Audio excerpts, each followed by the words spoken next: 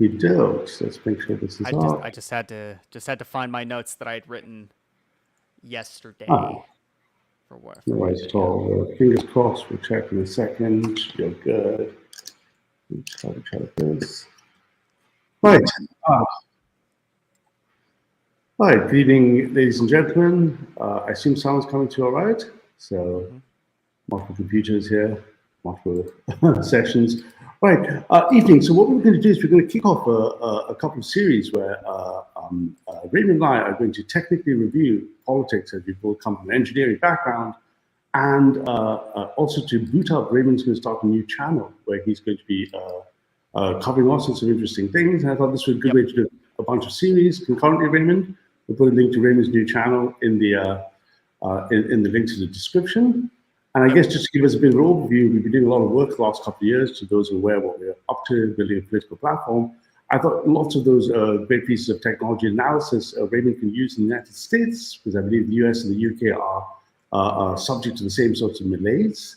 And what we're going to do is something quite different. We're going to try very hard to remove ourselves from our own political positions and our own ideologies, and sort of try to come to this from a sort of an epistemic structure that reflects the modern thinking and the state of the art and science, i.e. complex adaptive systems, how it applies to politics, economics, morality, and all sorts of things. And in order to do that, rather than just waffle on, we thought we'd pick some great conversations or great interviews or books and sort of break them down piece by piece. And we thought we'd kick this off in left meets right. Is that right, Raymond? Correct. Okay, good stuff. Let's just check the audio's all good, guys. Our mic's all right. It's possible that no Raymond had mic issues. Yeah, I have mic issues. I thought you did before, and let me just check and make sure. I just got a couple of other quick technical things. I'm just going to edit to make sure that the video is actually set to public, which it wasn't before. So that might be a problem. Let me save that. Okay, hopefully it's now in public mode. Let's see if that's coming through. Test. Sorry, because we had to reschedule this. We apologize for that. We had some technical issues back home. Yeah, I had what we here on the East Coast call a downpour, which is you get essentially like hurricane force winds or gale force winds. We got up to 80 miles an hour and then dropped a couple of what seemed like a couple of gallons of rain in the span of 5 minutes, and then it was completely over. Wow. But within that 5 minutes, I lost all power for the better part of 2 hours. So yeah, that it hits hard. It's pretty crazy what happens out here on the East Coast. Pretty wild. So yeah, that was what done. Just cut it. Yeah, so I do where we're going to start, Raymond. I think, I guess what I'm going to do first is perhaps we should introduce things with a bunch of slides before we jump into the conversation. I think that would be probably a good place. Let's see if I can just share this. First and foremost, make sure it's all coming up all right. Yeah, this is the... Are we good in the? Yeah, we go. Brilliant. Okay, so what we wanted to do over here, chaps, is let's just whoops. Let me just do this for a second. Sorry, guys. Just take a second or two just to get our stuff in situ. Get out of this mode.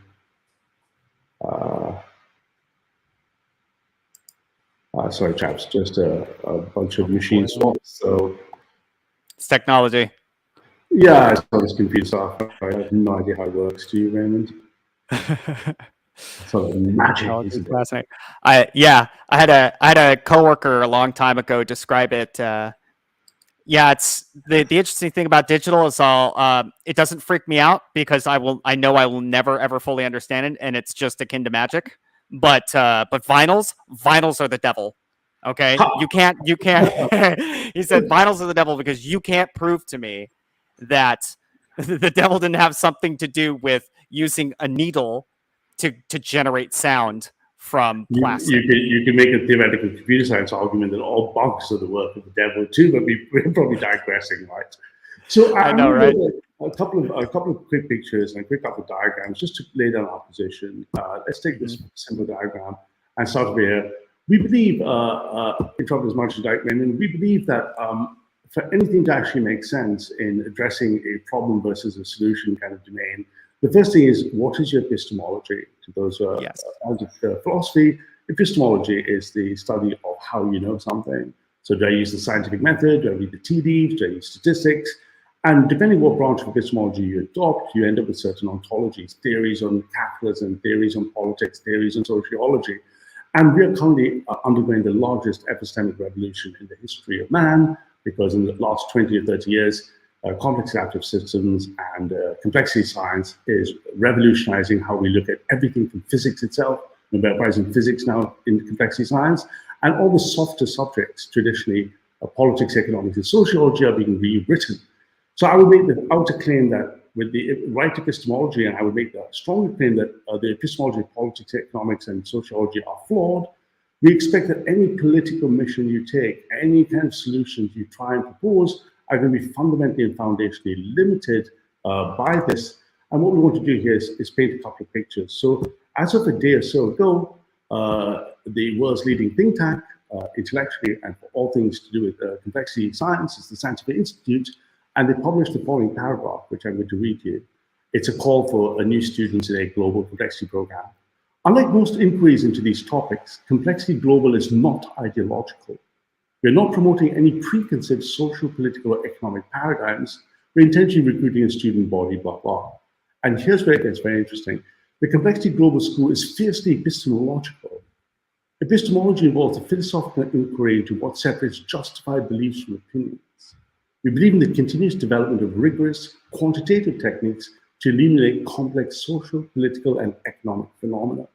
These include not only advances in classical statistical methods, but new approaches in digital humanities, computational modeling, network modeling, and a lot of these things being applied to these disciplines.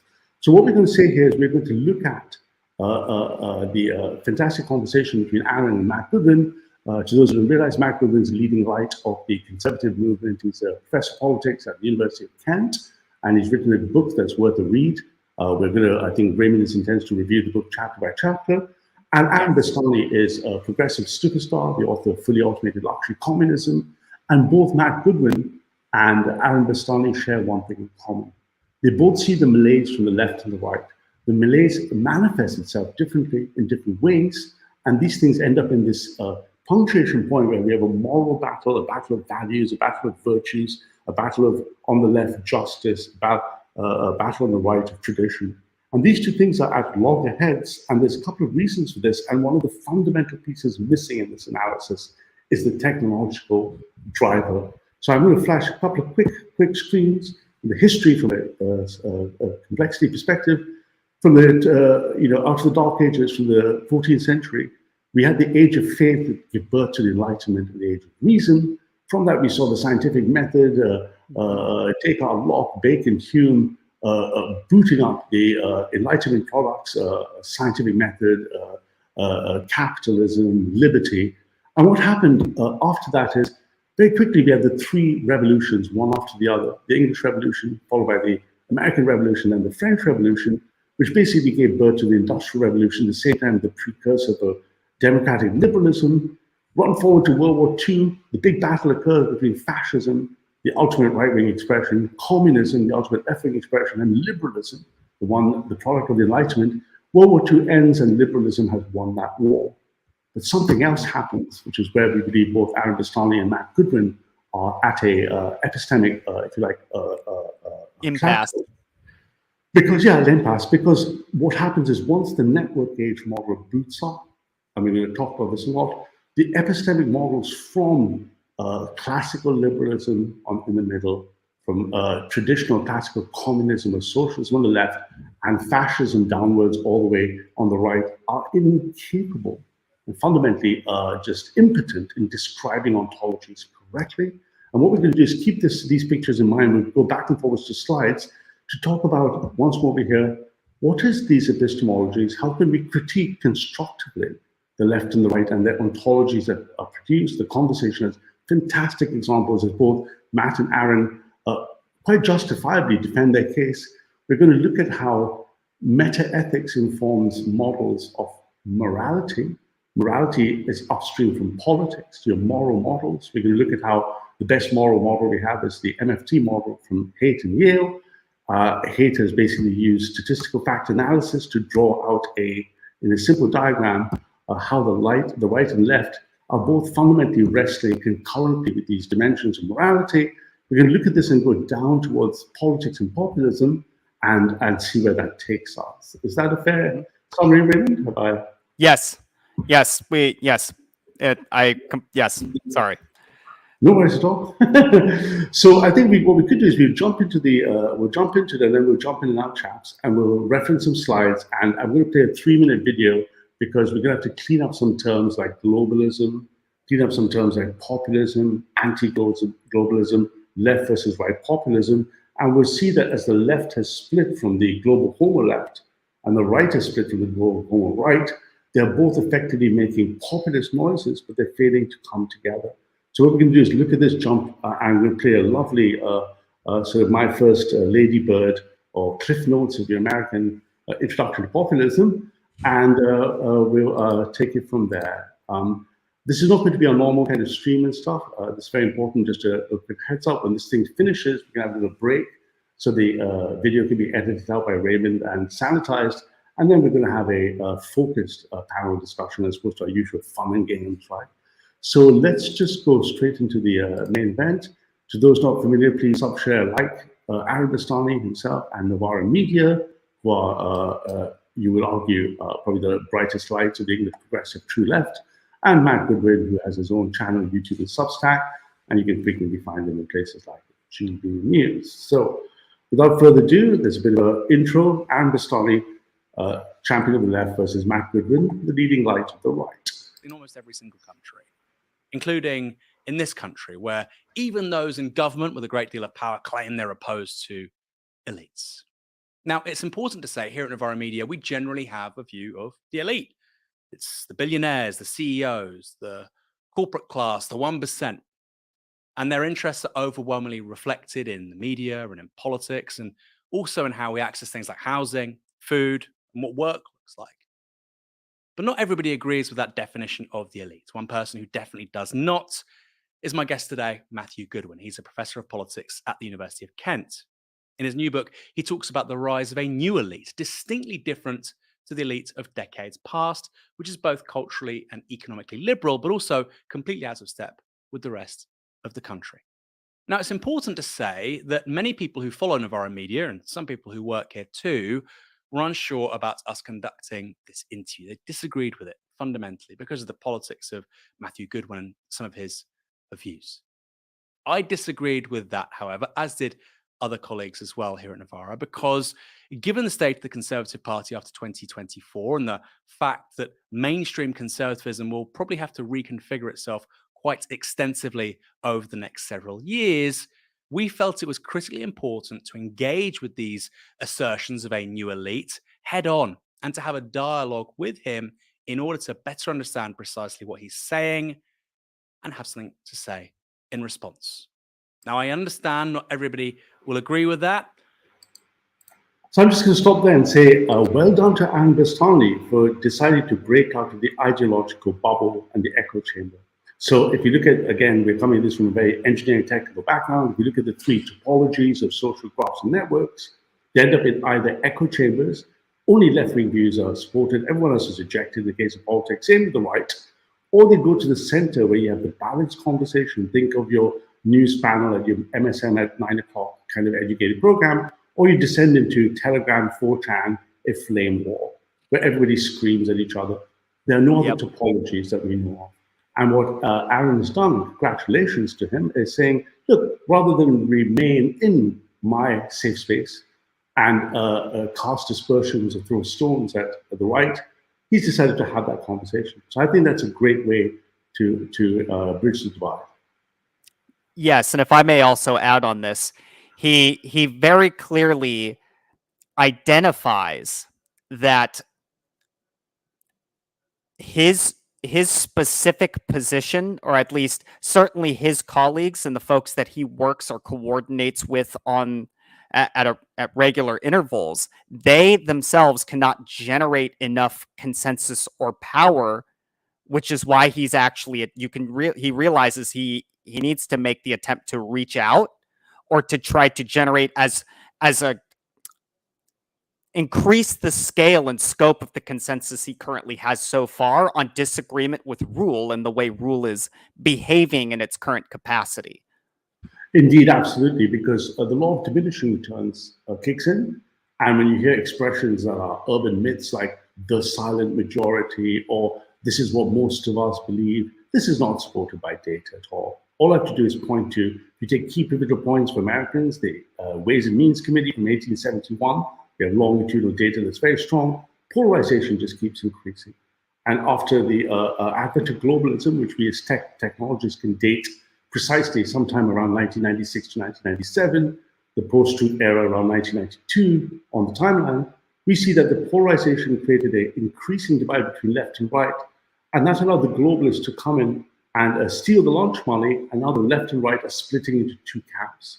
The middle is going towards this uni-party model, and Bastani could be argued to be a champion of the left, i.e. attacking the Labour Party correctly from the left, attacking global homo Labour correctly from the left that have lost touch with the people. And Matt Goodwin does the same from the right, saying the conservatives are no longer conserving anything, and therefore the true right is looking for a rejuvenation of conservative principles, and therefore, of course, the only sensible thing to do is to come together. When we look at the populism data models in a second, you see why this makes a lot of sense. Oops, so let's go continue with Aaron. But my view, and the view of other colleagues as well, is that this kind of debate arms the left with better arguments going forward and helps them too. I hope you enjoyed this interview. Matt, you had to eat your last book live on television. You've just published a new one. Yeah. Given that, why should anybody take this new one particularly seriously?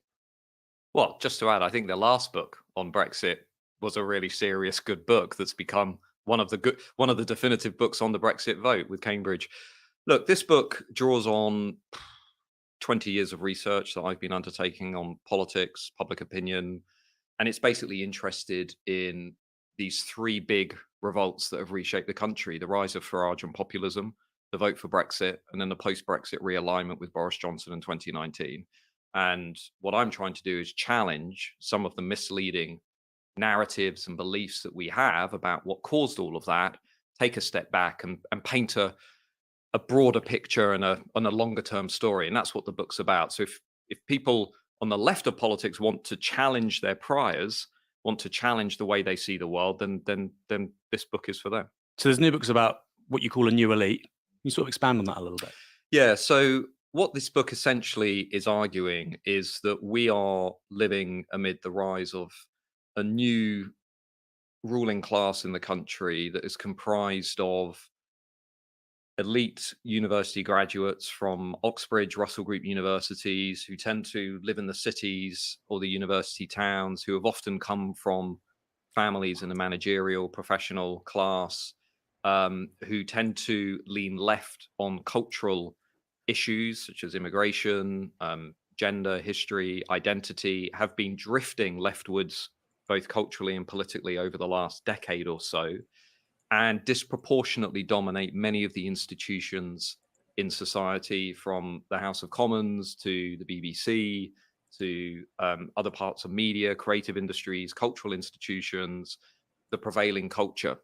And this new elite, I'm arguing, isn't necessarily always determining policy, isn't always necessarily in number 10 Downing Street, but they wield enormous cultural, social, and political power. And over the last half century, I think this group has not only expanded, but has actually consolidated its power in a number of key ways. And we can talk about how they've done that, but they've become one of the most powerful groups in the country. So the axis of power in Britain, I'm arguing, is now tilting away from the old elite, which really was about wealth, income, inherited titles, estates, which often actually leaned right on cultural questions or often reflected the values of the country, is now tilting towards this new elite, which is different in many respects from that older elite. We'll return to that point. I just want to quote from your book here.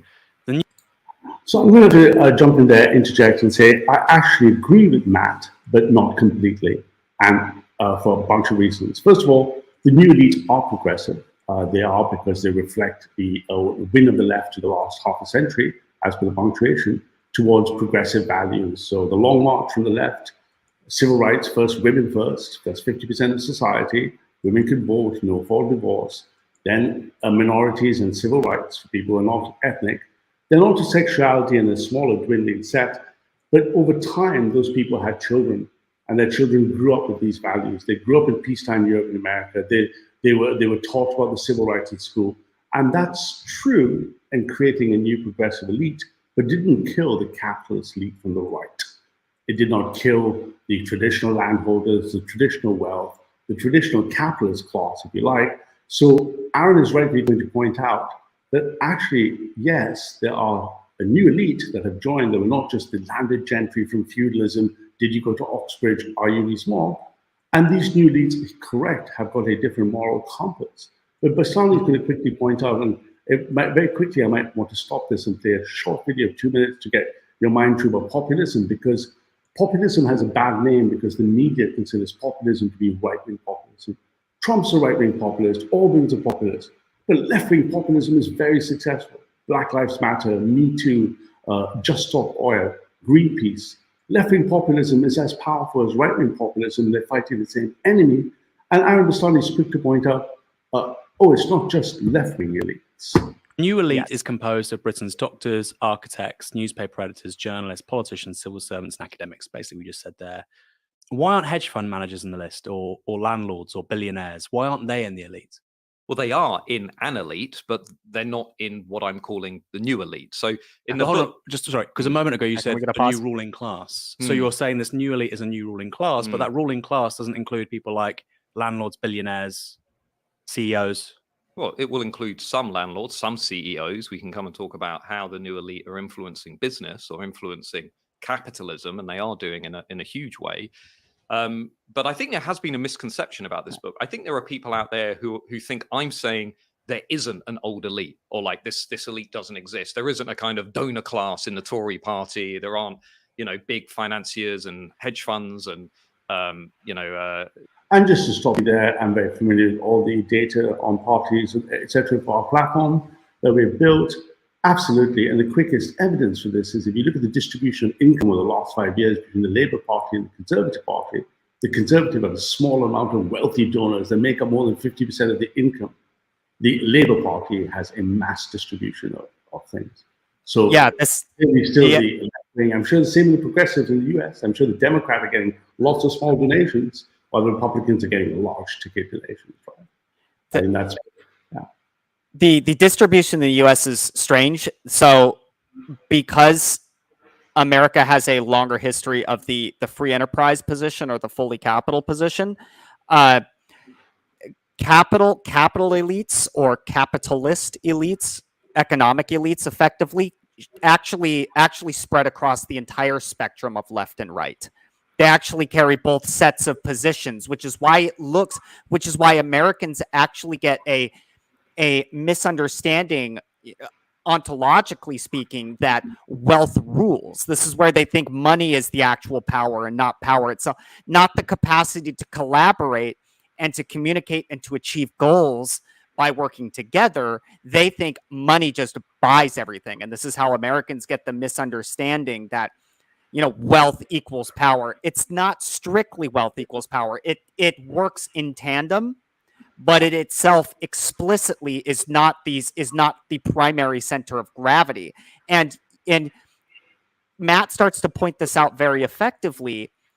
It's one of the interesting things you notice about the rise of this section of the elite, because Aaron rightfully points out the elites that existed before are still there, and they realize that their power and their influence over the system itself is effectively waned. So they work in tandem with the new rising, what Matt calls this middle elite or this middle class elite, and then the generational consequences of this elite is that it now carries it carries a nepotistic or a card carrying consequence. I wrote this down as not explicitly meritocratic, given the necessity to rely on the card-carrying status of elite institutional attendance. So they rely on Yes, so they rely on in-group determination through having attended university.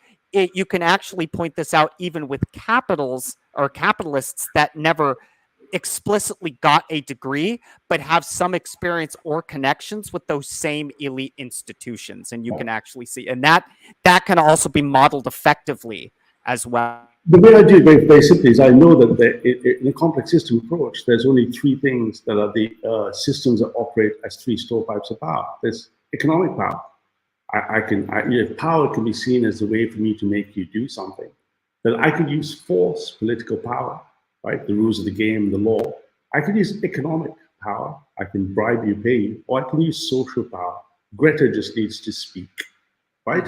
So you've got these three forms of power, and yes, he's saying, okay, perhaps it's a misconception, but those three things interoperate in a complex capital system concurrently.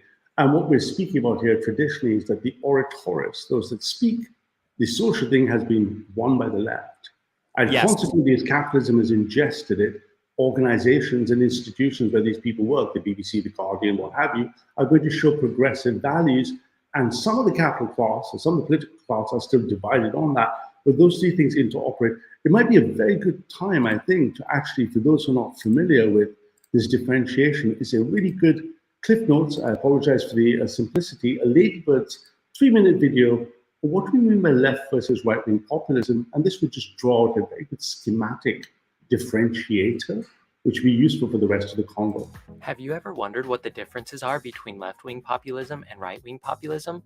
In this video, we'll take a look at the essential differences between the two. Before we dive into the differences here, let's talk about a common framework for interpreting populism, which is known as the ideational approach. This defines populism as an ideology, which presents the people as a morally good force and contrasts them against the elite, who are portrayed as corrupt and self-serving. Populists differ in how the people are defined, but it can be based along class, ethnic, or national lines. Populists typically present the elite as political, economic, cultural, and media establishments. They are often accused of placing their own interests or the interests of corporations, foreign countries, or immigrants above the interests of the people. Populist parties and social movements are often led by charismatic people who present themselves as the voice of the people. Populism is often combined with other ideologies such as nationalism, liberalism, and socialism. Thus, populists can be found at different points along the left-right political spectrum, and that's why we're here, to compare and contrast the difference between. So just to recap very quickly, the idea of the elites, and I'm going to show you some more slides, what I consider left versus right as opposed to north versus south. The elites are in the north, and populism exists across the left-right divide, and it's pointing the people up at the elite. Left-wing. How we see the elites, and that's interesting for the rest of this debate between them, varies whether you're left or right. Populism and right-wing populism. Let's first compare how they're defined. Left-wing populism, also called social populism, combines left-wing politics, anti-elitist points of view, opposition to the establishment, meaning the dominant group or elite that controls the civil government or hierarchical organization, and speaking for the common people. On the other hand, right-wing populism, also called national populism and right-wing nationalism, combines right-wing politics, anti-elitist points of view, and opposition to the establishment as well, but instead of speaking for the common people, it's about speaking to the common people.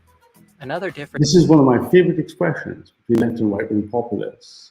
The right are going to speak at the people. They're going to speak to, this is what you should think. This is what you should do. Left-wing populists say we speak for the people. Quite interesting when you audit that against, say, Black Lives Matter, Fridays for Future, Greta Thunberg, you'll find that this just holds correctly. If you contrast that with Trump, Farage, Orban, you see they're just telling the people what to think. So two forms of populism, but the mode of engagement is very different about it. The difference between the left and the right is who they consider the elite to be. For the left, it is more often the business elite, and for the right, the elite usually refers to the government, politicians, and bureaucrats.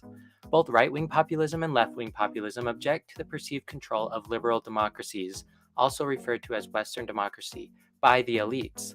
However, populism of the left also objects to the power of large corporations and their allies, while populism of the right normally supports strong controls on immigration. This leads us to looking a little bit deeper into their fundamental beliefs. Important themes for left-wing populists usually include anti-capitalism, social justice, pacifism, and anti-globalization.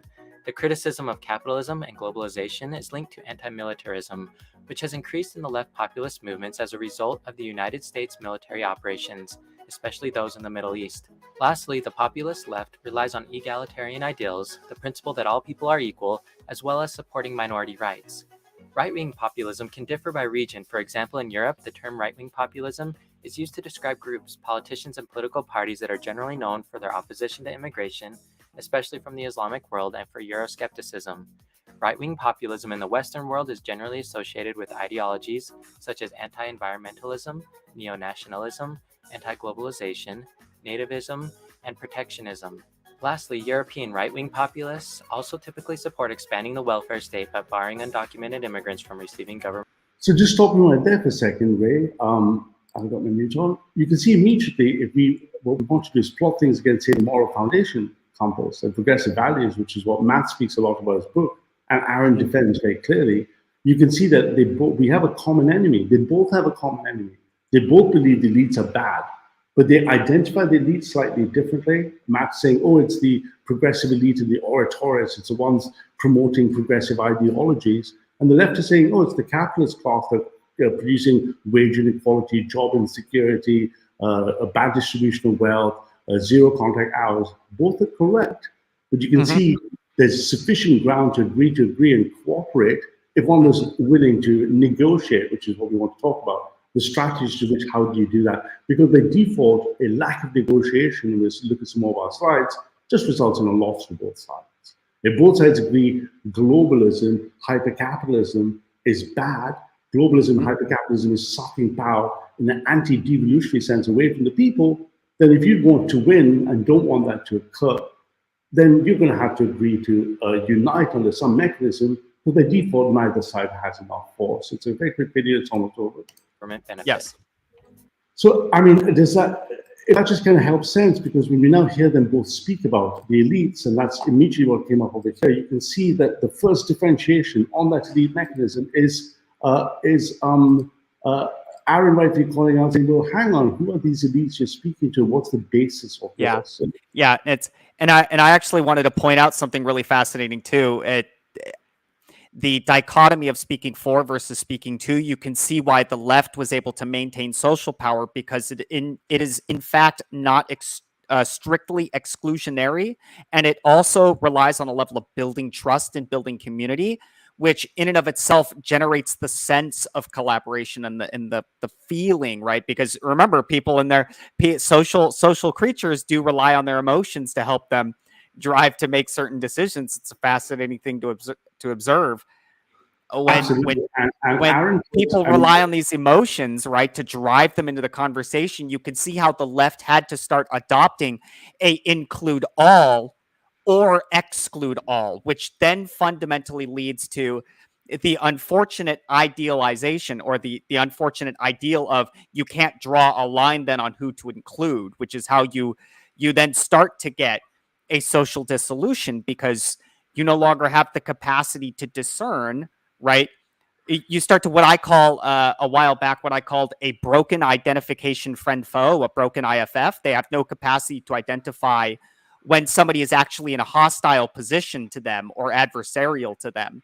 And then the people that actually want to collaborate and come up with a solution, they will treat as hostile, which is an interesting thing. And the way I look at this is, if we just run through some quick slides on what does this mean in terms of a modern type of analysis on this, and we look and we go, okay, so if I look at globalism, as I see the left-right is traditionally, let's operate from a 0 to 1 dimensional to 2 dimensional space.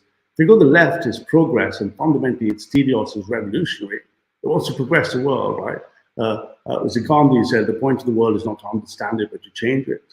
And the reactionaries are saying, no, we don't want any change. And globalism is above us. We then say, what is this revolutionary principle? It's fundamentally the opposite teleos of the right. If you take the right in your linear Newtonian precast model and say it's blood and soil and spirit, my people, my land, right, my tradition, my culture, the revolutionaries on the far left, the anti-racism, anti-borders, anti-faith. Breaking that down a little bit to the middle bit, liberalism in the middle actually abstracted away these principles from the left and right into my rights and my laws and my values. And this liberal thing that was sucked upwards was used by globalism to spread this. It's actually an enemy of both. If we go a little further and just put these into pastiche one-liners, the revolutionary call from the left would be Black Lives Matter. The reactionary right will say White Lives Matter, while the liberal will say All Lives Matter.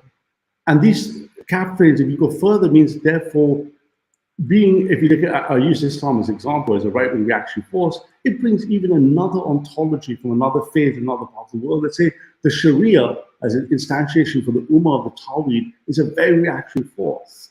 If you then think, well, what does populism look like?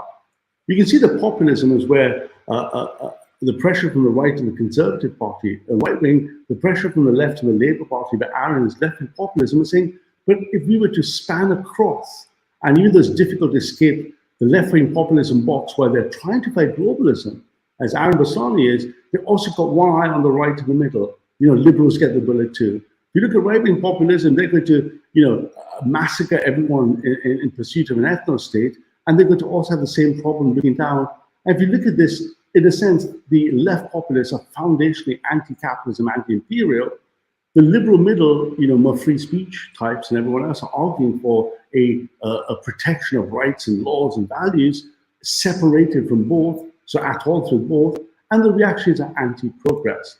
What's really interesting, though, is if you look at the following picture, if you then take the UK House of Commons, and if you divide this, numbers are slightly up to date, and you look at the Labour MPs versus the middle, so our third parties are pretty much, very much liberal, middle liberals, they have increasingly lost their share between the left and the right. But if you look at the true right, Rees-Mogg, etc., to the further right where Goodwin would sit, they're breaking away and it's calling these conservative global homos non. If you look at Momentum, Ash Sarkar, Aaron Bastani, all the people in Novara, Michael Walker especially, all these good chaps are saying Labour has betrayed us. Labour is no longer representing us, Momentum, Jeremy Corbyn. So if you look at the two most popular leaders in the United Kingdom, that would be Jeremy Corbyn and Nigel Farage, are both fighting this. Flip the diagram into the pro-anti dogma, and you can see what's happening right there. But what do the people of Britain think? I just flash one more. Increasingly, and increasingly over time, British adults do not identify with this left. They're slowly moving as globalism is failing them, both the left and right, they're increasingly becoming more populist. But where do they go? Because the structures of these people are still fighting the left-right war. The consequence of this, of course, is that globalism keeps sucking power up. Yeah, globalism. So just the US, man. That's for the US. That's who's over here. That's in the global. That's Biden, right? That's Biden and the Clintons. But Bernie, Alexandria Cortez, all of them are sitting there going, "No, that's not true." Same with Cortez, not anymore. Cortez, not anymore. She's actually. Well, examples like that. But same with the other side, the right in the United States. They, think of America first. All these people, they say, these conservatives are no longer representing these values. But the problem is, without a unified response, power is just going to keep going upwards. That's what I think is the fundamental issue. So again, another picture to keep in mind while we carry on listening. I think that helps shape it, because once you get these models right in your head, because these can be validated very well by data and proper systems modeling, you see where both of them are sort of right and wrong concurrently, and both, if they choose, we'll talk about game theory models in a second, cooperation, to see how they continue. People in the Sunday Times Rich List and whatever, those people still exist. I mean, that's in chapter 2 of the book. I talk about, there is an old elite in the country, but what I'm arguing is that overall, over time, the gravity, the axis of power in this country is shifting to this new elite graduate class, which is larger than the old elite. It's typically about somewhere around 25% of the country. It's actually exerting an enormous influence on that old elite now by reshaping not just politics and prevailing culture around its values and its voice, but also reshaping business and capitalism around many of its values, which is one of the most interesting dynamics. And I think also is determining who has a voice in the national conversation and who doesn't. Or to put it in another way, it's dominating the epistemic class in our society. It's deciding what's socially acceptable and what is not. It's deciding what's legitimate and what is not. And in many ways, I think the old elite is being forced or being pushed to respond to this group. The whole thing about reshaping capitalism, I have to push back against that, because we are now in 2023. We've basically been in a downturn in this country for ordinary people, their living standards, for about 15 years, particularly for people of working age. The very poorest are going up, particularly those who work. In-work poverty is now higher than people who don't work or are in poverty. Obviously, since coronavirus, since the cost of living crisis over the last 12 months, we've seen record profits for people like Shell, BP, major corporates, and yet people are seeing their energy bills skyrocket. But what you're saying is that actually capitalism is being reshaped by a new elite with progressive values. I mean, the response to that would be, if only. I think what we're seeing at the moment is basically the emergence of a sort of loose alliance, if you like, between elites within business, the epistemic class, research, and also the sort of what you might call the cultural creative class. And we're seeing a fusion of elite groups who are together really exerting an enormous amount of power. I'll give you some examples. I mean, if you look at, say, the direction, particularly since 2015, 2016, of corporate responsibility, or what's often called woke capitalism, which, I appreciate many people watching this show might not like the word woke, but let's just, let's call it woke. I think most of our viewers have a critique of this stuff, corporate social responsibility. Well, if you look at how business has responded over the last few years, largely in response, I think, to the rise of some of these values, it's not only raised a whole host of implications for capitalism and how corporations compete, but it's also raised fundamental implications for democracy. Increasingly, corporations are intervening in the social, public, political realm, chasing a set of values that are being espoused and promoted by the new elite. And there's a sort of loose alliance between the two. And I'm certainly not the first person to make this argument. I mean, Michael Lind's New Class War, to some extent, David Brooks, Rise of the Bobos, and go back much further, James Burnham. Bohemian Bourgeois, just so people... Bohemian Bourgeois, 1941, James Burnham, who argued, which is really the roots of my argument, is essentially the old school bourgeoisie capitalist system was not being replaced by socialism. What he argued was it was being replaced by a new professional managerial class that was increasingly influencing. Can you pause for a second? I'm not sure if go on. Yeah, I wanted to point out. So Aaron makes a really good counterpoint in how capitalism, the misperception of understanding what is actually being shaped in response to economic power, and how the economic elite are actually responding. When Aaron rightfully points out, a vast majority of the people themselves, they are getting the short end of the stick. Right, companies are getting wealthier. The elite are getting wealthier. Right, the economically powerful, right, we would call them the economic elite. They're getting wealthier by the year, and everybody else is getting left by the wayside. The two-tier system is starting to essentially expand, and he tries to ask for him to he tries to take Matt to account on, well, how do you explain the so-called notion of social progressivism, given that it is about wealth redistribution, when very clearly capital itself is not interested in giving away anything that it has made so far? And really what they're both rightfully starting to realize here is that maybe this isn't what we think it is as an elite. And you start to see how both of their ideological positions start to break down, that what they think they're perceiving as elite behavior is actually it's disconnected from their own value sets. And it's a really strange thing to observe. But and they didn't sit there and realize to themselves, wait a minute, then if you don't think they're being socially progressive enough, but they're espousing it, right? And I think that they're right, and I think they're being too socially progressive, but they're not also espousing it. Wait, there's a disconnect. Are they just simply lying at this point, and then stealing, and then stealing the bank while they're at it? Well, I think part of it is the ideological positions in which they come to remain morally consistent. But there's a deeper epistemic problem. They misunderstand the elites as not being roles in a complex adaptive system. Yes. Case in point, recently in the United Kingdom, the head of one of the largest banks had to resign because of the Niger Farage banking issue. And this is another example I make again and again. It's not the elite, the person, it's the elite, the role. The role remained at the CEO of the bank. Another human body was swapped into the role. The role is a function of the global cathedral running the complex adaptive consensus algorithm. At this point, one of the humans had to be sacrificed, but no change was made to the role. Yes. So the role has remained. So differentiating a systemic, so if I was arguing from the left, I would say the superstructure, if you like, from a Marxian thinking point of view, has got a hegemonic control over the people. And the superstructure itself is flawed because it's giving rise to these elites who themselves have been not, there's no Bastille moment for this head of the bank. There's no Bastille moment for this person who's been corrupt or done something wrong. The road remains just there. If I critique it and look at it from the right, going, hang on a second, this person wasn't doing something right. They were penalizing Farage from his political views. They were using progressive values within this organization to target someone. Again, partially right, but wrong, because the role remained.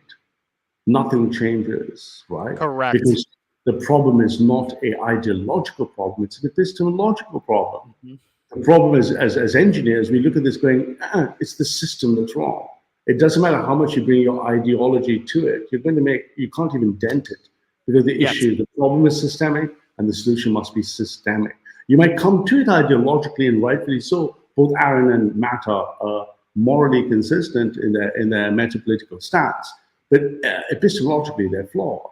Even within a post-Marxian analysis, it's flawed, and in a post-conservative type of view, it's also flawed. Shaping the world around it. And I think what we can see today in terms of, this very hypocritical brand of woke capitalism, the way in which companies are now enforcing values on their employees, on their workers, often doing so while undermining rights for workers, in essence, is also a reflection of the power of this new elite, that they control the prevailing culture, they control the national conversation, they control, as I say... I must beg to disagree for epistemic grounds. No, they don't. You think they did, but again, the same principle applies for roles, because Matt Goodwin, in his decent book, speaks about values, virtues, and voice. So let's speak about voice from a technical point of view. What does that mean? The average American is seeing 8 to 9 million messages of information a day. The average Brit just under 6 million information messages a day. They're surfacing networks of information data, and that comes together in a complex adaptive system to form your personal Overton window, if you like. And these views and values are being shaped. They're not being controlled top-down. This is where the epistemic tranches for both of them, they aren't. You have to come into clarity that just like the head of the bank remained because the role was impervious to an assault, so is the messaging and the voice. So there's not someone up there, there's no grand scheme of the left. All the progressives don't get together. The head of the BBC, Aaron Bastani, all the progressives don't get together in a secret meeting and decide to superimpose top-down a structures of memes and messages. And same things for the left. All the capitalists don't sit there together going, let's screw the working class over, because we'll all get together and make some secret meetings. Both sound they're epistemically incapable of describing the system. So back to our core principle, they don't have the right model, so therefore they won't be able to fix that, right? They epistemically sound conspiratorial. They do. Everything is a conspiracy, which in and of itself, when you want to gather voters who are simply looking for a solution, when you want to gather and collaborate, you don't want conspiracy, because conspiracy itself, what's the word I'm looking for? Conspiracy itself sort of, it shouts, dare I say, crazy.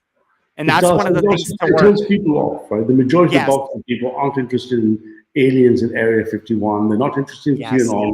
They don't think funny men are out there trying to do something. And as soon as you go off the straight and narrow in terms of logical analysis, but again, the deeper principle, I keep doing this when I have arguments for different things, or they say a certain group of people run the world, for example. I'm like, how could they? I mean, what would the mechanism of this control be? I've worked in Fortune 100 companies. It's hard enough to get Goldman Sachs or JP Morgan to run correctly. I've worked in very large tech companies. It's very hard to manage and steer such a complicated ship.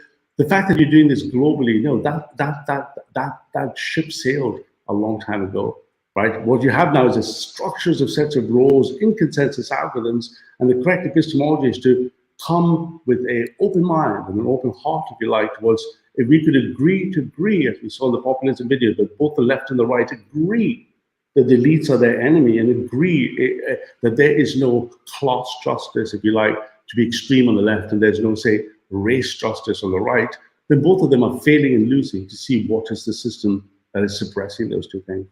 And again, epistemology ahead of ideology. Right?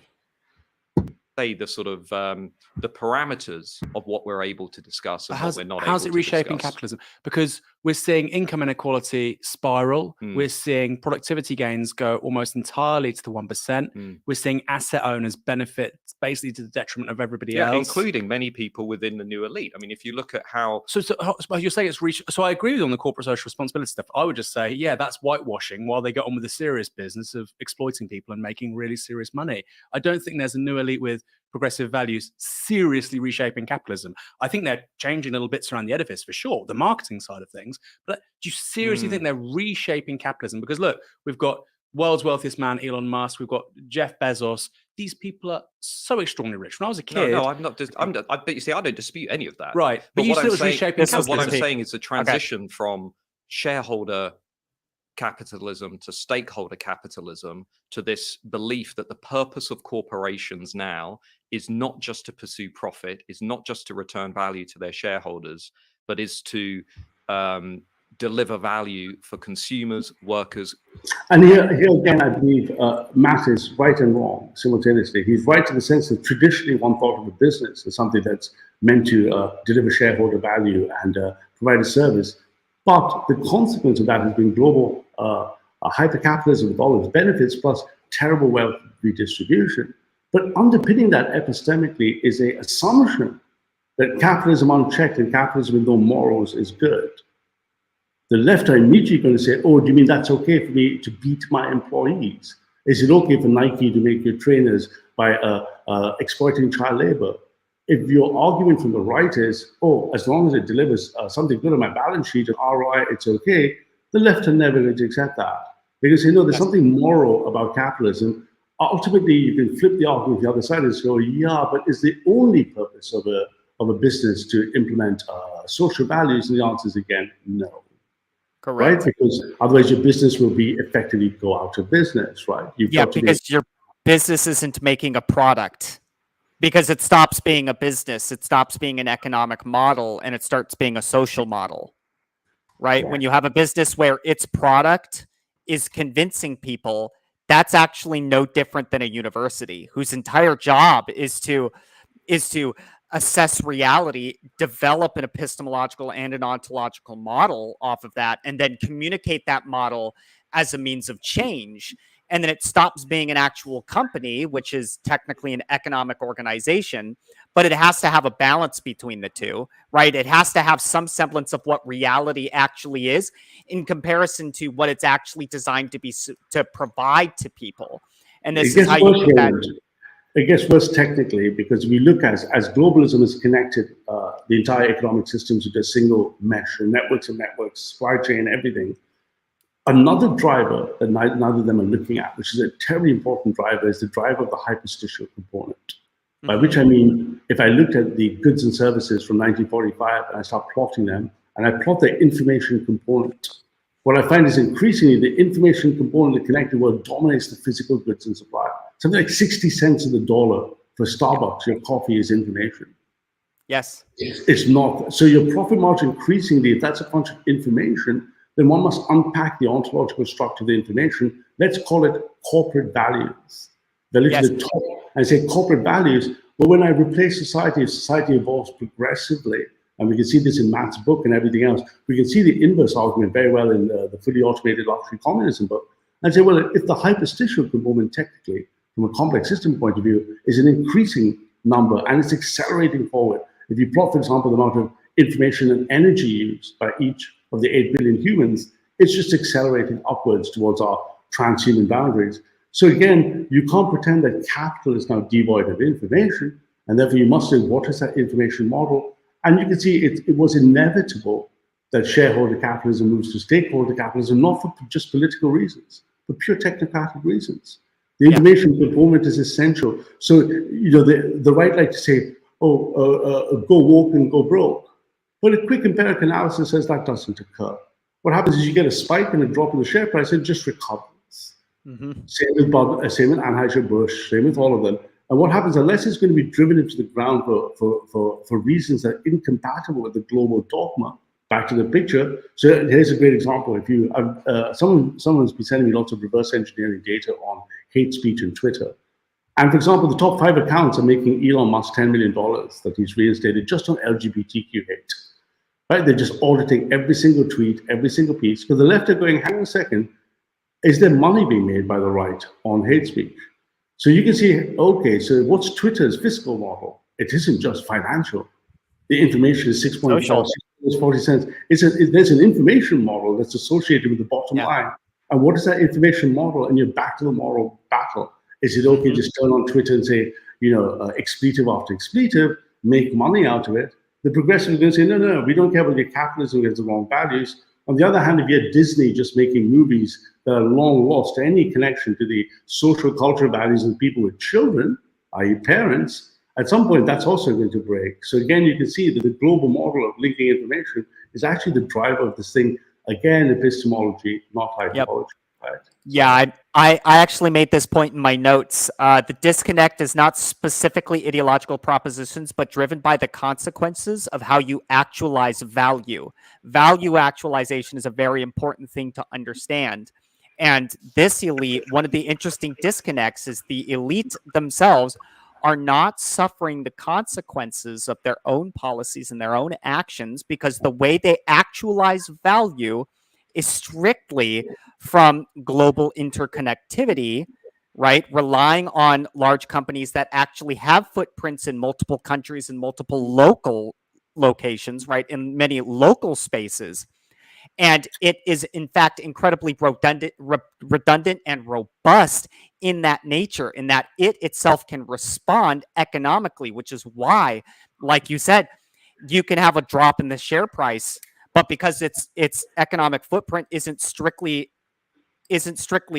relegated to one singular local space, it's actually able to maintain functional stability, which is the disconnect that populism actually really has, is that they don't understand, they're not understanding the distinct ways in which value is actualized both from the top down and from the bottom up. And there's that disconnect is actually occurring because of the way what we call the fourth industrial revolution has effectively driven us to a knowledge economy, or a fissured economy driven by intellectual property.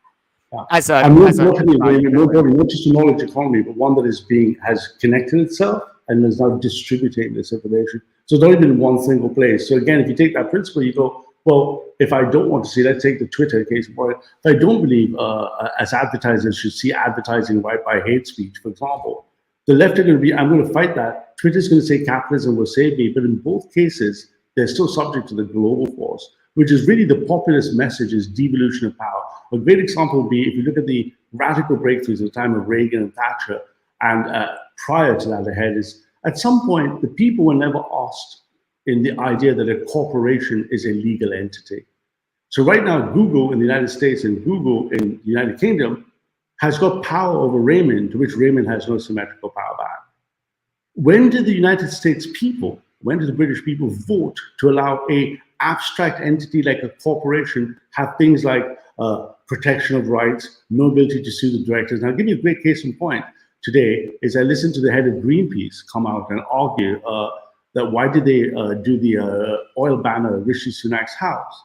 And she said, well, if he's the prime minister and he's doing these left-wing things that are going to screw the environment, why shouldn't he be personally accountable? If global warming and all those things from the left-wing populist position are positions we don't want to see in climate change, why would Rishi Sunak be given a curtain which precludes him from feeling it? So we're going to go to his home and we'll make sure he and his family went there. We'll cover his house with a big banner because we believe that we want to, in business speak, pierce the corporate veil.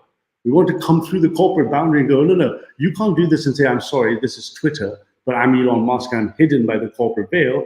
Those days came about as a consequence of the laissez-faire liberal capitalism, neoliberalism of the period from the 60s to the 80s and 90s. Now that we have the global mesh and we have the single cathedral, these chickens are coming home to roost, right? You can't run around going, oh, I'm going to be a hyper billionaire, I'm going to do all these things, and somehow, if you don't mind, I don't want anyone to come at me. Well, the left are going to be, no, you have to be culpable, right? You have to be held accountable, which again is interesting, right? Communities, Half people don't countries, believe societies. Well, I'm not disputing. The ruling class don't believe that. Some of them do, but I'm not disputing the fact it's hypocritical. I'm not disputing the fact it's a smokescreen. But what I'm still saying is, despite all of that, we have large multinational corporations intervening in democracy, in the public realm, to an extent they would never have done in the 1950s, 1960s, 1970s. That, in essence, is partly a reflection of the values of the new elite. That group as well, by the way, the reason I'm pointing to them, and I'm not denying that inequality is still an issue and living standards are collapsing, but that group, just think about how they've consolidated power over the last half century. What group? The new elite. Well, hold on, because we're going to come, because I knew it is a very capacious term. So when you say the new elite, that's what I'm saying to you. So what? Consolidated power. You said, for instance, architects, academics. They've not consolidated power in the last 50 years. Academics have seen their wages in terms of what they can buy in terms of goods and services collapse in the last 10 years. Academics wield considerable amounts of cultural and social power. They're part of the epistemic class. That's a really good point. One of the things that Aaron fails to recognize is that power isn't only derived. Again, this is where you see his epistemological model breaks down. It isn't only derived by the money that they generate. They are generating considerable amounts of influence over government. Yes, the power of the orators of the word. So he is right in pointing out that there is income inequality by these elites. They're not making money that hedge funds make, but they have tremendous social power. They can fire you, they can cancel you, they can censor you. They have tremendous social power. They can make sure your name is slurred forever. These are things that are not economic or legal. They're social power. So Matt is right in saying the new elites, though he's incomplete, have tremendous social power. And Aaron is doing both sides. Can you see that both Matt is like saying, oh, let's not talk about the economic elites and hedge fund managers.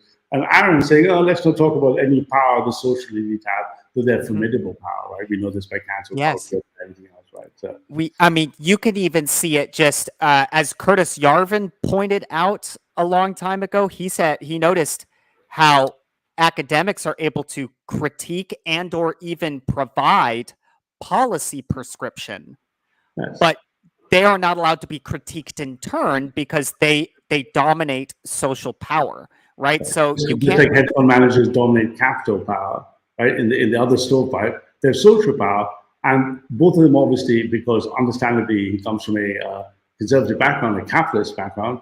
Matt, he's going to pretend, and see, this is what I mean about the agree to agree, right? Both of them are sort of dancing around going, okay, my goodie's my goodie, but my baddie doesn't exist, and vice versa, right? Yeah. Gatekeepers to knowledge. But we're talking about capital, not social capital, capital. Because you were talking about money. I'm also if you want to talk about the way in which the new elite have consolidated their power, many of the groups that I point to, academics being one of them, particularly at elite institutions, senior professionals, managers, people in the creative industries and elsewhere, have often moved to the big cities, or been born and raised in the big cities. University towns have benefited from the growth of more buoyant housing markets, have often seen or been in areas that have experienced higher rates of economic growth, have often also, when it comes to the economy, relegated their support for redistribution behind their cultural liberalism. They've not pursued an agenda of economic reform as strongly as maybe they might proclaim to do. And they've also consolidated their power, by the way, by becoming the main beneficiaries of university meritocracy. And it's often been their children who have been the big beneficiaries of the expansion of universities. It's often the kids of the new elite who have benefited the most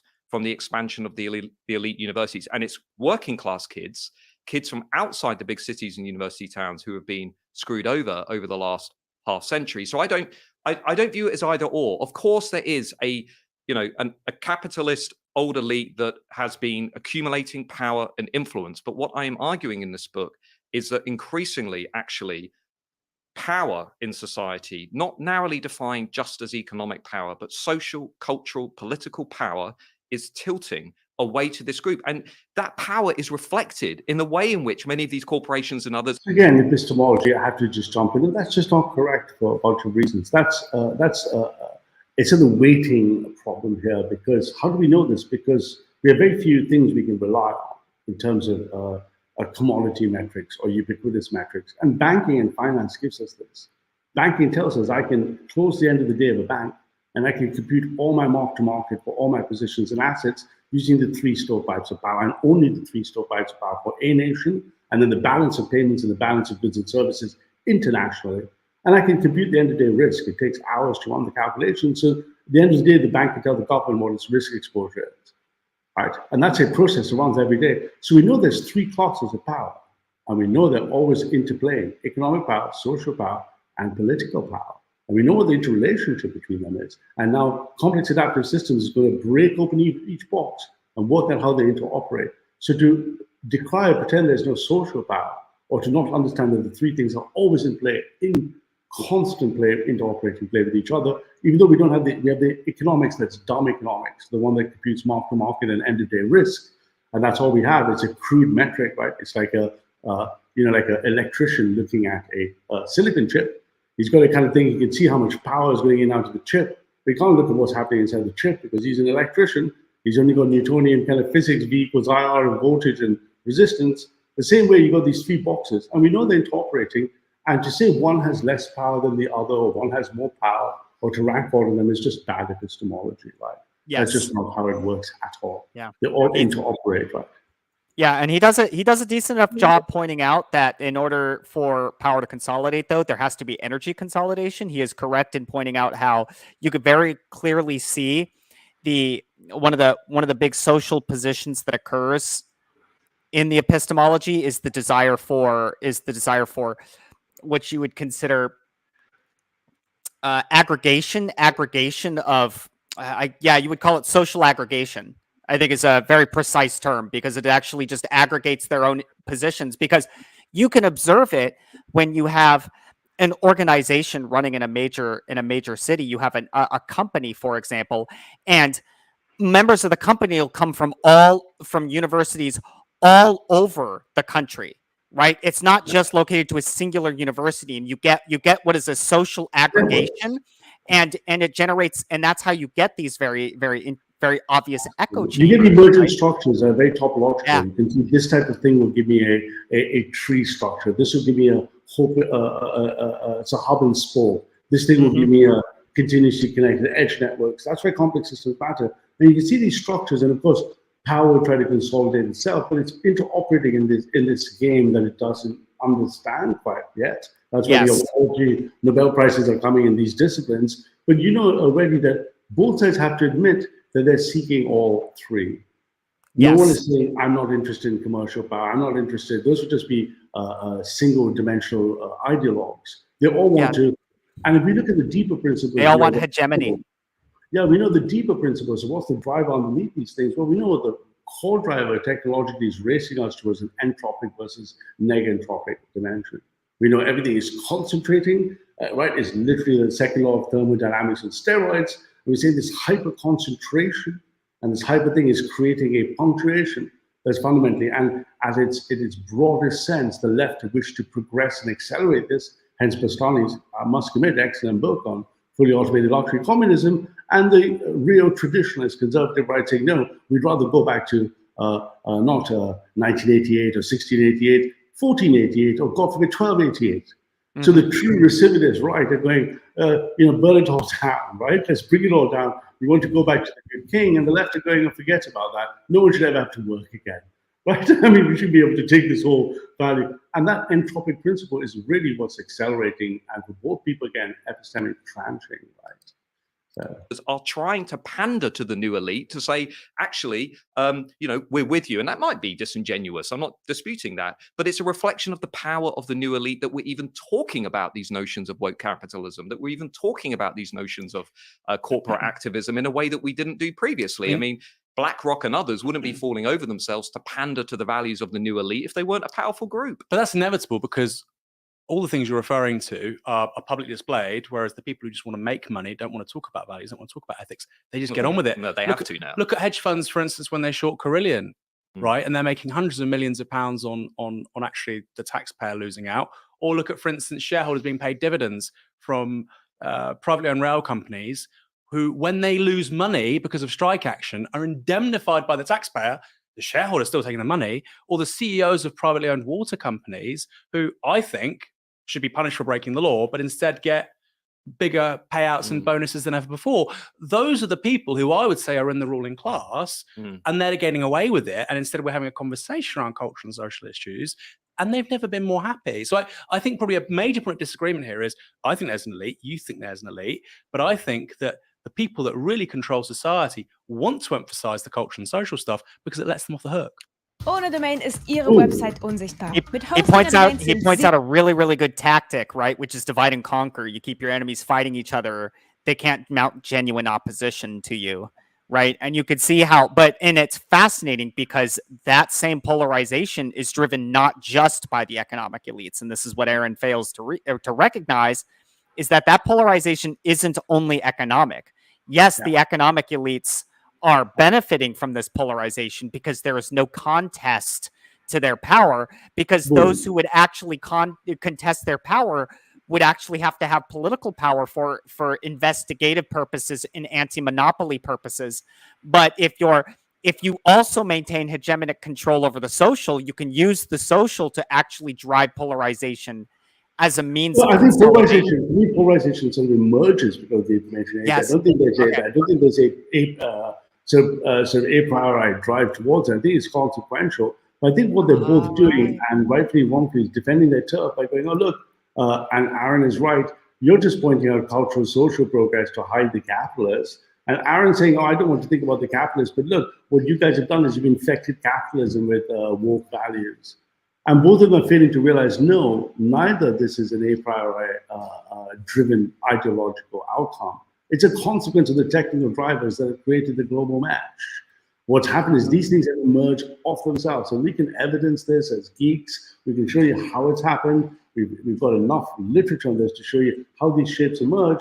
And at some point, you're going to have to approach that going, okie dokie, so here's my ideology. And if I were to be open and confess and say, okay, here are my explicit or even implicit biases towards what I want to see as outcomes, in both cases, I'm still wrestling with those three forces. But the third force, the globalist force, is not based on an ideologue of people. It's systemic.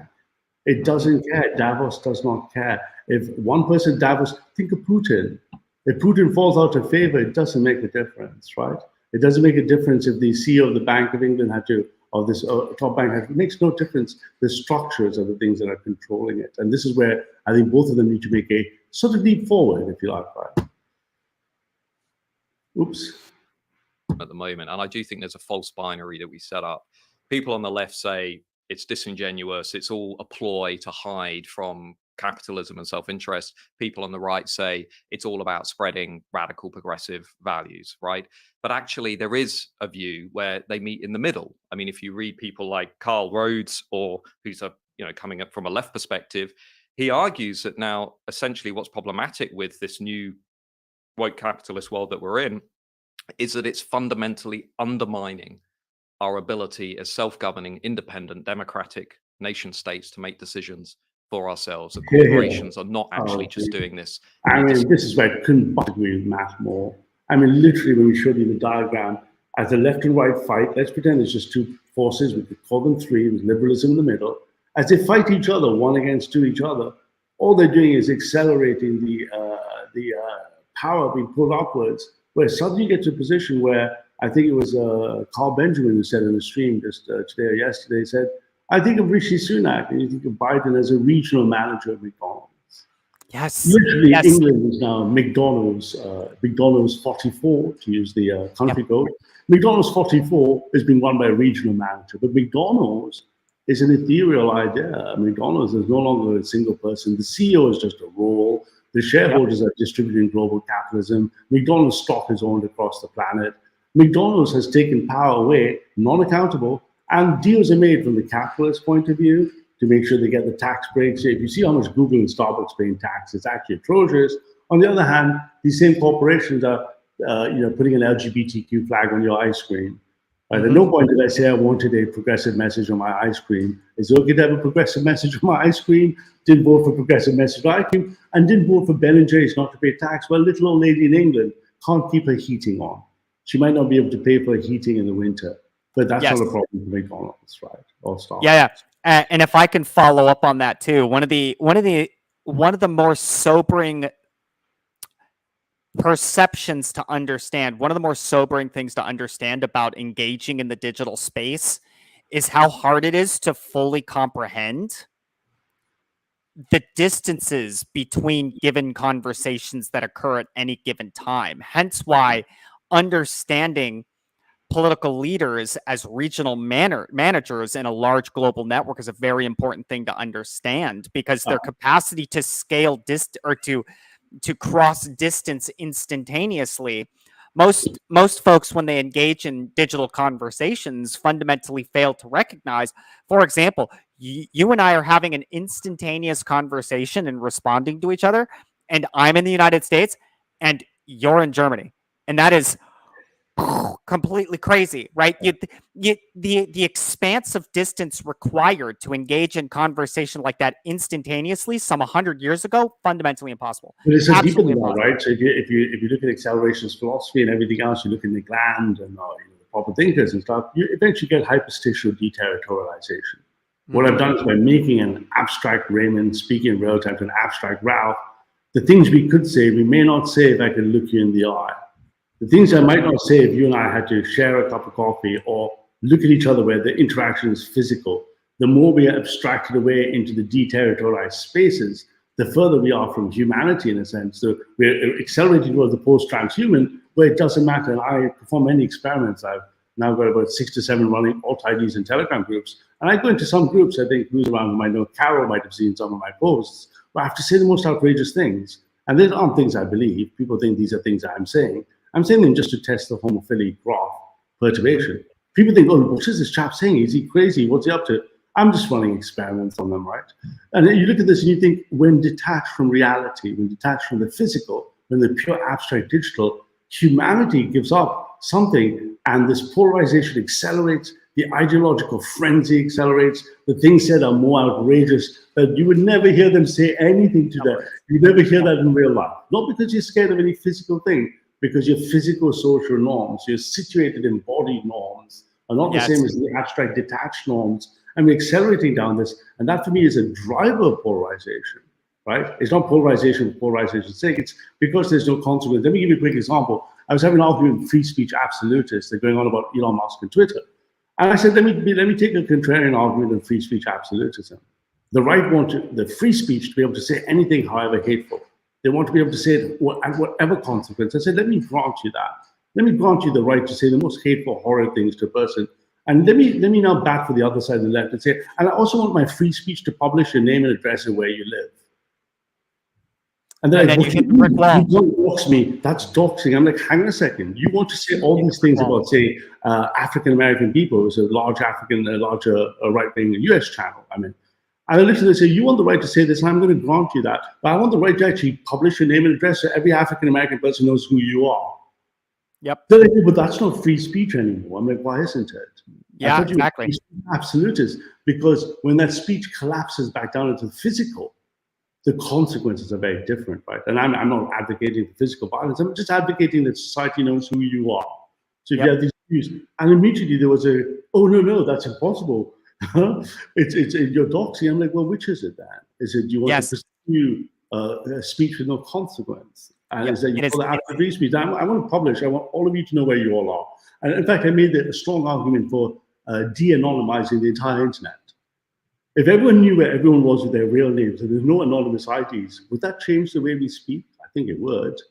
If you knew this was Ralph and Raymond as opposed to Uberkreuter Stormtrooper 146, you may change how you speak to the other person, right? You might alter that, because if everyone could also see you, and immediately you can see this idea of the hyperstitial detachment is now again a consensus structure that is no longer, right? And I think the biggest risk, and we'll obviously come to this point, is what does it do to your value system?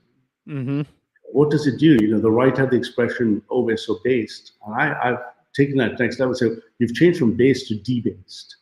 You've now used the freedom of speech, the lack of consequence, the lack of individual responsibility, the right to say and do what you want. Simultaneously, you've gone to the left are going to call anyone a racist and a fascist and a white supremacist, even though sometimes the charge is just absurd. Right? You look at it, you go like, well, you both got yourself into a fevered, frenzied pitch, right? Again, technology being the driver, right? There's no check and balance, right? Yeah, when you allow for unmitigated consequence, or I should say unmitigated extreme without consequence, you end up going from the empathetic to the psychopathic, because you lose the capacity to engage in the emotional, understanding that you're dealing with a living being. Yeah. And this is and I've known a lot of people that go, I don't see how people could get so angry on the internet. You have to understand the other keyboard has a person behind it. Oh, God forbid that you'd actually think that. But, it's almost like, think of the old things, maybe I'm showing my generational age, right? Little maxims from my youth, say what you mean and mean what you say, right? Stand, or, if you take it from our faith realm, and here I stand, I can do no other. So help me God, said Martin Luther. On one hand, you're telling me I want free speech and be able to say what I want on Telegram, but do you mean what you say and say what you mean? Then why don't you stand by what you say? Oh, no, you don't. So responsibility, consequences, that's problematic. And again, that's accelerating, I think, the polarization. But let's not digress. Disingenuous, hypocritical fashion. They are undermining democratic power. They are undermining the boundaries of the democratic state by assuming responsibilities and functions that ordinarily the state should be performing. And didn't the East India Company do that?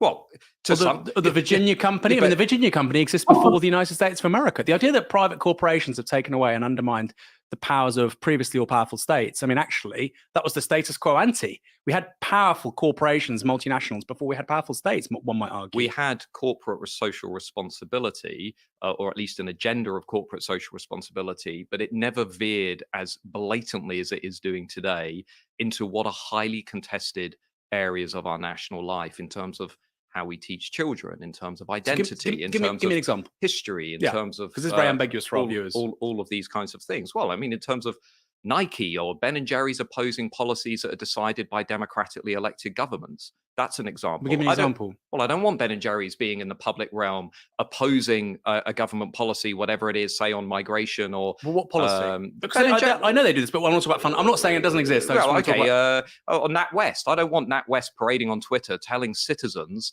that they can't access banking services because they don't share the socially progressive values that NatWest are promoting. I don't think it's the role of corporations. Why can't they do it? It's a private enterprise in a free market economy. In the United States. And this is where Aaron's quite clever about this, and he's actually sort of right, because when I'm winning, right, my rules apply. When I'm losing, I don't want my rules to apply. So a quick history of capital and labor all the way up to my generation, remembers Thatcher. No. When there was any attempt of corporate social responsibility or collectivization, i.e. the unions, they were demolished by Thatcher, demolished by Reagan, demolished by global capitalism. So workers' rights were removed. The right didn't care about social responsibility when that was occurring. When the left now say, oh no, you can't do this, and we want to put our values on, suddenly the corporate values, the corporation shouldn't interfere. So you can see again, epistemologically blindsided by saying when my side wants something to happen, then my actors are good actors. When my side doesn't want something to happen, then I'm going to go into the compete mode and go bad actors. So if you look at the graphs and figures in Matt's book, you can see that he notes since World War II the collapse of the working class down to 15 and 16%. We now know the class model is no longer low, middle, high. There's 7 classes in stratification. And those classes are the children of the people brought up, the people born in, say, the 1960s or the 1950s. They saw the civil rights revolution. They saw equality for women. Their children were brought up in households like that. They are now senior executives in organizations where they would take the corporate values. If I roll backwards and I go to, let's say, make a relevant United States example, McCarthyism and the witch hunt for communism, right? And I go back towards the 30s and 40s, the entire corporate value was to hunt out any commie in the company. So you can see when I was hunting commies in the company, my company, think of the Ford Motor Company or anything else, good. was all about God's work. That's what it is. Yeah. Yeah, exactly. That would be covered under freedom of speech, the constitutional right. Why can't they? I personally don't think corporations should be intervening in democratic life. That is the road to plutocracy. And as somebody on the left, I would have thought that you would agree with me on I'm that. distasteful, but I wonder that large-scale corporations now, through this agenda, are not only accumulating economic power, and I agree with many of the things you say, they're also accumulating political power, social power, cultural power. When I look at Nike, I don't just see a multinational that's spreading its wings around the world and exploiting workers in, sweatshops. I also see a company that's now becoming an arbiter as to what is acceptable and what is not in our cultural conversation. That's not the role of a corporation. That's not we should not have large-scale multinationals doing that. I don't want Sainsbury's being on Twitter telling me what I should or should not believe. I certainly don't want corporations asking me to declare my allegiance to political belief systems. I just don't. Is that new though? So, for instance, if you look at the rise of Nike in the 1980s, goes hand in hand with the rise of Michael Jordan as this outstanding basketball player in the United States. Now, there was, of course, an undertone there of, wow, the highest paid sports person in the United States is a man of color, working class man. That was a powerful political message at the time. And I think quite intentionally so. This is different. This is new. So's Nike. We're a brand of a new generation. You could say the same thing with Pepsi and Michael Jackson. I think you could have had the exact same response to those. And I'm not saying, by the way, as somebody on the left, I think that's great. They did it. I'm just saying they did it. You could have had the exact same response to those corporations then. That was 40 years ago. I'll give you an example. Let's take Michael Jordan. When Michael Jordan was asked about why he was comfortable to be selling trainers to both Democrats and Republicans, he famously said, Republicans buy sneakers too. I don't think that would happen today. I think corporates have become so openly partisan and political on these issues that actually it is one-sided, that corporates are leaning into a value system that is not shared by a lot of people. And this is what the book's about, that among millions of people out there, when they look at the, not just capitalism or the way in which it's being reshaped around these obviously political and cultural goals, but when they look at the BBC, the institutions, the creative industries, the political parties, when they look at the universities, when they look at how their kids are being taught about highly contested concepts and issues from white privilege to gender identity theory, they see a particular set of values that are being imposed on them, often by the state or by corporations, which they do not share and they do not support. That, to me, is a problem, which is why I'm talking about it. So how would you legislate for that? So, for instance, I find it equally distasteful that corporations get involved in the wider political conversation, but I think that's a necessary, inevitable outgrowth of PR and marketing. I think, and that's all this is, by the way. So how would you legislate for you criminalize it? What would you do? Well, there's lots of things you could do. You could look for. I think Matt's in a difficult position here.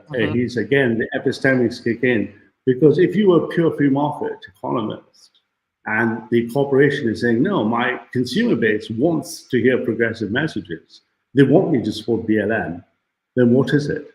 Do you say my corporation should not support BLM? But a lot of corporations, I can speak with a lot of knowledge about the advertising industry and creative industry, they're going to go the market tells them to do. If the market says we want to reward and celebrate diversity, or we wish to celebrate body positivity, you're going to see lots of people with body positivity imagery all in your ads.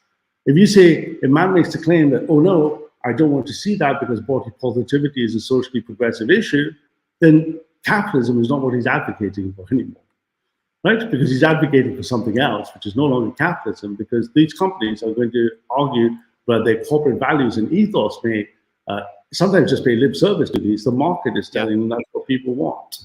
Yeah, right? And I think from my wife's work, that's absolutely the case at the highest level of the top blue chips. They're going to go where the market tells them what the kids want to see. The kids want to see these type of people doing these sorts of things. All the advertising you're going to see is about that. But isn't that what capitalism is meant to be? Because otherwise, unless you're anti-capitalist, right? In which case you've got again this problem. When you take it to moral values, Raymond, you've got this problem going. My values for me, but not for thee, right? I want to express only conservative values, equal preference, sanctity, and authority. And the left are going to go, I want to reject authority, equal preference, and purity, and I only want progress, scare harm. You've got this kind of impasse here again. They can't get anywhere because, however you look at it, even Matt says in his book, there's the well-known populist paradox. And I'll take UK as an example. Well, the people have said consistently they don't want more mass migration, more immigration. They show no indication by any metric want to do anything to migrants. migrants or people who are of a migrant background. Yeah. There'll be this current paradox. They don't want more people coming in, but they have no interest in kicking anyone out or doing any such thing, right? That's what it is. There's the hey, look, we're full, but like you're already here, so and that doesn't help me if I get rid of you, right? And you can very clearly see the value set is suffering from the capacity to delineate, whether or not it's an ideological impulse or like proposition, right? Versus, hey, look, at the end of the day, sure, yes, I would like companies to express my shared values, right? So how do we reconcile the fact that these values aren't exactly the same as mine? And the real problem also occurs. Neither of them are attempting to understand if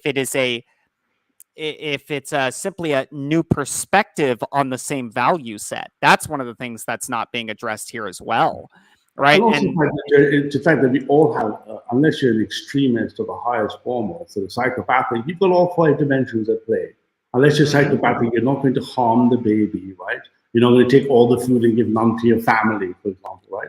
That would be an example of extreme positions. Same way extreme positions on the right would be you're not going to only demand women are virgins before you ever marry them, for example. This would be extreme positions on the right or the left, right? The question they're both saying is they're coming at it with a sort of us versus them, black versus white, both holding their positions. But I know Matt from the right will care. He's obviously, even though he's conservative, he does have the care harm principle. He does believe in justice. On the flip side, I'm sure Aaron also has in-group preference. It's just a different group, right? Yes. His group is to extend people beyond national boundaries, beyond colors, beyond ethnicity, right? So he's also going to have in-group preference, right? He's going to say the right are not in my in-group, for example, right? We're going to call them fascists. So in both cases, they're again not willing to. That's why, like when he wrote in his book about virtues versus values, I think of virtues in the traditional sense is moral excellence, right? In that case, he's not going to say what are my values. So I like the idea when we were speaking before the stream about if I strive for moral excellence as a virtue, then if I go one way and I'm completely unprincipled, I change my morals all the time. On the other hand, I only become so rigorous, so frozen that I'm a zealot. Right? Yes. I'm only between the zealot at one extreme and the unprincipled bounder at the other. Surely the higher form is to evolve yourself to knowing when you're right and when you're wrong, when you need to give and take. Both sides, obviously, this is a debate, so you'd expect them to be in sparring mode, but they seem to be pretty much so not willing to push, right? So the fact that they're having the conversation is fantastic. For example, look, the extent to which corporates are breaking existing legislation, whether that's equalities legislation or other laws that we have to ensure that certain groups can't be discriminated against. I've been given loads of information over the last few weeks to give you examples of corporates who have been blatantly breaking equalities legislation in how they advertise for particular jobs, in how they say, actually, we don't want... Advertising for jobs is different. That is different. I'm talking about PR. Or representation, or facing the public, because you're hiring a very small subsection of the public. We're talking about mass messaging to millions of people. So have they broken equalities legislation in terms of advertising and marketing? I'd want to see a much wider range of voices in the national conversation. So when people look, for example, at the adverts on television or the way in which their society is portrayed, whether it be on Netflix documentaries, whether it be on BBC debates, that people who do not belong to the new elite, working class voters, non-graduates, people from outside of London and the big cities, see and hear people like them represented in the debate. Because if you're in Boston and Skegness or Clacton or Salford, where my family's from, and you look at the adverts on TV, or you listen to the BBC debates, you would probably think you're living in some other world, that this is another galaxy. This certainly doesn't represent people like you. Radio 4 today is a great example of that. Every morning, you have to listen to it, partly because of the political agenda. It speaks to max 20% of the country in terms of the values that it represents. That's Radio 4. But I can go across the gambit. My argument is our national conversation is not giving adequate voice to a wide range of groups in society. And when it does speak about those groups, it often stigmatizes them as racist, bigots, gammons and Karens, etc., etc. And that's partly why Aaron and I agreed, and I'm happy to do this interview, because what we need is a different media ecosystem. But you said there that people are... Here. It's interesting that the solution is a different media. Yeah, he took the right-wing position of create something parallel, right? He's looking at the parallelist perspective as opposed to just saying, no, We need to just agree that Yeah. we have the same problem. And we have the same Or problem with the same you people. agree to agree, agree to disagree, and absolutely disagree. By being able to move towards from competition and absolute capitulation towards collaboration and then cooperation, right? To be able to move that way, splitting off and creating a parallel ecosystem. Let's give a great example. Matters on GB News a lot. GB News is racing up and it's got whatever averages say about a third of your social graph or of a media channels as your enemy from the left or right. So pretty much they've got like maybe a few 100,000, 400, 500,000 who actually believe in that. If you look at the recent by-elections, none of that translated to electoral success. So even though they're speaking to something, they're speaking to a pure echo chamber. I've run a few experiments in GB News and other channels where I've gone in with multiple IDs and taken contrarian positions, been shouted at. There's a difference between an echo chamber and an epistemic bubble. An echo chamber is one where you cannot break the epistemics. They're already brainwashed to the point that they're just going to circle the same thing and reject incoming information. Epistemic chambers are ones where new information gets people to change their mind. These people have not gone into, and there's the same with the left. If you have done the same thing, I've gone to large left-wing channels and I've watched their response to right-wing news and flipped it over, used my alt IDs, and you very quickly can see the further you go into that entrenchment, the more you go into the echo versus epistemic chamber pattern. Yes. Effectively, no new information is going to change your mind, right? All migrants are bad people. All non-natives are bad. All women are degenerates and shouldn't vote. Both sides of things are going to go into this where the only way out is a de-radicalization approach, because what they're doing is on the right, they no longer represent their ethnos or their group. They don't speak for the people anymore. And on the left, this class justice you're fighting for, it's not for anything you think you're fighting for. You're only fighting for your own class. You've excluded the class in which you're meant to be the class for. Your class is only for your class. It's no longer the class, right? And Matt is right to point out that the 15% odd of the English native stock are very, very underprivileged. They're underprivileged behind Pakistani students, academically Indians and Chinese people, economically behind. And they're underprivileged, but they're not the underprivileged class that the left care about anymore. So simultaneously, the right believe that, all migrants are bad, all here, immigration's bad, despite all economic data showing no. Not all immigrants contribute equally, but diversity results in the highest GDP per capita. That's just economic fact. Top 10 cities, top 10 countries, they're all diverse, right? So this idea of diversity is just bad as a universal statement. It's also nonsense, right? So, correct. So, but they're not budging too much, which is quite interesting. Yeah, the media, which doesn't look like them. Two biggest selling newspapers in the country are both very conservative. The Daily Mail and the Sun. 90% of journalists in this country are part of the graduate class, and half of them have gone to Oxbridge. The vast majority of journalists lean, well, actually, I should clarify that. A majority of journalists lean to the left politically. The Reuters Institute at Oxford has shown that. Local media has been gutted.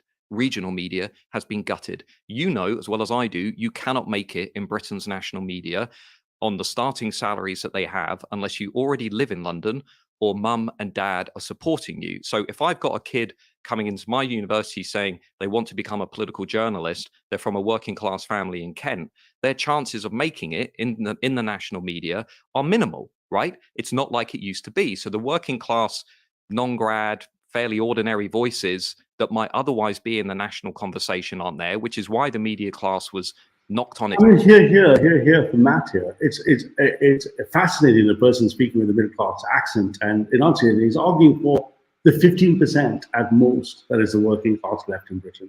Capitalism, the thing he's arguing against and hates, has lifted them way out of what's traditionally the working class, right? He's arguing for the 15%, but you think that's what the left should be arguing for. Correct. So the irony here you have is the right of paying lip service to a tiny percentage of the lowest stratification of society, which is arguably the case for the left. And the left, on the other hand, are arguing for the global outgroup of all blacks and Black Lives Matter. Right? Even though BLM in the UK has no real substance compared to BLM in the States, our police don't carry weapons, and the ones who do are very specialized training. They don't go around shooting black people. That's not a European UK phenomenon like it is in the States. No, not this ultimate irony that both their ideologies run into this kind of this end where they don't really have the correct epistemic tools to be able to. So which is it? Are you now a class warrior, Mr. Goodwin? And suddenly are you defending, because Aaron Bastani is defending, in a capitalist principle, he's defending the rights of corporations in a free market to do what they want to defend free stuff. You're like, Yeah, it's what's a happening bizarre disconnect. It's a bizarre disconnect. They're just not able to reconcile the reality of the fact that it's no longer really a class war or a culture war at this point. They can't really reconcile that distinction, right? That they're in fact dealing with what is arguably a fight over what you call the de-evolution of power, right? And how do we lower power? How do we or I should say, how do we pull power back down so it stops reaching for the stars, right? How do we pull power back down so that it stops reaching, and then bring it back down to our level so that it actually supports the people that we want to see succeed, which would be even our own families and our own friends. And the approach to that really must be, if you start with understanding that, one is not here to be critical without being constructive, that both of them are products of their epistemic backgrounds, right? They both come from a non-technical background, and they come with ideology as the prima facie way of looking at things, and the ideologies themselves are, so if I was to write a Francis Fukuyama book, it would just be the end of ideology. Mm-hmm. It wouldn't be the end of, the end of your ideologies are bust because they have allowed a single global ideology to suck power up. And to break that, you have to be anti-ideological for devolution to work. And our position is it's got to be spatial before ideological, right? It's got to be grounded in the people, and people live somewhere, and people are real beings in a place, right? Right now, that thing is the ideological left-right divide is going nowhere. They both think, you think of the right-wing culture meme wars. We're winning, we're losing, we're winning that. You're not winning and losing any culture war. There's no way you're going to get 50% of the population to reverse civil rights or any such thing. Nope. In the meantime, those very same things, those progressive values you champion, given global hyper-capitalism and the rate of mass migration, those people coming in are not progressives. The people swarming into the West are not progressive by any stretch of imagination. By Western standards, they're incredibly conservative people. Right? Yes. So you've got this problem that the left are going to run into the same problem the right are running into, right? Because ultimately you're both going to lose to the race to the bottom, right? Mm-hmm. It's head by Brexit, by the rise of populism. It didn't see it coming. It never really leaves London. And most days it sits on Twitter and assumes that Twitter is a kind of, symbol of the national community. And I just think that's why we've got so many people looking at our national conversation and thinking this is bananas. And it's also, by the way, why so many new elite journalists were so hostile to my book when it came out, because they know what I'm pointing to is true. And I think, it holds the mirror up at the media. Let's stick on that study because it's really interesting. You mentioned about journalists.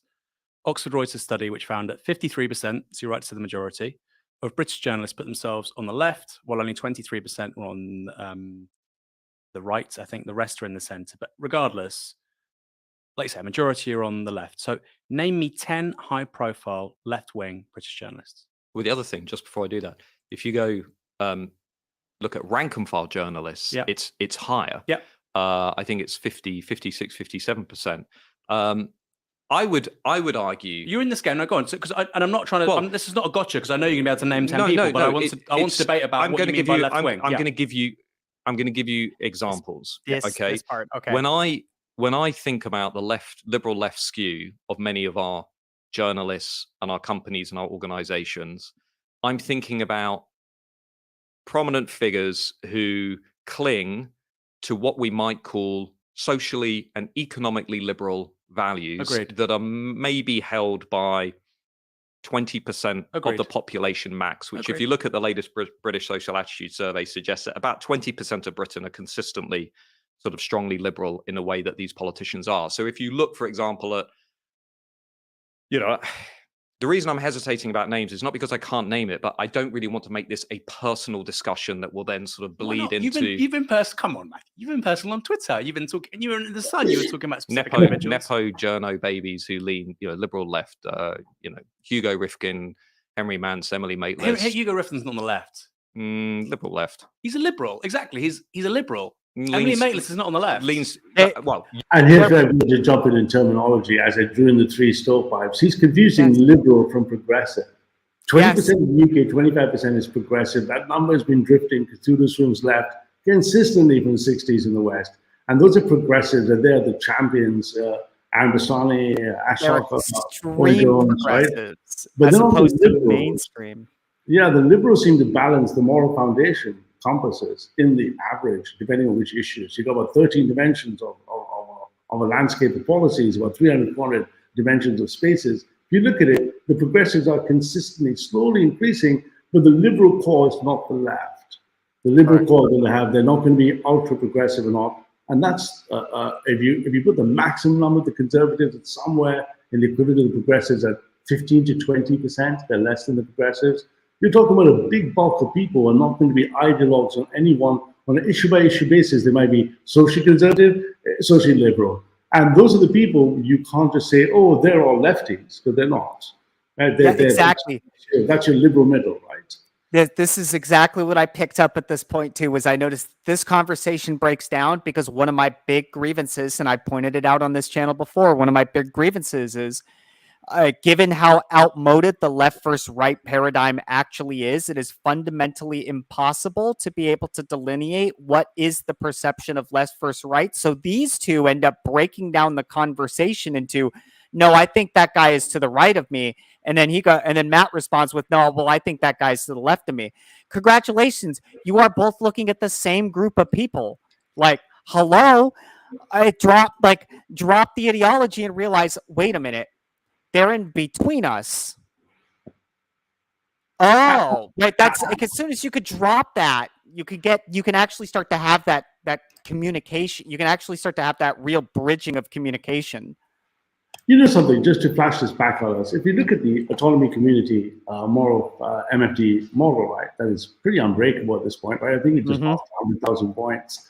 And I say, okay, here I am between care, harm, fairness, and liberty versus community conservatives. What happens if you do the following thing? Suppose I just take this example now and say, okay, if I look at the dimensions vertically of care, harm, justice, authority, loyalty, and sanctity, if I look at someone's ultra-conservative, they're going to show low and almost negligible care harm, right? Let me give you examples. They're going to use Nietzschean ideas. They're going to be, we must sacrifice the many for the few. Let's kill our own, right? There's no justice but the justice for power. They'll be very high in authority, loyalty, and sanctity. If I flip this the other side, of ultra-progressive, right? They're going to be very high in the care harm principle. No one gets hurt. Even a pedophile requires justice. And they're going to have very low loyalty, equivalent to the contra score over here, dimensionally, on sanctity. They will burn the flag. They would demand that the conservative Christian will bake a cake for gay people deliberately. But the majority of the people are sitting here. And in their landscapes, they're going to be more selective. They might have certain views that are very, very extreme on the left or right. To point from the middle, from the conservative point and say, and here's where the problem always occurs, is from a conservative, fairly right-wing position, there's a nice saying, when you live on the North Pole, everything looks south, right? Yes. Yep. Yeah. So, when you live on the North Pole, everything is south. The same way, look at this going saying, oh, but these people are implementing this, but they don't speak and math is wrong. They don't speak for the majority of people who again show up this. And what happens is because the left and the right, the progressives, the true progressives, I consider Aaron a proper progressive, I consider Matt a pretty strong conservative. If they both agree by populism that our enemy is crushing us, then they should be able to speak to the center. They should be able to know when to, but they're not. What they're doing is throwing stones at each other. Yes. They're basically saying, you don't care at all about mass migration. You have no loyalty to any group. You don't care sanctity of the culture. The left are going, I don't care. You're racist to anyone who's not a native Brit. So therefore, I'm going to have no loyalty. I'm going to show anti-loyalty. I'm going to show anti-sanctity for your symbols and principles. But the majority of people don't feel that way, right? The majority of people feel like, oh no, some things are okay. Some things are good. This, but others aren't. Now, if you say that, you make that claim, the first thing they say is they call you a centrist. They call you a sellout. They say, oh, are you a sensible centrist? Are you balanced? And we'd be like, not at all. We're just pointing out the limits of your ideology. The limits of your ideology based on a morality that hasn't got a meta set of virtues, meta ethics, if you like, and its epistemology is flawed. You can't see that those things that emerge are consequential, right? They're not ideological. I mean, we had an ideological path here, but that's no longer the case. The ideology that describes the left are not in charge, and neither is the right, right? So, your left, not as in, left. But yeah, okay. So So I'm talking about. So how is Hugo Rifkin left wing? I'm saying culturally liberal. He's social, absolutely. Culturally liberal and pretty centrist on centre left centrist on the economy is what I would say. I think if you said to Emily Maitlis tomorrow, and I don't know, maybe she is. I don't know the woman, but I can only glean from what sort of her public appearances. Emily, should we bring rail, mail, water into public ownership? Which, by the way, a majority of conservative voters think we should bring most of these things into public ownership. She would say no. I've made the same argument when Jeremy Corbyn was leader of the Labour Party. 75-80% of people will support those policies. The point I'm making is key. This is really important. Okay, let me the elite graduate class, the liberal left journalists over the last 10 years. That's the right of the public when it comes to economic issues. On cultural issues have skewed. So again, can you see again? Here's the issue with the epistemological breakdown. He's taken the left, right, and now he's going for economics versus culture. And then he's going for these three kind of linear Newtonian models that just break down trivially under analysis. I'll give you an example. A lot of conservative people are right to look at terrible profits and shrinking water quality in England. So they're taking very, very socialist principles, going to nationalize this stuff. Yes. Right? And you're saying, now, would they identify as socialists? No. They'll identify as socialists on that dimension. They're not going to pick any socialist principle with those dimensions where it's a commodity. It makes complete sense to them. To now say that, oh, they're just suddenly progressive, or it's just a breakdown again of the epistemology, right? You're trying to shoehorn something into one dimension, then two dimensions, then you try to put them into three, and you've got these Newtonian linear dimensions that can't fit the data. The data just doesn't fit, right? It just can't match it. You can't import it, right? So, and this, when you get to this point in the conversation, at least one of them, if they were really interested in solution and not trying to simply bash the other's ideology into the ground, if they were really interested in solution, they would start by trying to help remodel each other's perception of what they mean and help them define the conversation. Because as soon as you start getting into the nebulous or into the vague, of the vagaries of any label or definition, you remove the capacity for collaboration because, of course, currently you both have completely separate perspectives on what you're actually trying to say. And this is where let's take a good example, immigration, right? So if you look at the immigration data, the more right you go, no more migrants, let's get rid of all of them. You go, the more left you go, all migrants welcome, open borders. Well, the balance in between that is not all migration has been good, but some migration has been very good. And here's where the left and right block each other up. The right are going to be, no, there's no such thing as a good migrant. Anyone who's non-native is bad. The left are going to be, oh, you're just racist, and therefore I'm not going to listen to you about anyone I'm not going to differentiate good migration from bad migration because you're racist to all migrants. What is the result? Increased mass migration. Correct. So mass migration is really bad for economic distribution of the wealth. The left should know it's bad for the climate. It's bad for the eco footprint. There's a lot of reasons it's really bad. It feeds the hyper-capitalist class. And I'm not being racist about that. I'm just saying literally, these are all the things, if I was on the left, I'd be very critical of mass migration. Literally. The right just come up with racism. The left are going to take their core care, harm principle and justice and reject you out of hand. If the right on the other hand say, okay, am I going to reject my in-group preference and sanctity and go, no, that Indian doctor or that sort of Egyptian physicist is really good for Britain. And I'm not going to say all Egyptians are bad people. Then there might be a choice to talk about which Egyptians may not qualify to live with you. But the right and all Egyptians are bad people, including that surgeon.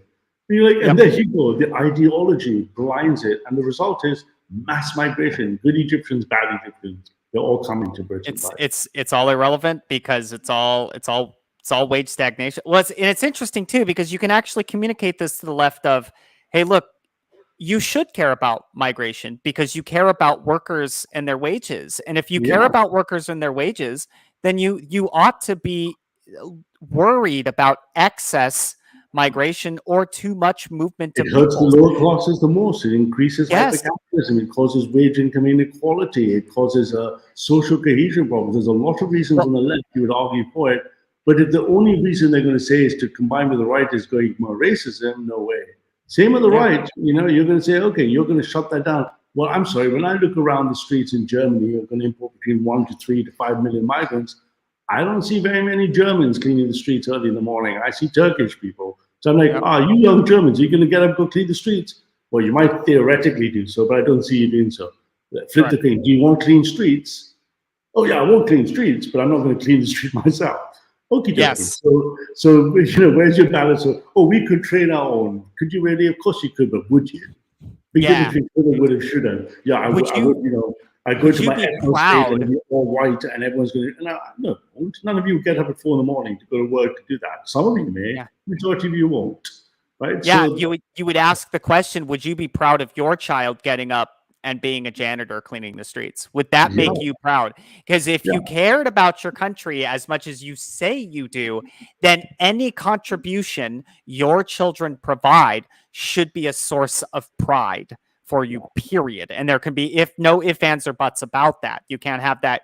You can't say, well, I'd be proud if they did this thing over this thing. Well, see, you can't be selective about that, because if you got rid of all migrants, somebody has to lose the class warfare and somebody has to win the class warfare, right? Somebody has to get to the top. Somebody ends up at the top and somebody ends up at the bottom, and you don't get to have that. You can't masquerade, right, your anti-immigration policy as a class warfare issue because you don't want to be on the lower end of that class warfare. That doesn't sound nice to you when you try to make that conversation. And the same thing with the left. When the left want to talk about, it is about the class warfare, and you go, but it isn't really, because you're not willing to agree on the fact that maybe both of you are actually losing the class war on both sides. You're losing the class war, and if I'm crude enough, you're losing the race war, for a better word for the term of the right. And if you look again back to the epistemology, we know that complex systems is the way to think of these things. And here's the diagram that gets them. Where are they? Are they going to compete? I win the war and you lose. I win the class war, you win. I win the race war, you lose. You're both losing because the third kid in town is. Do you say it's over, bro? It's so over. Let's go. Yeah, don't go full doomer. I don't care anymore. If you just capitulate and just check out, and you go like, whatever you say, I'm just going to keep conceding. They've got compromise, which seems to be what the sensible centrist. But collaboration is the highest virtue. How could we win-win? But we started off by saying, but we know that the common enemy of the left and the right, they both agree are the in-quotes elites, which is a proxy of a role for the global system, right? The cathedral.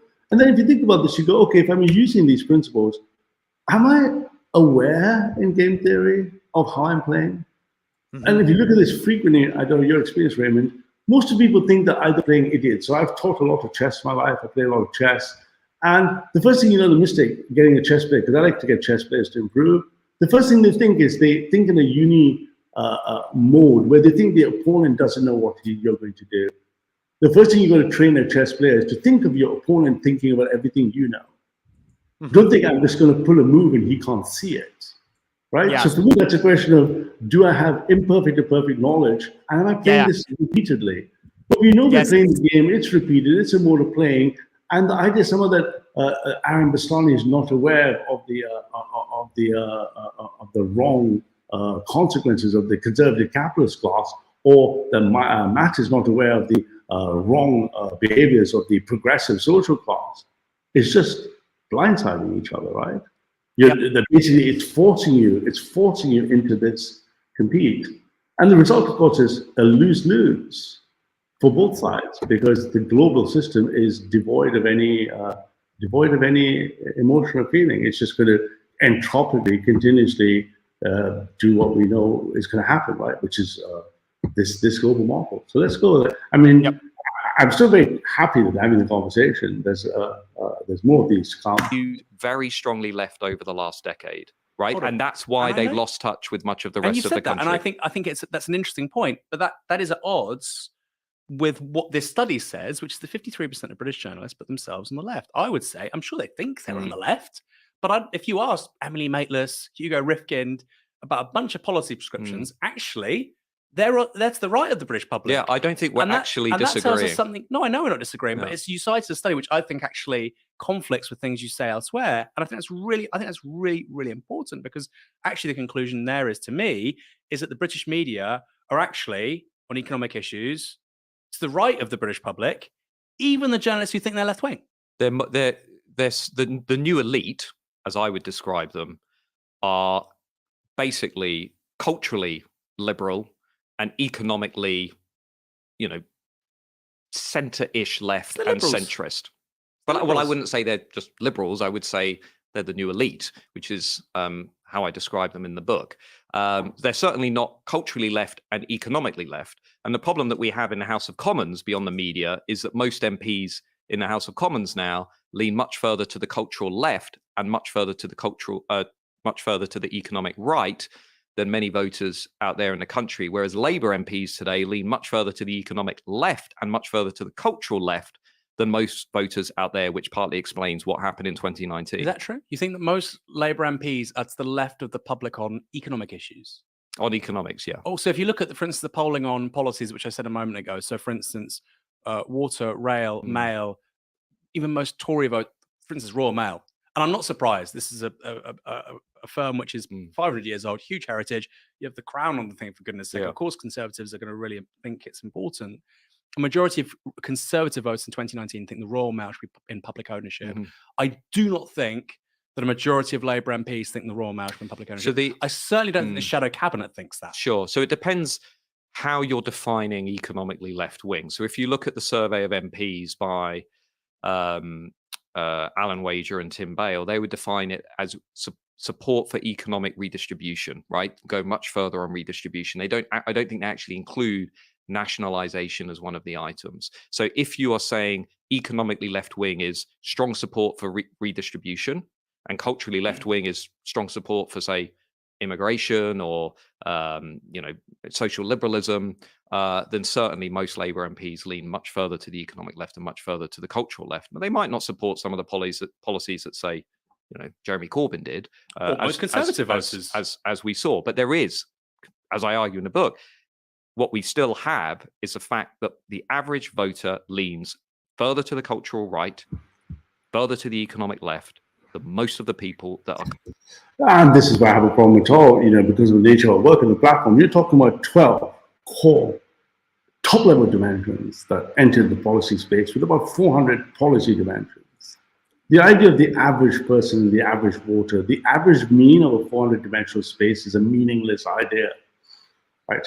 In a left-wing right divide, in a non-quantitative model, in a model coming from your traditional humanities, you could say things like the average voter. But I'm not sure what an average point computation of a 400-dimensional space means to anybody. What is Mr. Middle? Who is Mr. Mean in a 400-dimensional space? That's not interesting. What's interesting is why do they pick what they pick?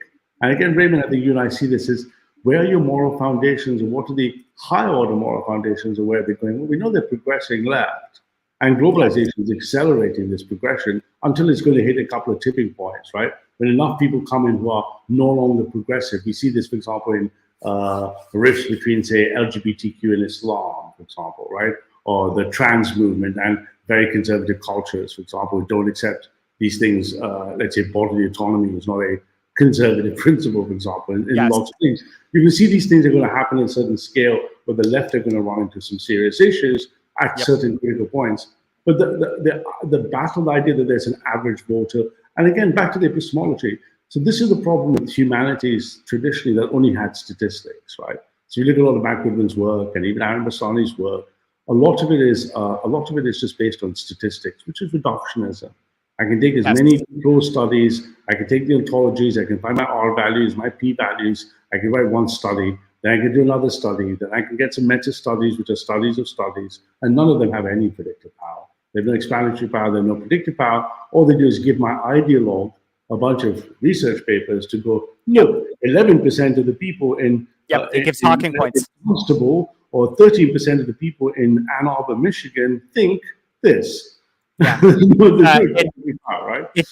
It becomes academic talking points. It's an academic talking point system. It's just a way to sound fancy and a way to sound knowledgeable about something that you're really just scratching the surface of. Well, the data is only there as a prop to support your ideologically a priori position. And back to the game theoretic mode, if you reverse engineer it, it makes no sense. And let me give you an example. If I take lots of these studies and I try to put them into the way I see things, our models, they're not really sensible in the sense that they wouldn't, if I look at two kind of fundamental principles of data modeling, if I look at accuracy versus precision, they're neither accurate nor precise. They don't reflect the data set they're meant to reflect, and they're not precise within the values of themselves. They have overlap, overhang, undershoot, overshoot. They have all sorts of mathematical problems But because all I have is statistics, I go study after study. 60% of the people say they don't want migration. Well, that's just a number of a particular question. If you ask them deeper down, you'll find that the data you're getting from these things are not very meaningful. They don't really match anything because epistemologically they're weak, right? They have no real. They're just basically arbitrary ad hoc data snapshots. It's like your armed forces guy, Raymond. That's like saying, oh, I want a great example would be, I want to work out what I can optimize for my 7th fleet. And what I'm going to do is arbitrarily go to different ships and different helicopters, and I'm going to just measure, for example, their readiness using, how quickly could I refuel one. And I'm going to look at these different studies, my readiness study for the battery helicopter, my crew thing. We take all these studies together in some big US DoD kind of grant, and we're like, here's a strategy. But it isn't. There's no emergent structure. You can't form a strategy, right? You can't do anything. You've just got data, right? You've got data with yeah. Yes, with no ability to effectively utilize, let alone even effectively communicate the implications of what the data actually means, because the data itself is fundamentally driven by what you would call a bankrupt epistemological model. Bankrupt, yeah, and to be polite, I'm not bankrupt at the tail end of this. That's why we see the amount of positions in complex systems theory just exploding as people saying, oh, okay, here's a better way to look at economic politics. And statistics just doesn't cut it, right? Claiming to represent them in politics, media, culture, and beyond. I think there's a great deal of truth to that, but I do think it conflicts with the point you make about journalists and that Reuters study.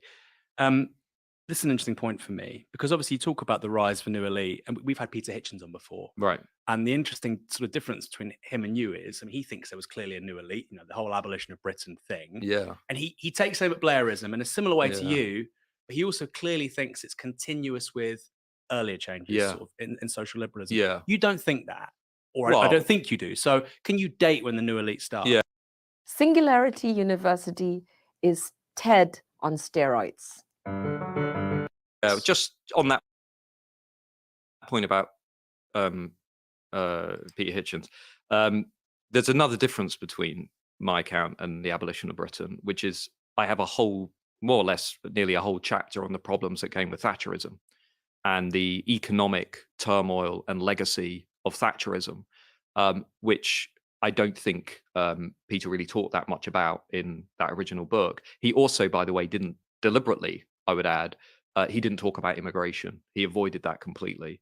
But when he argued that there was a new professional class that was now imposing its radical cultural liberalism on the rest of the country, then yeah, absolutely, we're in the same camp on that. And I think really the roots of that, depending how far you want to go back, I mean, there's an argument that will say the cultural radical liberalism of today's progressives can be traced back to 1910s, 1920s, the sort of Greenwich School, Greenwich Village, the rise of Bohemians, and so on. Some trace it back even further. I was at a conference recently where a historian, was tracing the roots of radical progressivism to the 15th century. I mean, Tom Holland would go back even further.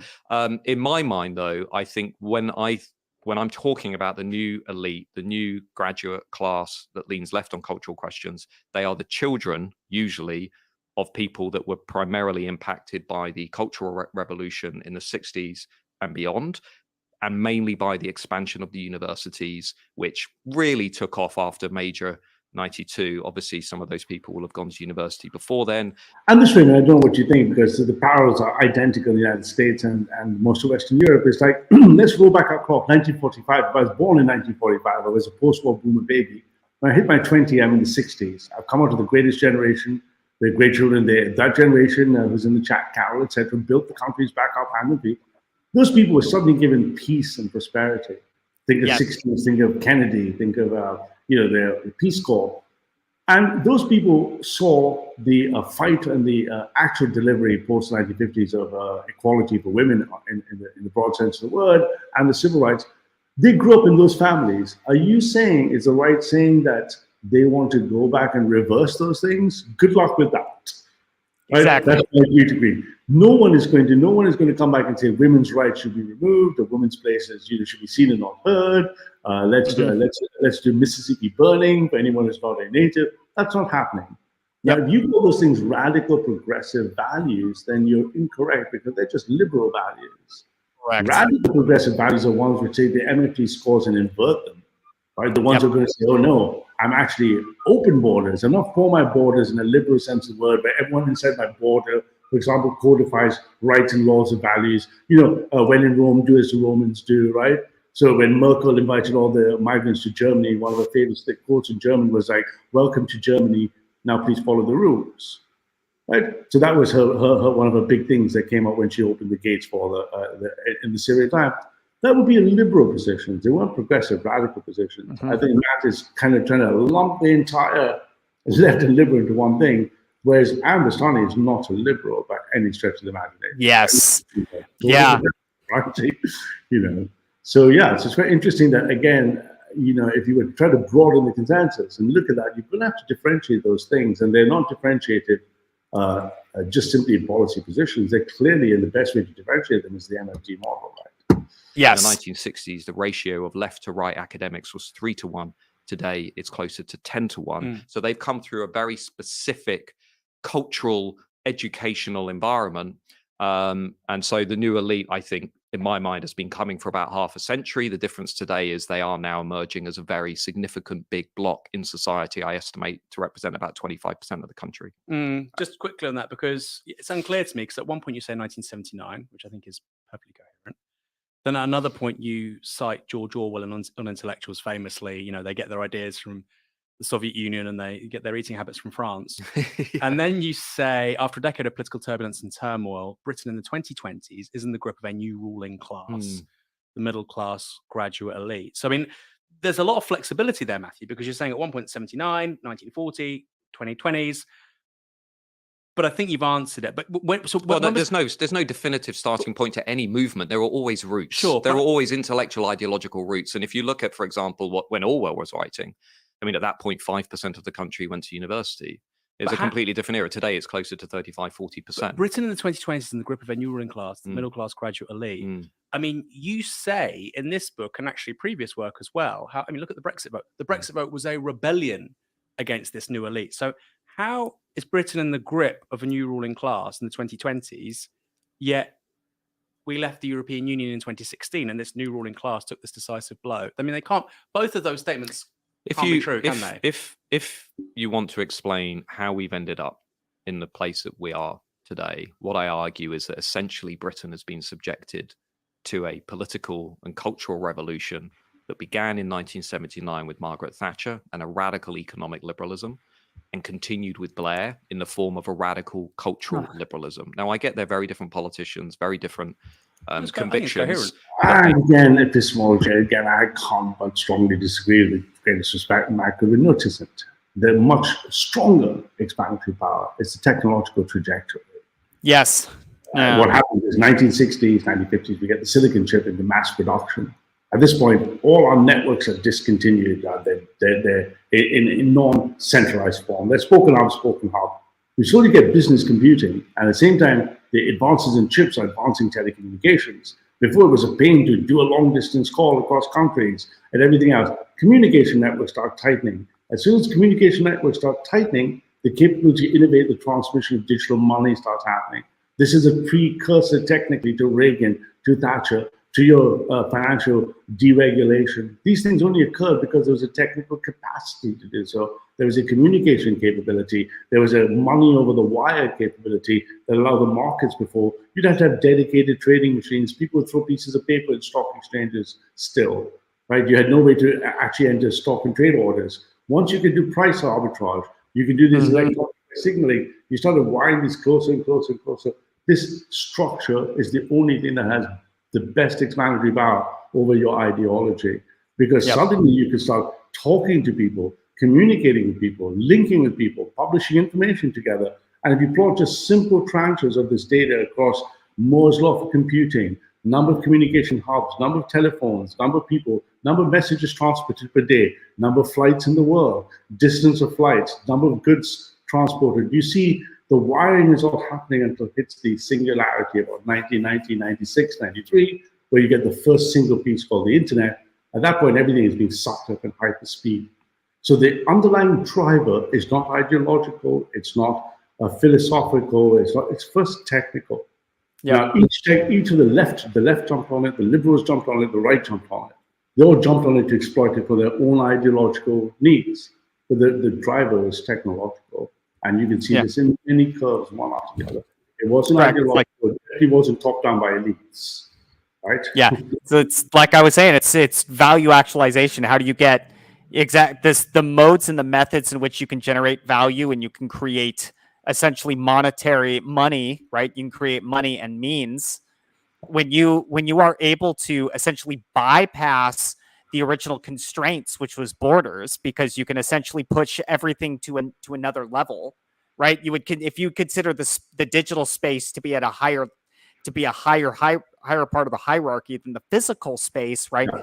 And you could push value into the digital space above because you are no longer constrained by the physical, right?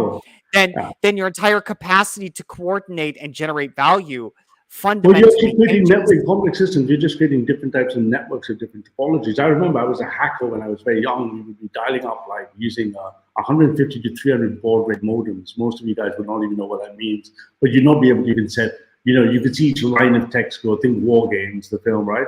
You see each line of text going, and we don't know which numbers or which phone numbers had what computers and where. So we'd sit there running all night, hoping that we'd go to someone was literally broke into telephone boxes and wire them up to try to see how many phone numbers can we call to find out that there was a computer at the other end.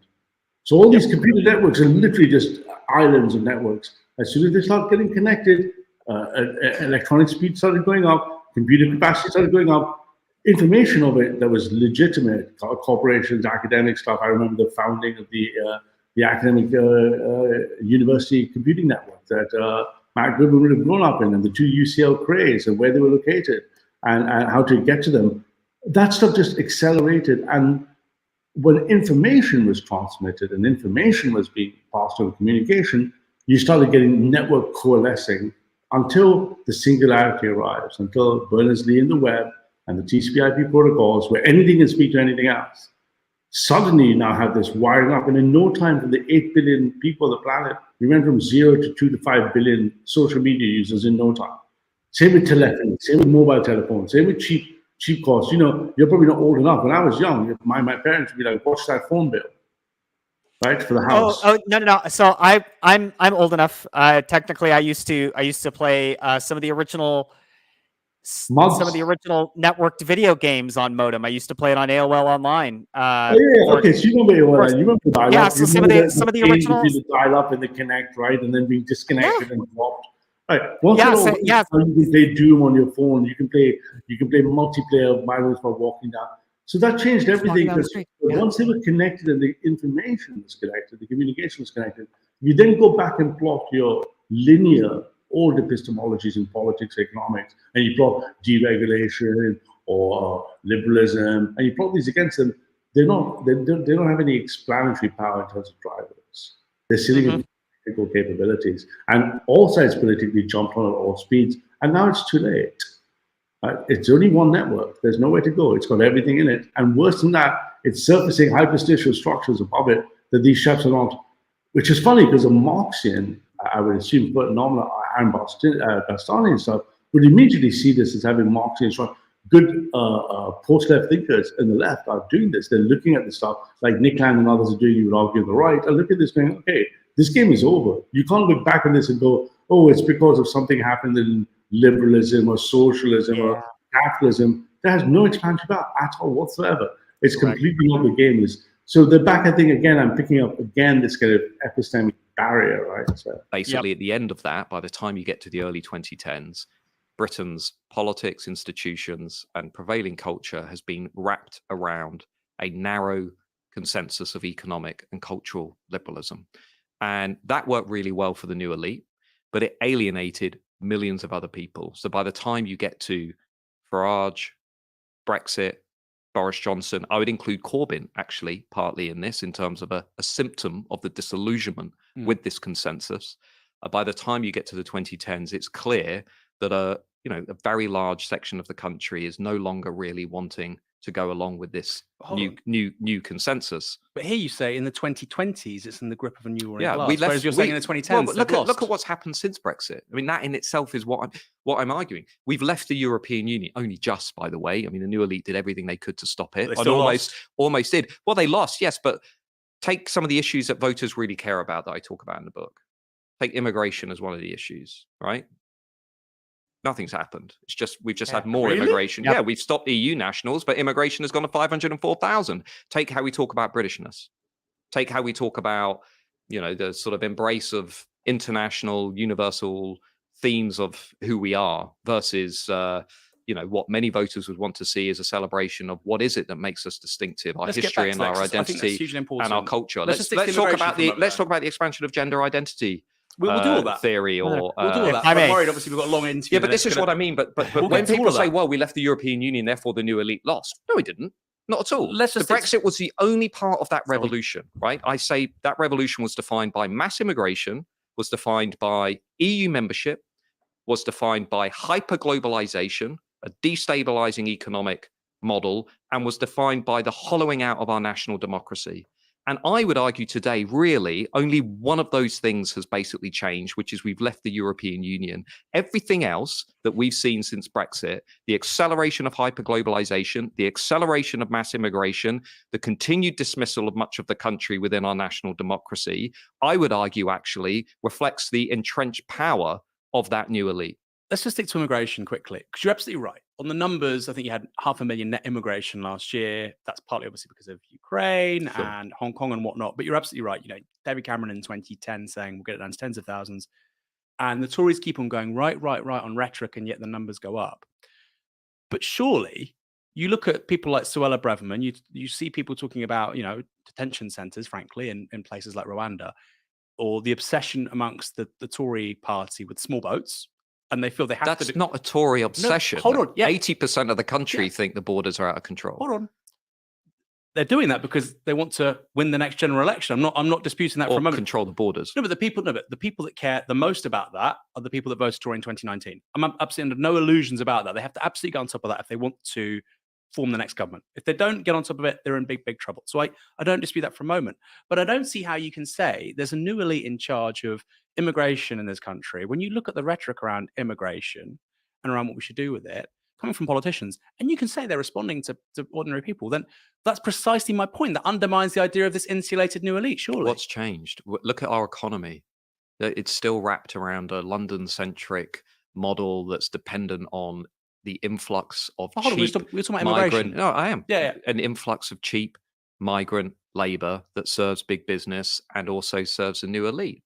Look at how the levelling up strategy post-Brexit became nothing. There was no serious strategy. Boris Johnson's not a serious guy. Yeah, but I think people look at me and this book and think I'm trying to blame Labour and the left, and I'm trying to give the Conservatives a free ride. That's not what I'm doing. The new elite is as prevalent in many ways on the right of politics as it is on the left. You say Brexit's changed everything. I say Brexit's changed very little at all. Sure, it might have upset a lot of liberal Remainers on Twitter, but if you look at regional inequality, if you look at migration levels and the pace of change, if you look at...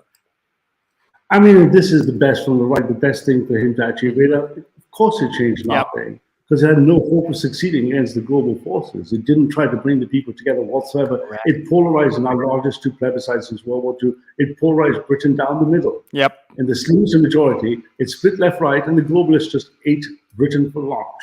Mass migration needed. The right thought that, if we get Brexit, we'll stop migration. All Europeans, I'm living in Germany right now, all the Europeans fled. Literally, all the Europeans went back to Europe.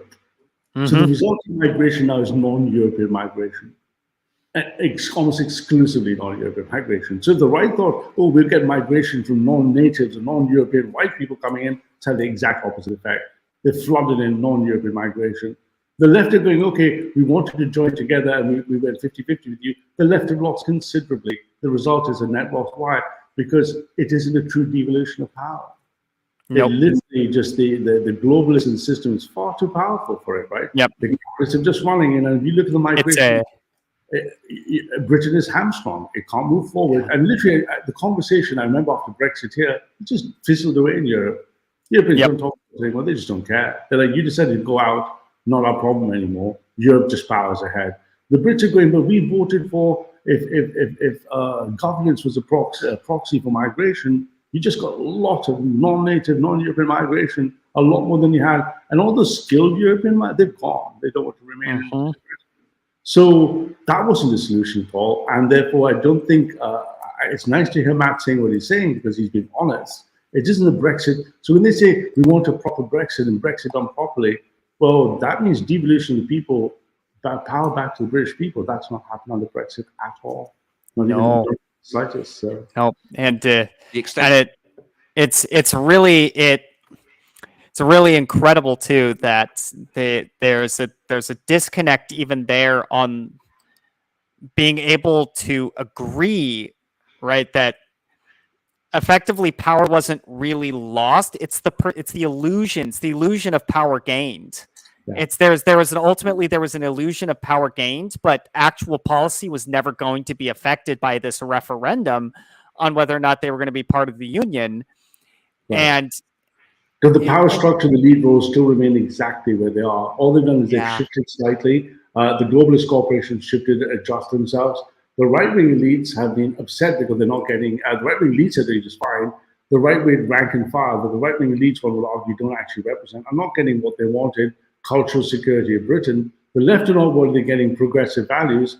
And basically, it's kind of a lose-lose situation because structurally nothing changed. And I would make the case, the same in the case of the United States. Trump came on with 3 promises, didn't he? He was going to rip down NAFTA, screw any international agreements. He was going to build the wall and get the Supreme Court with conservatives. He only got 1 out of 3. Nothing changed in U.S. migration. U.S. migration continues to skyrocket up. So Trump didn't manage to stop or build the wall or do any such thing because ultimately he was still in bed with the globalists, right? He wasn't really a proper, he was, and let's think about Trump, 1 foot in both camps all the time, right? Never sure which one he is, right?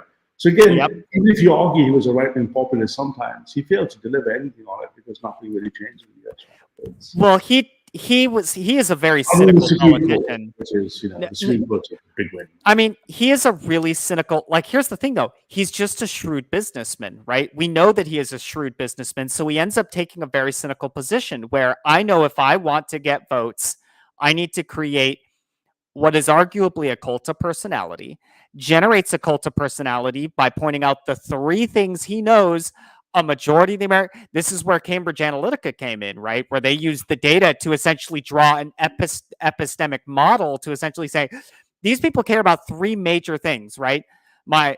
Immigration, healthcare, and economy. And Trump repeats those messages over and over and over, right? And says, we're gonna use our power to do stuff that the establishment doesn't want to do. All the while, all of his policies and his consequences end up having zero effect. And the worst thing is when you take this, when you think you've got this right-wing win, or the left wing has the same problem with BLM, say, they think that a BLM win, they find the loss is tremendous. The right wing think, oh, we won with Brexit or Trump coming in. I was looking at the, someone sent me a link, all the schedule overlaps between the court appearances and his campaign. The left are always going to come back and punish you. The same way in Brexit in Britain, the Remainers are not happy because it was fundamentally polarizing, which plays right in the hand of the globalists. You've divided again the people divided, and both sides of the left go, revenge is going to be, let's keep Trump in court, and God forbid, just keep him out of any chance of standing for election. And in Brexit, the Remainers are going to sit there just gloating and non-cooperate. That means every time migrants try to come in the boats, an army of left-wing English girls or lawyers are going to take you to court for every migrant. They're going to block up your asylum system. They're going to block up the court system. And that means the cost of dealing with the migrants is much worse than it had not been before. So again, no unity, and there's only one winner, right? So which we're still wrapped around a hyper globalized economy that is not sorry, I'll let this run. I'll be back in 2 minutes, my man. Really helping much of the country. Nothing's changed at all. So we'll be leaving. Do you think we'll leave the HRC? I think it's going to be definitely up for consideration and debate, and I have a very different view on this, and I'm sure many of your viewers. I just look at the trajectory of the Conservative Party, and I think it's obviously depending on whether or not they're in power after 2024. But if they're anywhere near power, it strikes me that they will want to get Britain out of the HRC. So the idea that Brexit's changed nothing. I mean, that's a whole new Pandora's box which has been opened subsequent to leaving the European Union. I think the roots of this entire crisis go back to New Labour.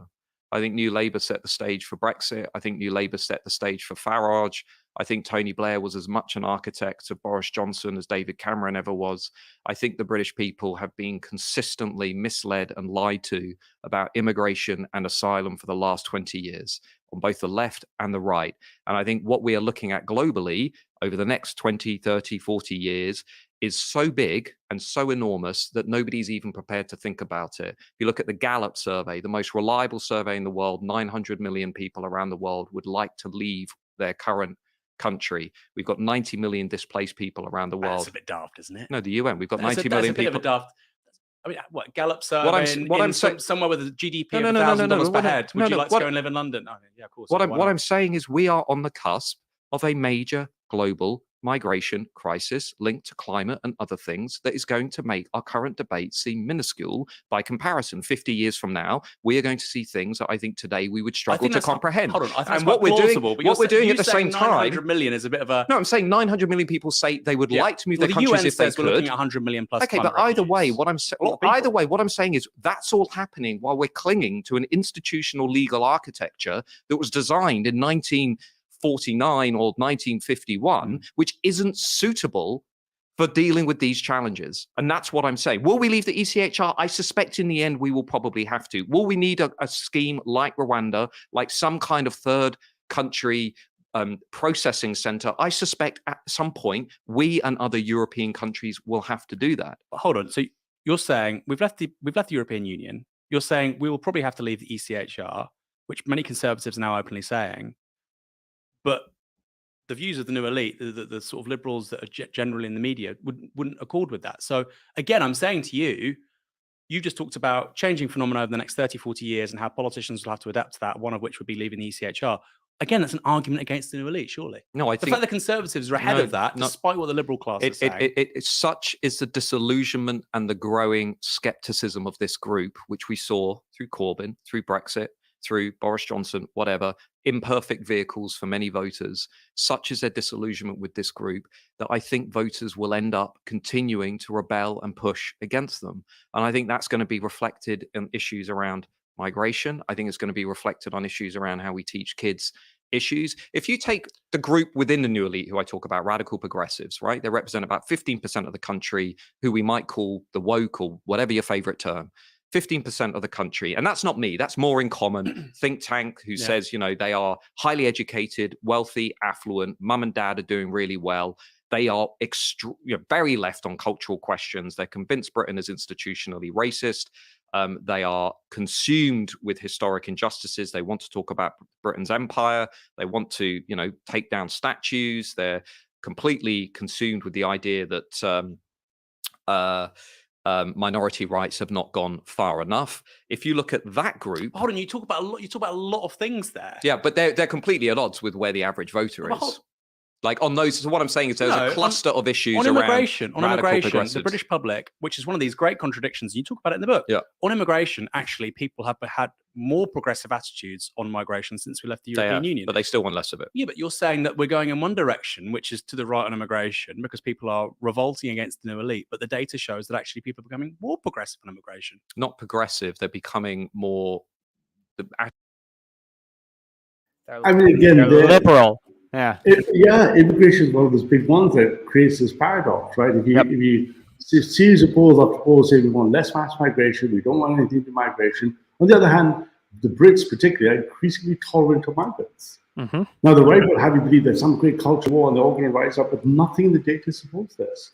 So you see, again, if I take epistemically, the problem is trivial. If I take a single dimension, I'm going to cluster my data in ways that don't have any explanatory power or predictive power. They don't reflect the ball at all. If you ask, for example, I've got great data on stuff like this. They say consistently from the 60s, 70s, 80s, Migration Watch, the Observatory, Oxford University's work, all saying, no, people are very concerned about the cultural consequences of migration, mass migration, particular things. When you ask them, would you like to live next door to a migrant? They say yes. Would you happy for your daughter to date someone of a different ethnic background? They say yes. If you look at this across generationally, you're seeing there's more tolerance. On the other hand, for the group level, they don't like the effect of the nation. One dimension, incapable of doing anything, can't address the problem, can't differentiate good versus bad migration, can't differentiate things because it's a single dimensional access. It's just insufficient, right? And Yes. again, at least Matt Goodwin's very honest in his book. He does mention this in the paradox, because it is a paradox. Right? On one hand, the British people seem to be saying something, and they seem to be saying something exactly opposite, right? Which is quite it's a remarkable thing. I think the same in the US, right? I mean, though it's obviously a different story, right? Mm-hmm. Yeah. Open to it. Attitudes have softened since the Brexit referendum, but there's a debate about why that is. I would put it to you that many of my colleagues would say, well, that's just because everyone's becoming more liberal. That's just a liberal drift that's happening in Western nations. I'd put another possibility to you, which we won't know for a few years, but we'll come back and revisit it, which is I don't think many people out there in the country have even understood what has happened around the immigration issue under Boris Johnson and the Conservatives. I don't think people even know how the country. Really? Yeah, I really do. But I think concern is beginning to rise. But if I said to, I run focus groups all the time. If I said to people today that Boris Johnson, Conservative, one of the things he did was remove the requirement for British companies to advertise jobs for British workers first, I bet you most people would say, no, Boris didn't do that. Boris would never do that. I bet if I asked them, what's the salary threshold for high-skilled workers? It's 23,000 or 20,000 in some sectors. I bet most voters would be like, how's that high skill? I bet if I told them that we issued 1.1 million visas last year, or we are now committed under the OBR forecast to sustain net migration levels of about 250,000 for the next 10 years, while dealing with a housing crisis, while dealing with a public service crisis, while dealing with a climate energy crisis, I bet most voters would be like... And here's, I've heard this before by Matt Goodwin on GB News and other places. I can't but disagree on two different layers, right? First of all, you've got a problem of when you bring your ideology to the table and has an impetus mismatch from an engineering perspective, what the people say. The people tell you that migration hits 30% tops in its concern. The economy and the health trump all those concerns consistently.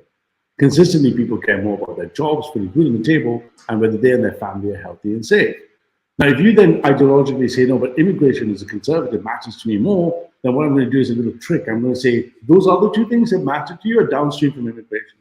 I'm going to say arguments why the economy is bad for migration, why health services matter because of immigration. I'm going to say, if all I have is a hammer, everything looks like a nail. And I'm going to go in an ideological fashion, go to the British people going, actually, the reason the economy is suffering is migration. People look around that and go, oh, it doesn't look like that, right? I mean, I've worked with people, migrants are cleaning my streets, migrants are my surgeons. That's not true. There are problems associated with migration. What about the health? The NHS in Britain, it would pretty much collapse on if migrants were removed, right? I mean, they're pretty much from doctors to people who clean up the tissues on the floor. So you've got this problem when I come with ideologically, I've got a blunt tool that gets you nowhere, and all it does is exacerbates the other side. Because if all you say is migration, the left double down going racist, right? So literally, for all the boats coming into Britain, I'm measuring about 17 or 18 channels now, I'm measuring very carefully on the left.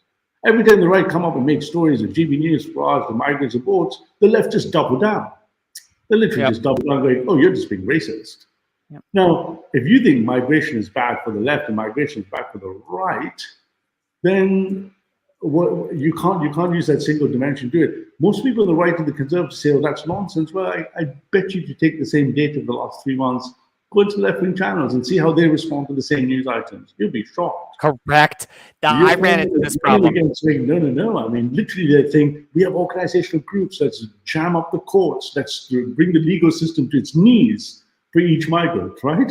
So you look at this, you go like, okay, so you're saying that the majority of the population is a group or more mass migration. You can see that point, absolutely. On the other hand, you're saying, oh, because I'm going to do it from an ideological basis, you're just going to run straight to the left, because in that case, any migrant, open borders, let them all in. And here's where I think Matt is maybe not doing the argument, it's true justice, because I think he's putting the other ones as secondary, tertiary to migration. It's just not the driver. I mean, I can use the U.S. parallel. I ran into this problem when I was attempting to communicate destabilization of American cities with no longer properly enforcing justice or no longer properly enforcing laws, allowing for rampant criminality to essentially decimate retail sectors across the vast majority of U.S. cities. Granted, I said it in a far more radical manner. I said looters are burning down American cities left, right, and center since 2020. And the response I got was, they're not burning anything down. And Yeah. so you're telling me you're essentially saying to me you're okay with the idea of retail sectors being decimated because nobody wants to do their job and enforce the law. Yeah, which is where you get a local liberal majority would actually come with you, right? They'd say, okay, I don't want to treat migrants unfairly, but don't break the law. But when you radicalize the extreme for the ideologues, go, oh, migrants bad, or open borders, let them all in, effectively what you get is that global war zone, right? You basically get a bad night out, right? That's what you get, right? Bonfire of the vanities playing itself out, right?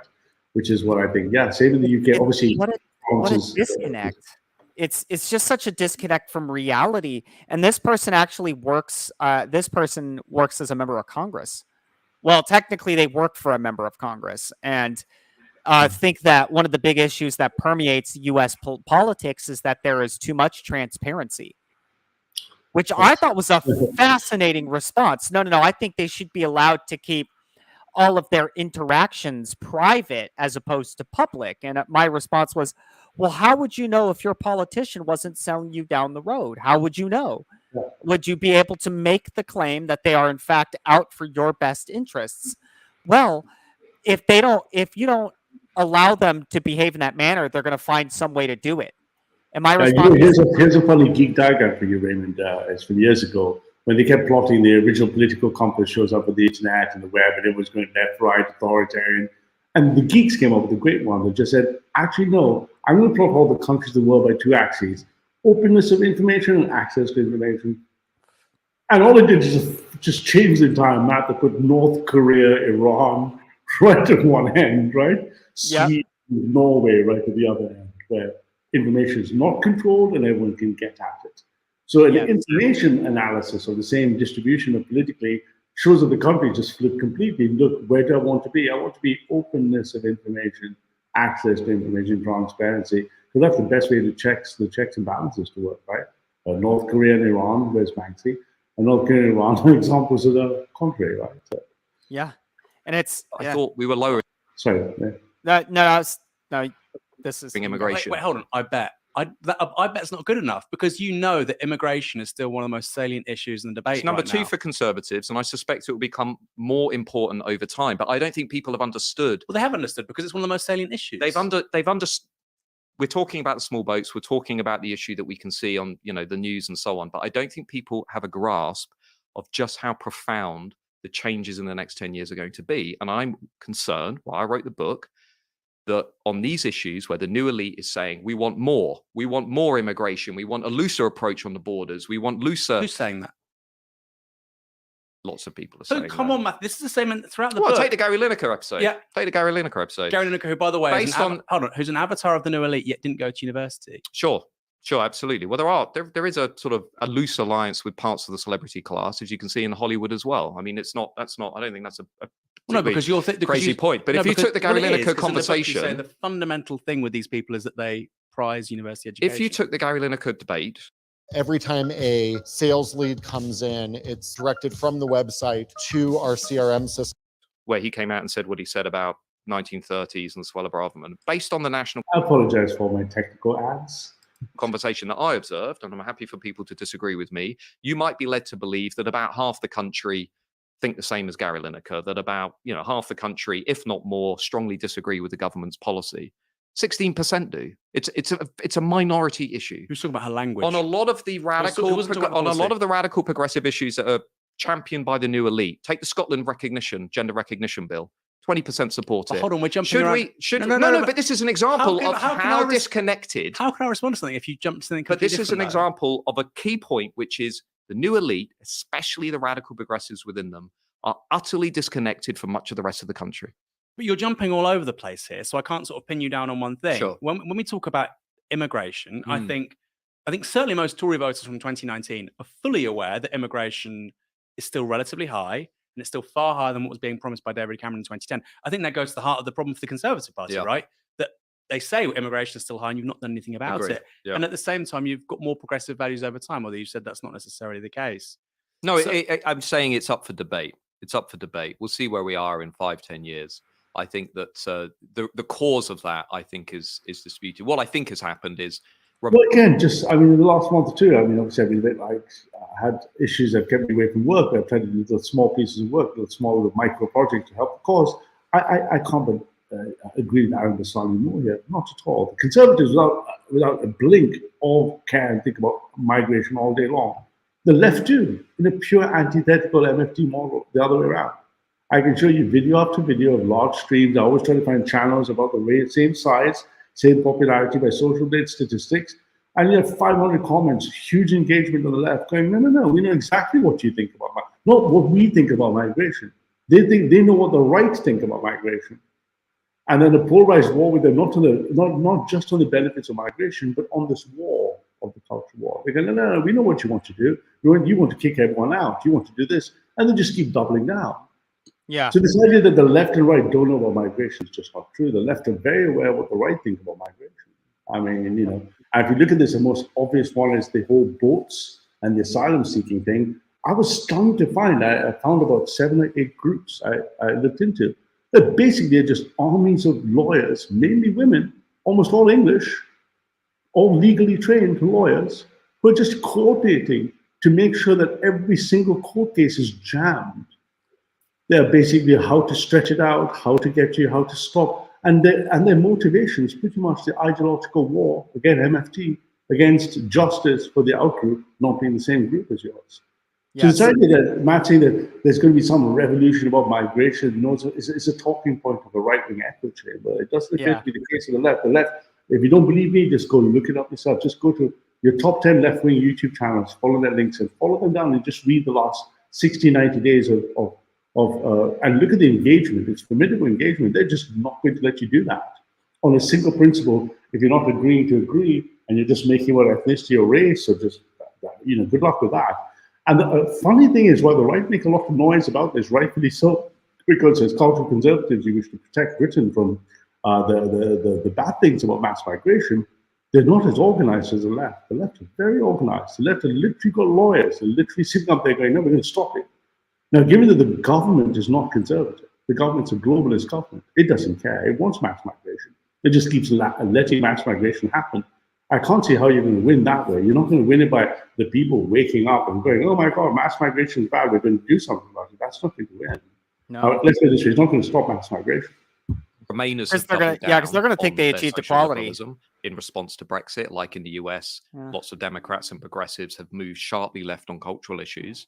At the same time, I think leaders probably expressed more support for immigration after Brexit because they felt that they were getting control. Yeah. But I think over the next 5 years, that will probably begin to change, actually. So on this idea that the new elite emerges from this confluence of economic liberalism with Thatcher and then social liberalism with Blair, you write, and I quote, historically, Labour had combined a strong left-wing stance in the economy with what would now be seen as a right-wing stance on culture. Now, in the 1960s, Labour legalised homosexuality, divorce, abortion. Roy Jenkins, who was a very famous Labour Home Secretary under Harold Wilson, speaking in 1966 as Home Secretary, defined integration, and I quote, said, not as a flattening process of assimilation, but as equal opportunity accompanied by cultural diversity in an atmosphere of mutual tolerance. That's very similar rhetoric to New Labour, and it was during the Wilson years, important to say. Harold Wilson won 4 elections for Labour. So this idea that social liberalism was alien to Labour until Blair, that's not accurate, is it? Not alien, but that strand and that view was also balanced out by a different tradition within the Labour movement. And I point to the likes of Peter Shaw, Tony Benn, Clement Attlee, among others, who also gave expression to what we might call a social patriotism, a belief in the institutions of the country, a tendency to, think about famously. Sorry to jump in here, I'm not sure if you want to comment, but I definitely do here, but not quite again, because here's a huge difference. The first people you're speaking about were liberal, and they had the idea that there was assimilation and integration, that the migrants would come in the 60s, the 70s, the 80s, they would adopt British values, become British, play by the rule of law. These are liberal ontologies that are now generating, right? Even though I don't agree with them, right? They would be into fair play, follow the rules of law, work the system, don't break the system. That's not progressive thinking on migration at all. They don't believe in integration and assimilation. They believe in true multicultural diversity, where people are going to express their own identities that come from another place. And what you're going to do is the left destroyed the liberal intellectual, intellectually just ruined, destroyed the liberals, right? Postmodernism did, by just saying, no, actually, we disagree that any such thing is not hegemony. No, I want the Somali guy to retain his Somaliness, and I want the Ethiopian guy to retain his Ethiopianness, same for the Norwegian. And what we're going to do is pay lip service to liberal ideas of tolerance, the tolerance of orthodox, just to make sure I have enough of those people there, and those people are my new class. Yeah, and they're the class warfare. So this idea that liberalism wasn't liberal, or they weren't pro-migration, Goodwin is right. They were, I mean, Aaron Bastani is right, but that tradition changed tremendously in the 1990s with postmodernism, right? That was completely different. I remember, I'm old enough to remember those times, right? In the 80s and 90s, the migrants are coming, was not an explosion, but for the most part, they were behaving like the Brits would expect them to be, when there was no real cultural threat before 1997, say. Everyone thought, this guy's actually, okay, some weren't maybe, but it was not a big deal. Now the left are adamant that you're not going to make the new migrant behave, in quotes, British. Correct. So if he actually behaves in a British form, you're being hegemonistic against him. That's a postmodern ideology. It isn't liberalism, right? Correct. Yeah, it doesn't even seem to match up to any of the moral models effectively. It's, you know, the labeling of hegemony, interestingly enough, as an application of harm, right? You could view or even liberty versus oppression, right? So you can actually even utilize. I don't think that way. I think of it as them scoring negative inverse dimensional scores on the right. They're not looking for care, harm, and justice as positive scores for the outgroup. They're looking at the negative score that says, no, I want to flip your purity, sanctity. I want to make your in-group and out-group the other one. So really the progressives are showing negative dimensions of the strongest conservative scores. Whereas the liberals are showing, we're going to come together, integrate and assimilate, whoever said in the chat. That multiculturalism was a liberal idea of multiculturalism. It didn't really address right-wing values at all. It didn't really, the left are now on a real war since the 1990s. And they're saying, no, what would the communists say? Liberals get the bullets too, right? The left are going to say, forget this liberalism tolerance. We're fighting racism. We're fighting imperialism. We're fighting white Christian male patriarchy. We don't care about liberal ideas of tolerance. We care about defeating you. Yes, right? yes, they actually made it personal. Yeah, that multiculturalism is no longer the multiculturalism of the liberals. They said, we'll all get along here and behave. This is actually just a class war for a new class, right? Attlee's partnership with Churchill being the most obvious example, a sense that actually there was something quite distinctive and unique about this place that we call home. And I think that Labour at certain points in their history articulated that eloquently and powerfully. And what worries me about the Labour movement today, and like all left-wing parties today, is that tradition has been crowded out, partly by the rise of the graduate class. If you look at the profile of Labour MPs today, there are almost no MPs really from what we might call non-graduate, working class, non-urban backgrounds. A number of trade union officials, and you'll know this better than me, but I think it's probably down to single digits. If you look at the last election, Labour candidates were more likely to have gone to Oxbridge than Conservative candidates. So I think the changing profile of the Labour movement over the last 20, 30 years, I actually think is a problem. And this is what I mean by voice in politics. You know, if you're working class and you haven't gone to Oxbridge or Russell Group or even any university, and you're an apprentice or you've gone to a further education college or whatever, and you're outside of the big cities and university towns, you look at Westminster, there's no one like you. There's no one like you. And I think that's a problem. And there used to be. I mean, if you go back and you look at the studies of Labour MPs, that's why Labour was so important, partly in a parliamentary system, because it provided a working class elite. And of course, some of those people went through top universities and whatever. I must confess, though I'm not being deliberately antagonistic in any sense, I'm not quite sure I understand the merits of his argument at all, because by all data that he himself has put in his book, that working class is no longer there. It's 15%. Yep. The working class is now 25% of educated upper managerial, 15% of the technical proletariat, 67% of the elite. So why would you expect to see that? I don't understand this. Why would you expect to see the consequences of this not reflected on the board? Those people know that working class is 15, 16, 18% top by any metric in Britain. Right? That's just, that's what they are underprivileged, not represented. Matters right. You're not going to see a working class white man, standing up as a member of parliament And you're going to see far more labor progressives who are middle class educated or came from the lower middle class. That's exactly reflecting the population. The class structure is no longer that. So when he makes a class war, which is interesting, he's mounting a class war argument on behalf of, let's just say it's a thinly veneered, the white working class is what he means. The white working class is not talking about the black working class. The white working class are no longer that majority, even in their own numbers. They are underprivileged. So I'm not sure I understand the merits of his argument. Is he arguing that those people should not, that the greatest education lifting of the people from the 80s, 70s, 80s upwards, definitely past the 90s, is something that should not have happened? Or it doesn't like the fact that, yeah, I mean the fact that they are more progressive, that they're not, that they're not very hard conservatives. I mean, that's just the state of the board, right? You got to play the ball as it is, right? But it provided a sense of balance. And I just don't think that balance is really there at the moment. This reads more like nostalgia to me in a way, because the people you refer to as the new elite, let's say many of the people that would have got behind Corbynism in 2015 to 2019, they would say, Matthew, I agree with everything you're saying. That's why we need mandatory selection. That's why we would like primaries or proportional representation, because we need to diversify the kinds of people in politics. They would agree with you. Okay. But you're calling them the new elite, and you're saying at the same time they want to uphold this sort of Oxbridge dominance on the political class. No, I mean, those are the exact same. I know the left probably better than you. I think of course you do, yeah.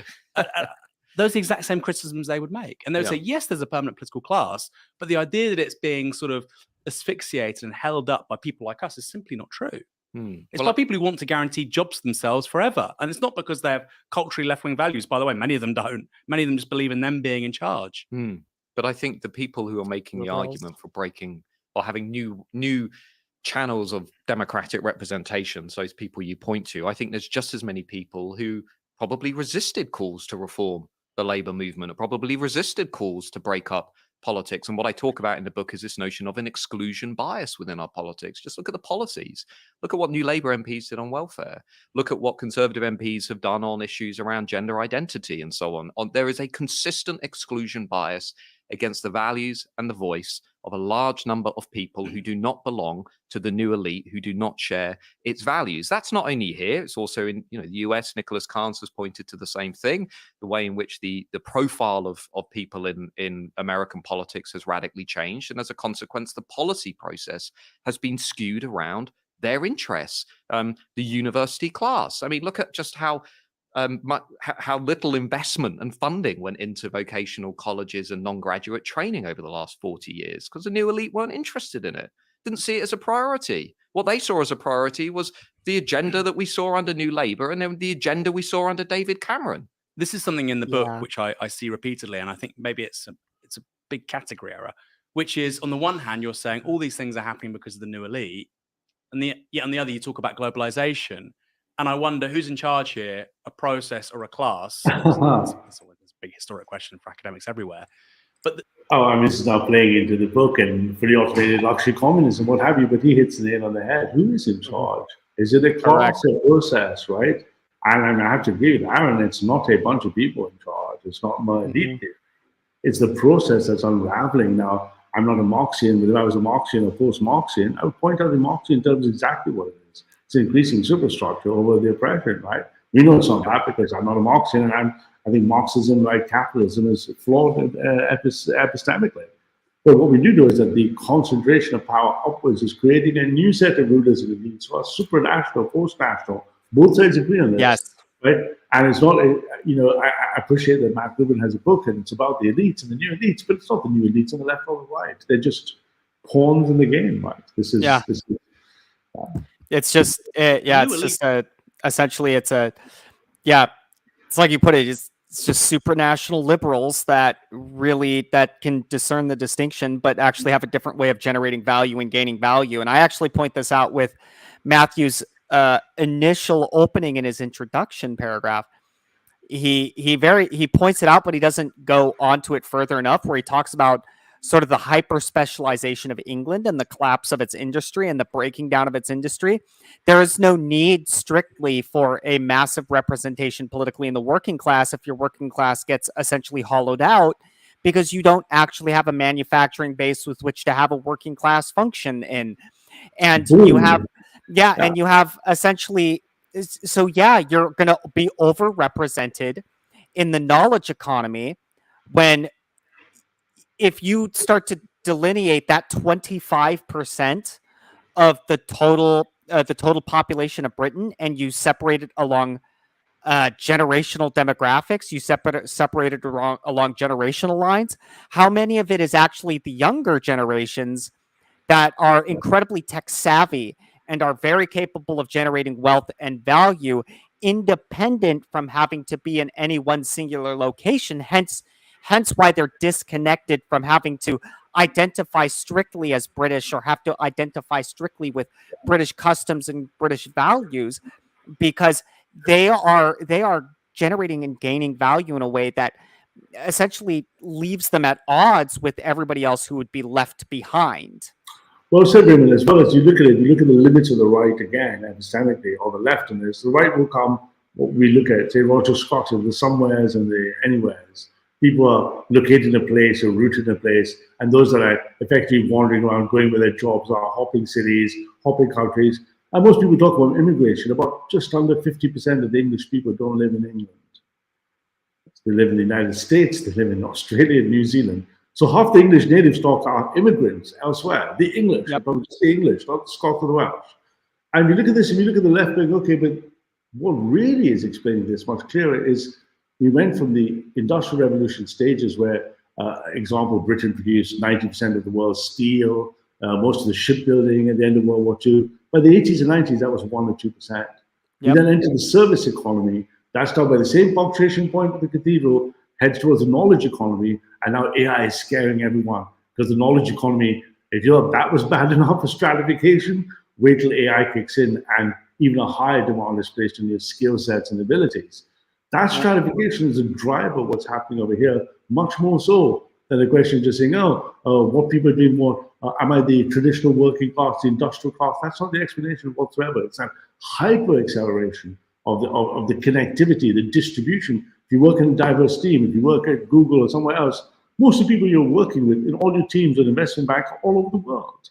Yep. You get a conference call and there would be one person doing one function from somewhere else. And those teams are highly optimized.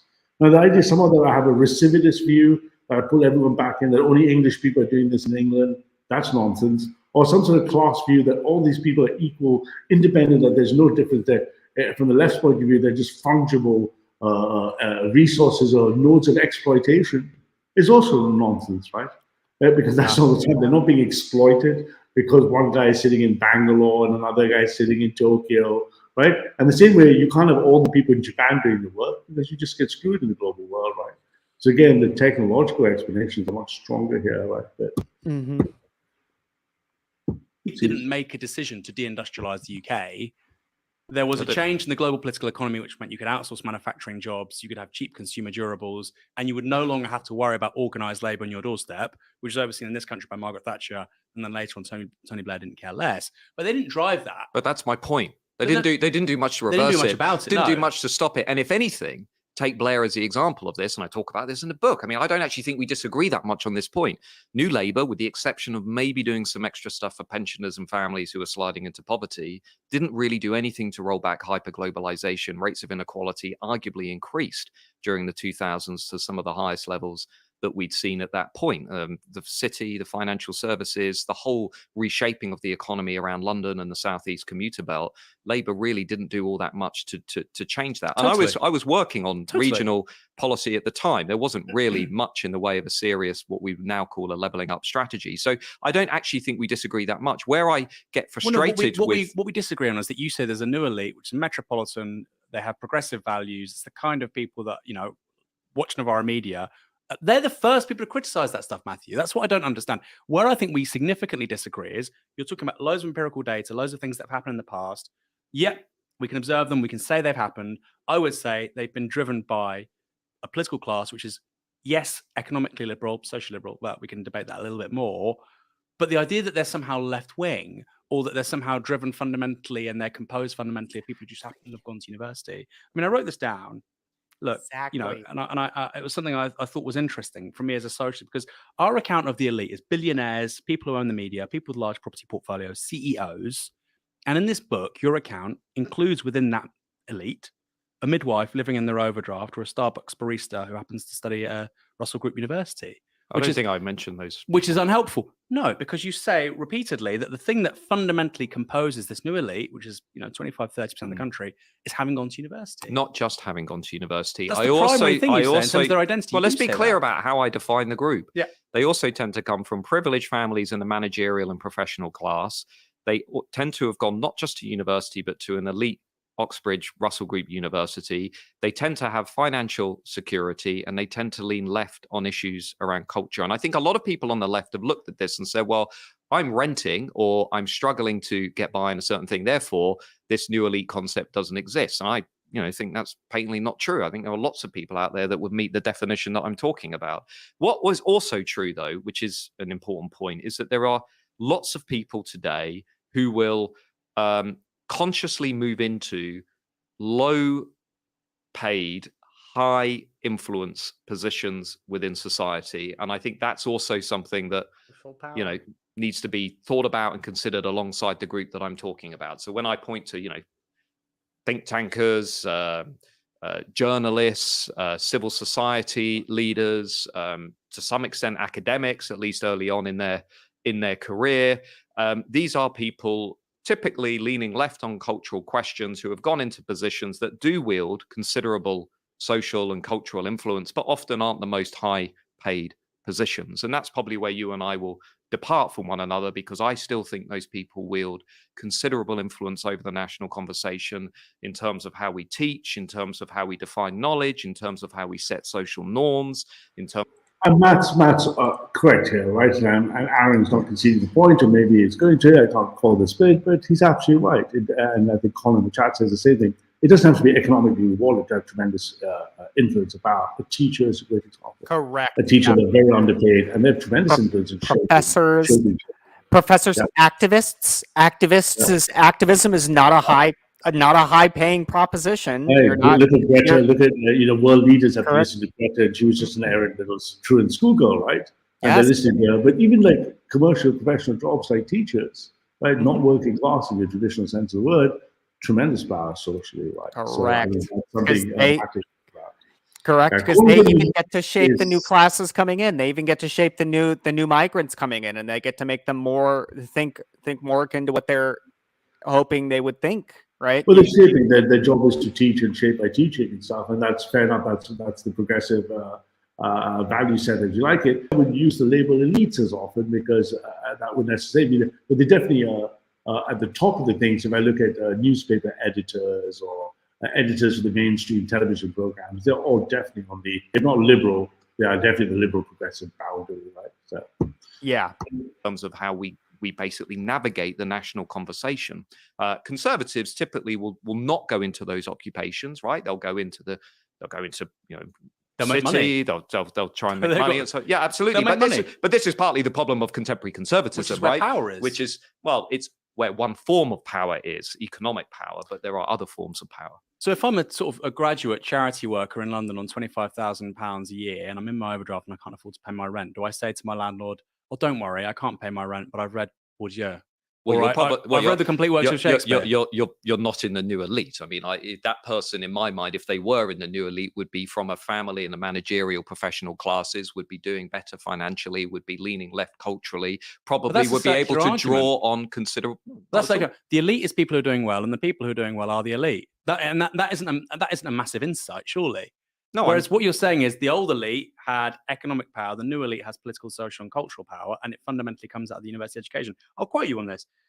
The new elite are now so dominant in the world of politics that some scholars warn we have left the era of mass democracy, which characterized the 20th century, and instead a new dark age of diploma democracy, in which the system has been rewired to service the graduate class. You talk about the new elite and the graduate class interchangeably.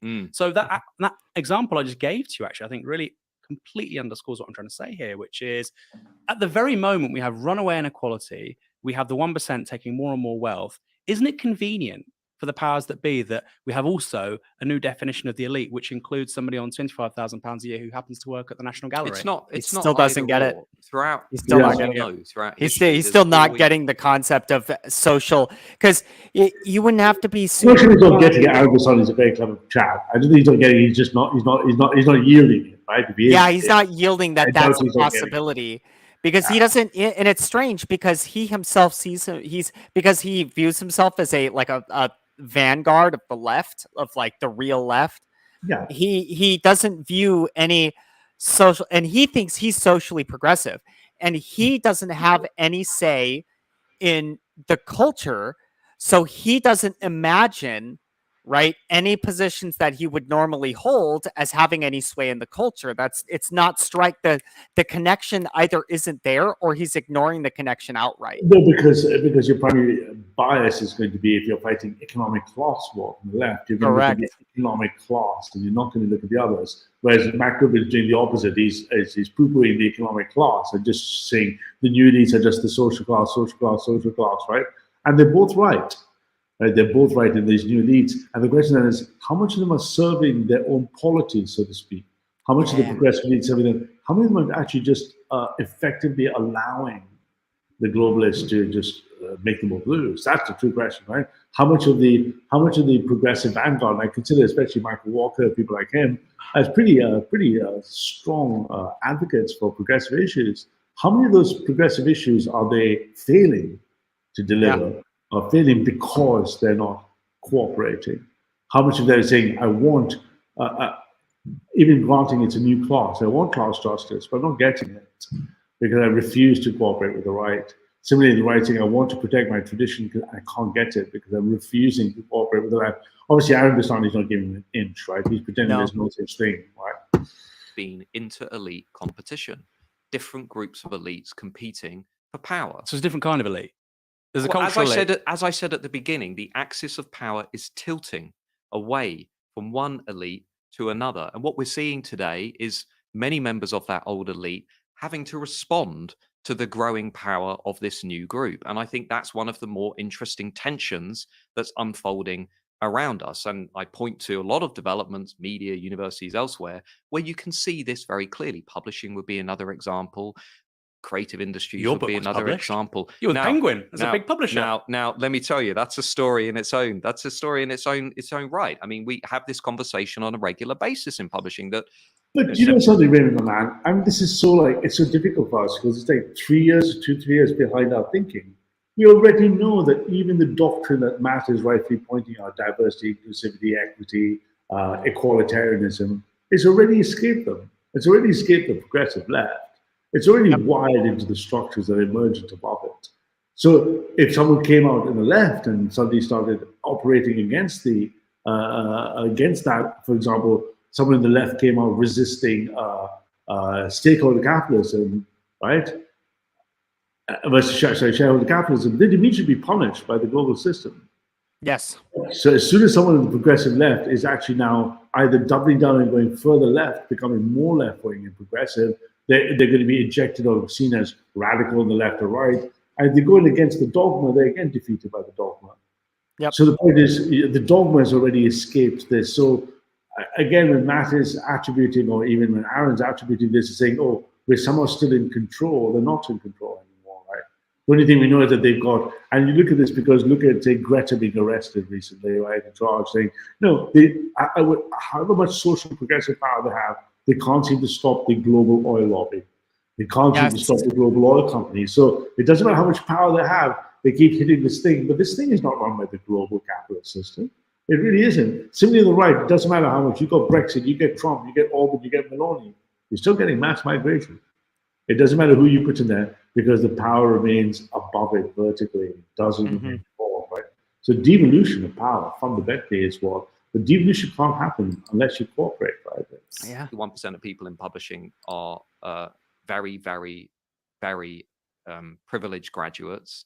The publishing industry is going through a moment at the moment. It's going through a moment where it's reflecting on whether it's adequately giving voice to lots of people in the country. Why is it that Hannah Barnes's book on Tavistock, Nigel Biggar's book on colonialism, and thankfully now my book as well, why is it that they've connected somehow? Because I think many people are starved of countercultural texts. They're starved of books and commentary that is challenging the new elite in this revolution. And you see it in the columnists, the newspaper columnists, partly, some of them, not all of them. You see it in all of the things that we've been talking about today, the universities and others. I can tell you, I get a lot of students that will come up to me in the last year of university and say they often feel like they've not been sufficiently exposed to the full breadth of intellectual diversity. But my point is, you know, you look at the Hannah Barneses, you look at the Nigel Biggers, you look at the Jordan Petersons, like we can name them because they are partly so rare. Jordan Peterson, no, come on. In breaking the mold of publishing, yeah.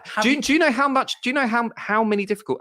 difficult it was for some of those people to publish those books? Hannah Barnes went to 22 publishers. Now you're trying to tell me we don't have a problem with publishing. Nigel Biggers' book was cancelled, so did Tim Ferriss. And then he had to go to somebody else. So when you were discrediting the consensus writing for the Sun newspaper, were people attacking you then? I mean, you're writing pieces, which you're welcome to do. You want to publicize. You know, one thing that really is quite funny is when you look at these things and you look at it as ontologies of words, and you can just apply words and say what word is in du jour, what word is in the zeitgeist, and how can you look at the culture war and are they winning or not? Is one side winning? And obviously both sides have their bias, right? A quick little image here saying, oh, we're winning versus we're not winning.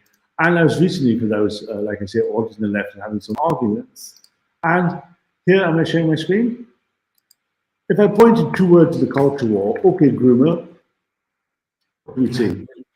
Nothing in the 1960s. Like I say, here comes acceleration of postmodernism, the counter-revolution groomer.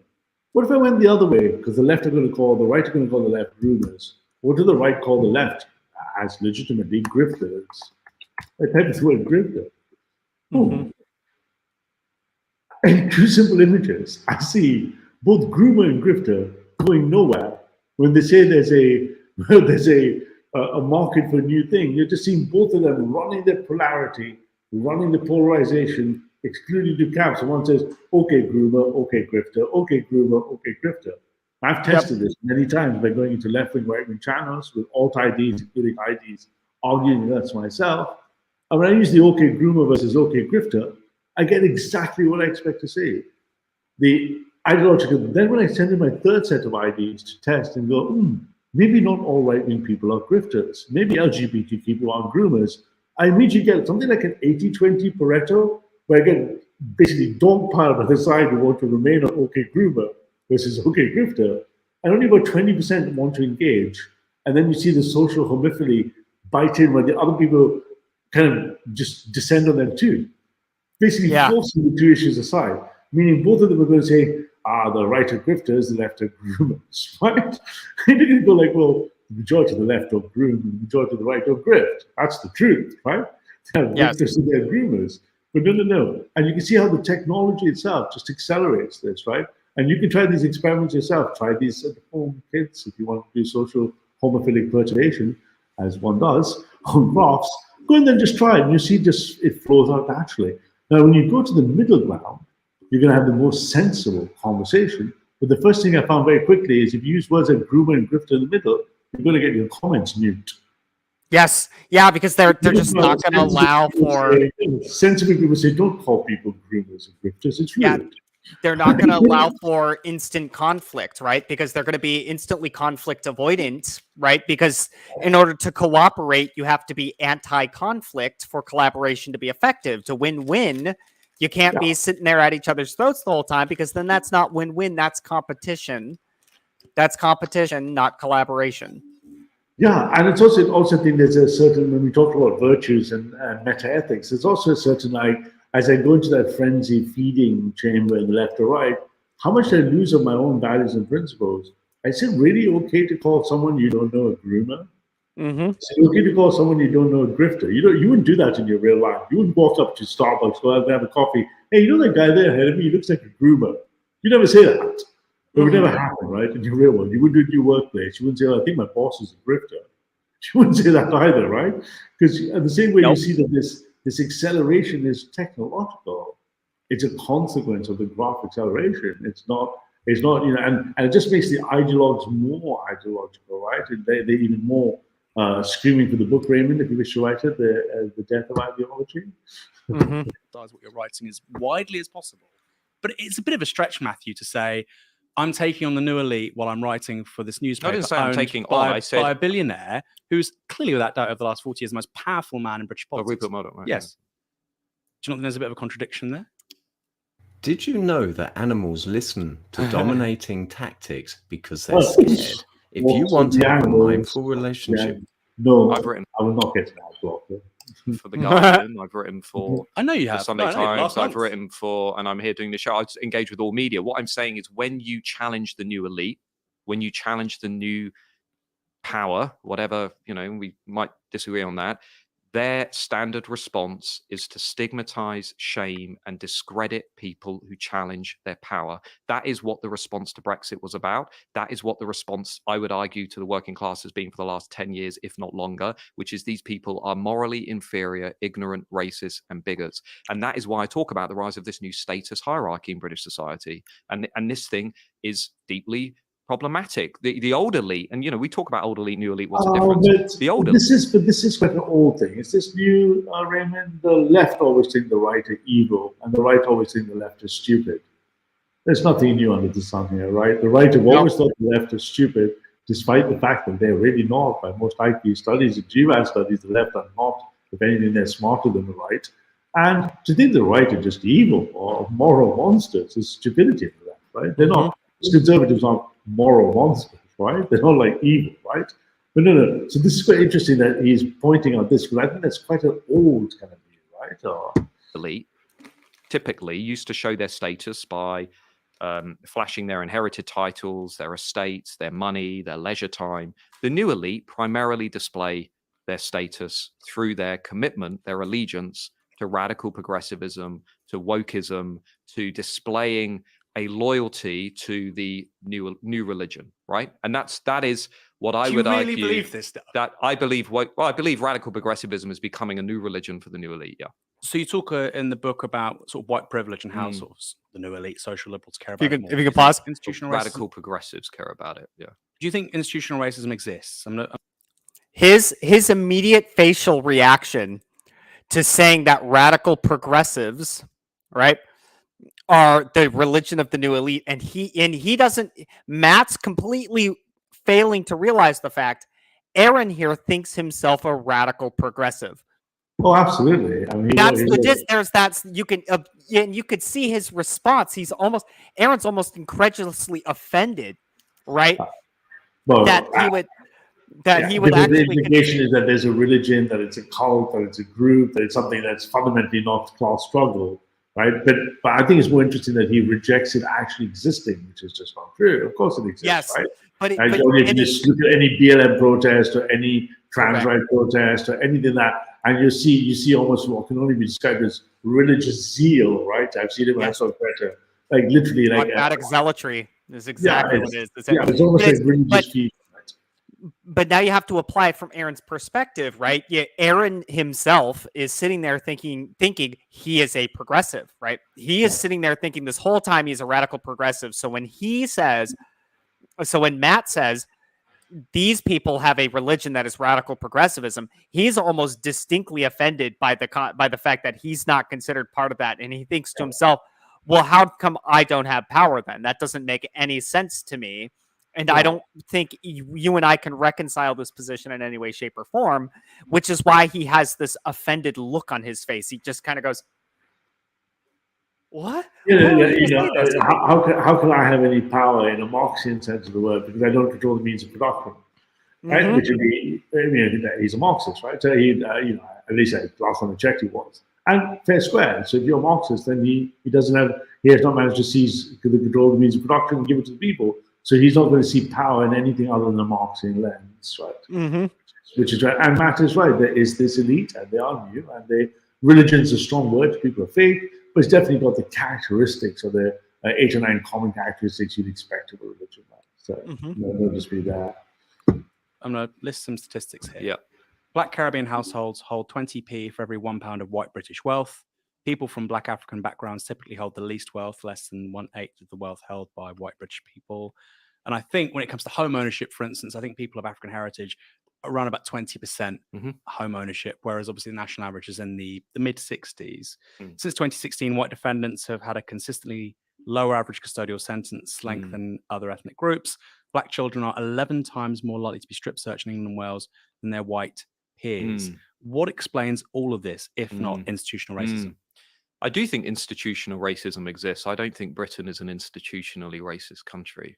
I think if you look at a whole host of areas in our national life, health, the economy, education, social mobility, the story today is incredibly varied and mixed. I've just actually finished crunching social mobility numbers for the Social Mobility Commission. And if you look at how different minority groups are progressing in British society, they are now often and pretty consistently outperforming their white British counterparts, and especially their white working class counterparts. East Asians. Not only increasing East and South Asians, but when we're talking about sorry, whites hang on, versus black this is an Caribbean, important point, please because sometimes, it's an important point. Not only British Chinese, British Indian, British Black African, increasingly British Black Caribbean, increasingly British Black, British Bangladeshi. If you look at the education system, at almost every level of the education system now, children from minority ethnic backgrounds are doing better than their white counterparts. That doesn't strike me as an institutionally racist system. When you say better, you mean they're more likely to go to university? No, they're more likely to do better at school. They're more likely to progress, to do better when they're. That's just, you have to make the exception for the black communities and the Afro-Caribbean cultures and certain specific black communities. But yeah, Indians and Chinese are just dominating, not just entry admission places or A1, B1 jobs. Indians are way richer.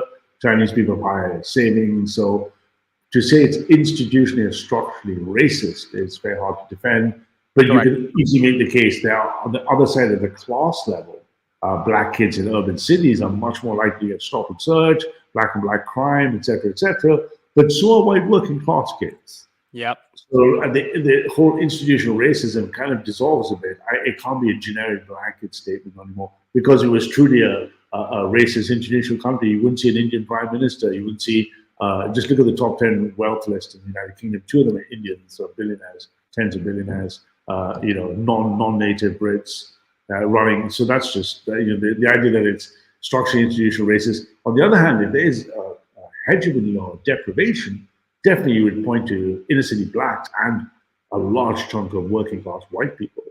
Working class white people are underperforming now. Even 10, 20 years ago, if you look at the data, some of the least expected to succeed minorities are outperforming white working class Brits, and that's obviously a source of absolute resentment, right? It's understandably so. Primary school, GCSE, A-level, yes, more likely to go to university, increasingly becoming as likely, if not more likely, to get into some of the better universities. They're also on issues around health, many areas of health, they're doing better than white Britain. So I don't look at this debate in a monocausal way. And one of the problems that we have as a country, which the Tony Sewell report illustrated neatly, is we are completely unable to talk about these disparities between groups in a way that ventures beyond saying, well, this is just racism, because it is far more complicated than that. There are multiple factors. Black children are 11 times more likely to be strip searched in England and Wales than white. I mean, that does seem to me indisputably it has to be racist. 11 times more likely? But you can't look at that stat and say, well, the country's institutionally racist as a consequence of that. Well, I think it's pretty clear the police are. Yeah, what you could say is there is a fundamental problem with policing in those communities, in those areas. But I don't think you can look at those stats and say Britain is institutionally racist. Again, the problem with these models are they all just fall on their face. Yeah, you could use loose coarse labels like, yeah, they are institutionally racist towards inner city blacks. You can't say they're institutionally racist as a nation of people or country, because who says the most on the child? Britain is one of the most tolerant nations, right? It's allowed its minorities to succeed quicker than the United States in terms of prime minister, richest people, head of the Royal Academy, and the list is endless, right, of people. So on the other hand, if you notice one group like inner city black kids are being searched 11 or 15 times per capita average, there's obviously a problem there, whatever that cause is. So the broad tool doesn't work, does it? I just can't just go one dimension race. It isn't one dimension. And Matt is right. You're going to have to be able to explore that box and speak openly and honestly about it. Why is it this community or that community? And the other hand, the right has a problem, because if they just go with race and everything is racist, all black people, all brown people, there's no conversation to be had. So hopefully Correct. people have an intelligent conversation. Go, okay, this doesn't seem to be impacting these communities who are not native. The others, let's speak about that and decry the others, right? But that's not what's happening. Right? The left have got the same problem. They're going to look at anything and go, it's institutional racism. You're like, well, how come Indians dominate like Oxford entrants? How come they're top? I mean, how come Chinese people have no crime issues whatsoever? Why is that? Why is the House of institutionally racist? And Aaron seemed almost it was interesting because Aaron seemed almost offended that he would say that Matt would say, well, how can you make that claim? Because some of the most profitable, I guess you would call it some of the most profitable ethnic groups in Britain are, like you said, they're the British Chinese, and Aaron seemed almost offended, like, well, yeah, of course, obviously them. And you go, yeah, but doesn't that kind of fly? Well, it's a counterpoint for your thesis, right? I mean, yeah. Here's just a simple one, just if you just go straight to the economics, right? And just I just stop this. Whoopsies! I just stop that and I present this. I mean, here's the Sunday Times newspaper, Raymond, maintains the rich list, and this is the United Kingdom for 2023. Number 1, Indian, the Hinducha family, 35 billion. Number 2, Jim Ratcliffe. 3, Leonard Blackburn, not native. David Simon Gruber, Jewish, not native. James Dyson, English. Lakshmi Mittal, Indian. Again, so 6 out of 10 of those lists are not, 7 out of 10 lists are not even native Brits. Yeah. So the idea that the country is institutionally racist or something is absurd. I can do the same for academic performances, all sorts of things. So the idea that somehow that, on the other hand, if I did it for black crime or inner city black deprivation, I would see horrible statistics. So there's something to talk about that. So I think they both have a point. But again, the ideology kicks in right straight away. It's like Aaron's going, how can all that, right? More white supremacy. Yeah, I'm taking offense to that, and I think your perception of this isn't properly warranted or doesn't quite neatly fit into my lens. So I have to very clearly take offense, and now I have to shut out of the conversation because I don't really actually want to address that. Maybe you and I don't have the full picture, and there's an element of pride in there. There's actually easily an element of pride in ideological presupposition as a fundamental driver to competitiveness over collaboration.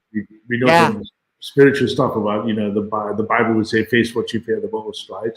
Right, you're gonna look at yourself, and you look at there's going to be some uncomfortable truths from both the left and the right if they open these boxes. It's easier not to open the box, right? To say racism has nothing to do with race, right?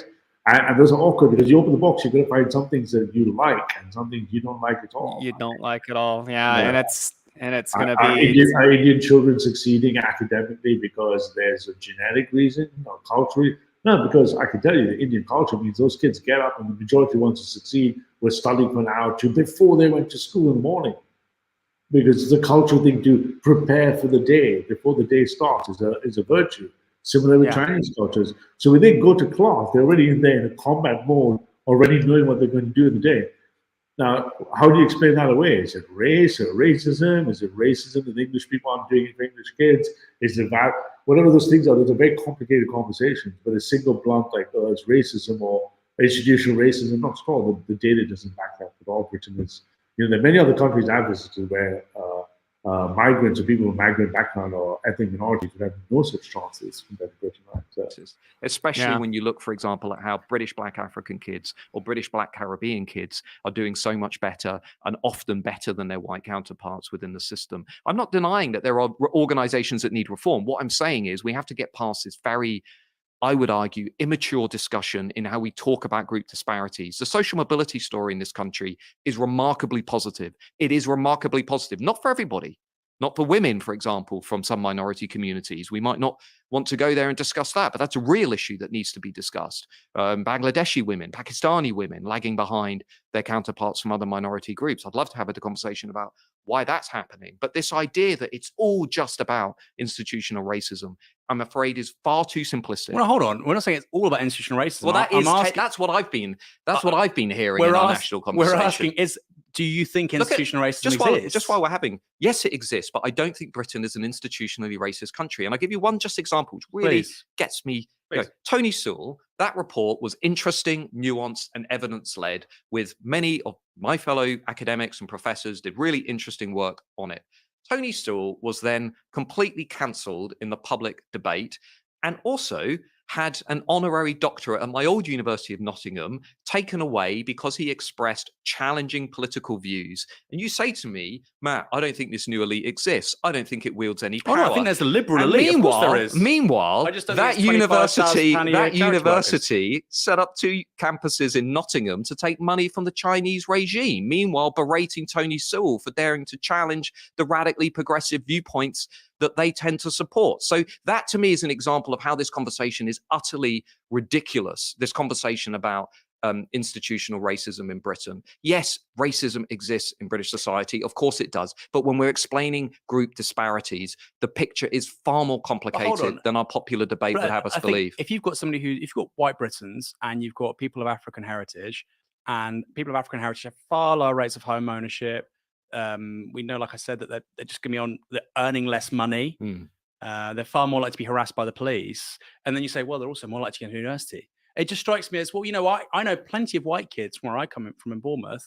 Plenty of white kids never went to university. Absolutely. And they earn far more money than most of my graduate friends. Some of them do, some of them don't. Well, a lot of them went into trades which don't require degrees. So plumbing, electrician, boiler fitter, plasterer, and they make great money. And if you said, why didn't you go to university? Poor you should have gone to university. You're missing out. They said, what the hell are you talking about? Absolutely. But we're not allowed to talk about why, for example, kids from the white working class are being completely screwed over in this system. We're not allowed to really discuss. I mean, just to jump in here, just to make the case for that, it's a really trivial case to make. If you just look at the UK figures, so UK income by ethnicity, right? I just goes out. Black households were most likely out of the ethnic groups to have a weekly income of less than 600.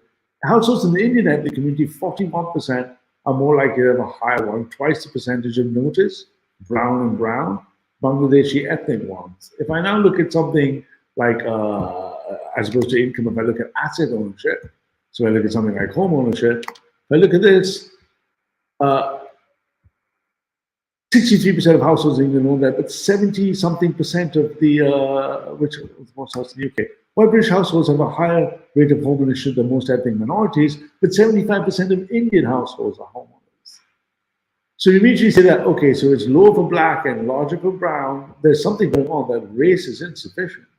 It isn't a single, you can't go Britain institutionally racist. You can see differences in brown versus black and black. So there's something much richer to be had. If the left shut down their conversation saying it's just more racism, then that's not going anywhere, right? And the right refused to also look like, oh, therefore the right would be guilty of saying, oh, all brown migrants and black migrants are benefit scroungers. Clearly not, right? No. You clearly see underperformance. No. Again, you notice how the ideology then is just lock in. At least Matt is trying to want to have a conversation. I don't think Aaron's only going to focus on the case. He's very much so. Matt is very much so reaching out. He is very much so. He's trying to get there. Yeah, he's trying to get there. But I think with race is the one of the holy grails for the left, right? Because racism is part of the white supremacist patriarchy. So if they're earning more money and they're more likely to earn. They don't always earn more money, Aaron. Not many of them do. The metric is about university. Some of them do. Some of them do. But they are consistently the least, the worst performers in our education system. They are the most likely to suffer family breakdown, more or less. I mean, I think there are a couple of comparison points, particularly with young British, Black Caribbean kids, but they are typically as likely to, or close to being as likely. Just to go back to the geek side for a second, Raymond. So imagine now we have all 400 dimensions roughly of political positions and orientations. Suppose now we can feed all the data in, very close, for every piece of this census data, economics, wage, all the British data, and spatialize it. And you can imagine that's quite a massive multidimensional ocean. The next stage, obviously, which is what we're up to, is to point the artificial intelligences at it and go, you go find out. You go tell me what are the causal factors, right? Yeah. Right? You want him to learn, right? Because clearly it's difficult enough to watch the left and right argue over 5 dimensions of morality, split over 3 economic powers, 5 MFT dimensions against each other against a 3-dimensional scale, and you can already see the amount of dancing, the amount of tango, the amount of manipulation. If it's really 400 dimensions over 60 million people on a splot with about 60 to 70 primary data sets of attribute data, you're never going to do it in your head. Even if you try to run a priori model, you can't discover it.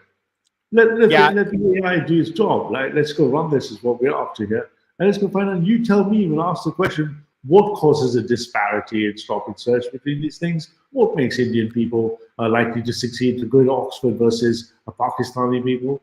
I'll expect to be able to drill that data, but not just drill the data, but as a consequence, get the explain behind the plan as to why it thinks it does, it knows what it does. Yeah. That's what's to come, right? Because you can see the limits, right? Right? Yeah, which is a point. I said back to the to suffer family breakdown. And if you look at, say, how the elite universities respond to that group, you know, Neon think tank has found universities have devoted much more attention to recruiting kids from minority ethnic backgrounds than white working class kids. Cambridge just had a program that wasn't even open to white working class kids, but was open to their counterparts from other communities. And this is what I mean by, you know, the values and the belief system, the radically progressive belief system of the new elite imposing itself on institutions. Because they've got no class no, politics. It's not progressive. No, exactly. But that's what I'm saying. It's not progressive. It's the opposite of that. And then when I point out these contradictions and I was going to say something. We should go. I mean, he doesn't get it. Yeah, you just want to rip your hair out because you're like, dude, that you've already lost the class war. That fight is irrelevant right now. Okay, the fight is irrelevant. It's like that's an irrelevant position. It doesn't carry weight. It doesn't actually help you solve the problem, which is that there is growing inequality. It's irrelevant, right, to talk about what economic equality is going on within the ruling class alone, because it's irrelevant to the fact that let's be contrarian to Aaron, and actually I double down with you. Say, actually, right, Aaron. But if your virtues above your meta ethics, if you like, inform things in a left wing perspective, rightfully so in your book by class inequality, right? Let's look at a simple metric. Income inequality is rising, especially in the United States and the UK and the West, right? Because of this, then surely your real underclass, the real class that are oppressed, are not racial anymore or anything. No. They're just those people who form the bottom 50%. Now, you're going to have to lower your to get your class score satisfied, because if you care about the bottom class as a Marxist, you care about these people who will never own the means of production, you have to admit that there are going to be white working class people in there. If you immediately go back and say, no, my enemy is the right, and it's the institutional structural racism that's keeping black kids down, but not white kids, you're actually doing a disservice you're doing a disservice. Similarly to Matt Goodwin on the other side, saying, if you just think all your problems are downstream from immigration, you're just not looking at the finest immigrants producing the finest stuff for Britain. Correct. You can't just go, all migrants, because you're not differentiating. You know? I mean, you know, if I was a lefty in the old school, I'd be Manuin's bro, right? Interesting Manuins. But literally, you're not looking at that, and you're doing a disservice. So Aaron's like refusing to see that the underprivileged class have a huge amount of white working class people in it. Because as soon as you go white, something will trigger, and they go, no. Yeah.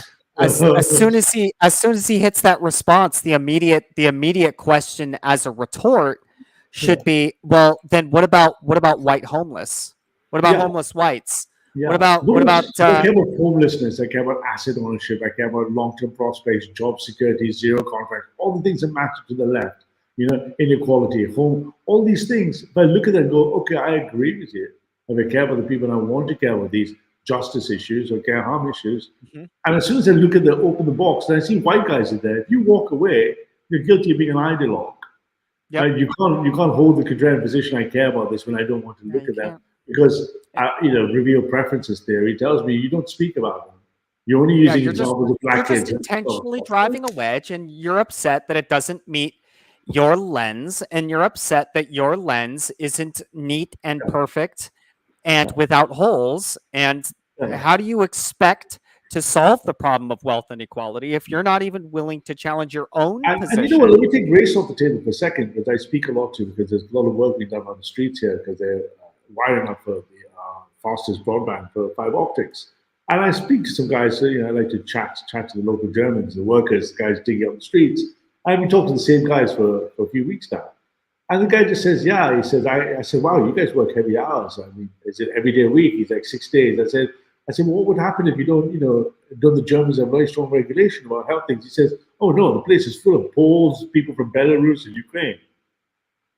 If I don't do this, I've lost my job. I have to compete with the world. So if you were a German Marxist and you were saying, I want to protect the German people and the lower class, then you immediately got a problem with mass migration. Notice there's no race. These guys are all white. The Belarusian Poles are all white. So the question then becomes is, well, who is your class? If your class is the working class German, and he's going to have a good life because he looks like he's working real hard for a living, that guy, right? And the two of them are quite nice kids, maybe in their early mid-20s. And I'm looking at it like, well, okay, so take race on the table. It's not white supremacy. He's competing with globalist force. That's rushing migrants in, rushing Poles, rushing people from Belarus, rushing just people. Migrants, not even ethnic groups, not even, they're not rushing Syrians, they're not rushing Iraqis, they're just rushing migrants, people, just people. Just migration. So surely that's bad for class justice and economic inequality, because the guy who's making the profit is the guy who owns a company who's a subcontractor who's just keeping the Germans on their feet while hiring lots of Poles to make sure wages go down. That's a left-wing issue. Surely that's a left-wing issue, right? So and then you have to come at it from the right wing as well. You have to attack the right wing position on it as well. So you think that,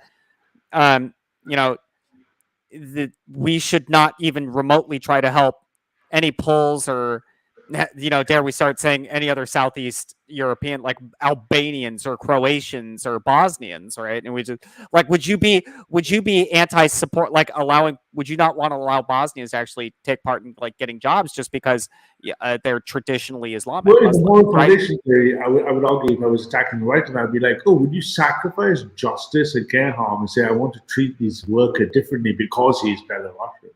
Yeah. As when I say, okay, the German can have a lunch break, but the Pole's going to work an extra hour. Exactly. It would be an unequal application of the same moral foundation. Yes, exactly. It would just be the unequal. So because they're kind of dirtying up the German streets. So we're gonna have to make sure that if they do, they at least atone for it by working extra time and extra hours and not get the same break, or they get shouted out, whatever you. They've attacked the sanctity of Germany, so we're gonna make Albanian lives matter. I love that. That's awesome. They're attacking the sanctity of Germany, so we should make them atone for it by forcing them to work longer hours. I would love to sing the Albanian national anthem. I'm afraid I don't know. Discrepancies. People say, well, you're racist for saying that. And that's the level of our public debate, which is utterly ridiculous. So sticking to this issue of racism, you spoke to Podcast Trigonometry. We're going to play the clip now. Zoomer students or Gen Alpha or whoever's coming next, I suspect there will be a generation that comes along and thinks, this is just really naff. It's going to be cool to kind of call some of this stuff out. And also, I think the evidence is going to undermine it. We are on the cusp of developments with genetic coding and science that are going to be complete game changers in how we understand health, medicine, life expectancy, all of that stuff. So the idea that there are not inherent differences between groups is just going to be completely unsustainable. I mean, it already is, if you look at the evidence, but over the next 5 to 10 years, it's just going to look utterly ridiculous as a lot of this research and evidence comes through. You say there that genetics will reveal more about differences between groups in the future, and thus make young people more right-wing and bolster quasi-conservative arguments. That's not quite what I said. Hold on. What inherent differences are you talking about in that video, and in between which groups? What I'm saying is that the claims of radical progressivism over the long term are simply going to be unsustainable, because the dominant narrative is to trace pretty much every disparity between groups in society to racism. And what I'm saying is, if you look at areas of our national life, like health, you can clearly see many different outcomes, rates of prostate cancer, coronary disease, life expectancy, which have absolutely nothing to do with racism and are clearly influenced by genetic factors, among other things, poverty and whatever as well. But the idea not only genetics, that we can just look at all of these group disparities in society and say, That's racism. As we Hold did, hang on, as we did partly during the COVID pandemic, of course. Everyone said, well, this is just racism. Is for the birds. It's far too simplistic. But if you're saying that I think conservative arguments... right there. I think there was a view that what I was saying is somehow genetics will make people more conservative, People can watch, which was utterly We've played wrong. the clip. And it was wrong. And it was what you say is, well, you could, okay, well, we can I reform know this. what I said because I was the person saying it then turned into, Ooh, which is exactly what I argue in the book. He's calling him on his disingenuity. Let's talk about the clip. No, because this is I don't want to talk about the reception. I want to talk about the clip because you're here. I want to talk about the reaction to it because and then I'll come back to the clip. It underlines a point I make in the book, which is it became a cheap hit job trying to discredit a voice that people find challenging. I didn't say anything in that clip beyond the fact that if you want to explain different health outcomes among groups, you cannot ignore a variety of factors, of which genetic factors are going to be one. That is a common sense argument. If anybody wants to dispute that, I'm afraid they are. You must give credit to Matt to trying to soften that, and couch it, and try to put it in the most gentlest form possible that genetics is a factor. I mean, I think he's right to do so because that conversation will have to be had. At some point. Get you out of it. Genes are not enough. You know, I mean, I have many an argument in Telegram chats about let's go race realism. And simple little things break it down. Okay, you're a race realist, great. Do you think there's a genetic basis to your moral foundations? All the wignacks go, yes, there is. I'm like, great. So I'm like, so here's a little Bantam experiment for you. So it's all about race and IQ. Yep. I'm like, okay. So when you live in a village where you kick out the 20% of white people who have a lower IQ than the threshold you define and put 20% of black people in with the same IQ or high threshold, they're like, nah, I just want to keep the white people. Oh, okay, so racial IQ doesn't matter. Because racial IQ does matter. You'd be kicking out or doing whatever you want to do with the low IQ people, and you'd be swapping them for race. And very quickly see those conversations, those discussions have to happen because there's lots of red herrings all over the argumentation. Race religion is not some panacea, right? Immediately, the amount of people just feel that like, I'm all about race racism. Look at my GWAS study. Here's my latest one. A few little test experiments, and very quickly they fall back to their moral principles that had nothing to do with genetics and race realism in the first place. They wanted in-group preference. Race realism was just a tool for them to try to pretend they're not talking about in-group preference. So I think it's wrong for people to censor this, and Matt and others should be allowed to have these conversations. And the left should be arming themselves to be able to deal with these conversations on issues like justice. But obviously calling him racism straight away is obviously Matt's treading very carefully here, right? Because it's enough to get yourself cancelled forever, right? Not reading. They are not engaging in research. What you seemed to say to me was that right now, progressive arguments around fundamental equality and sameness between races will be undermined over time as we learn more about the genetic diversity and disparity between various different racial groups. Now, I think most people, I think rightly, by the way, Matthew, read that as you saying, well, actually, we'll find out quite soon that genetics are going to account for things like intelligence.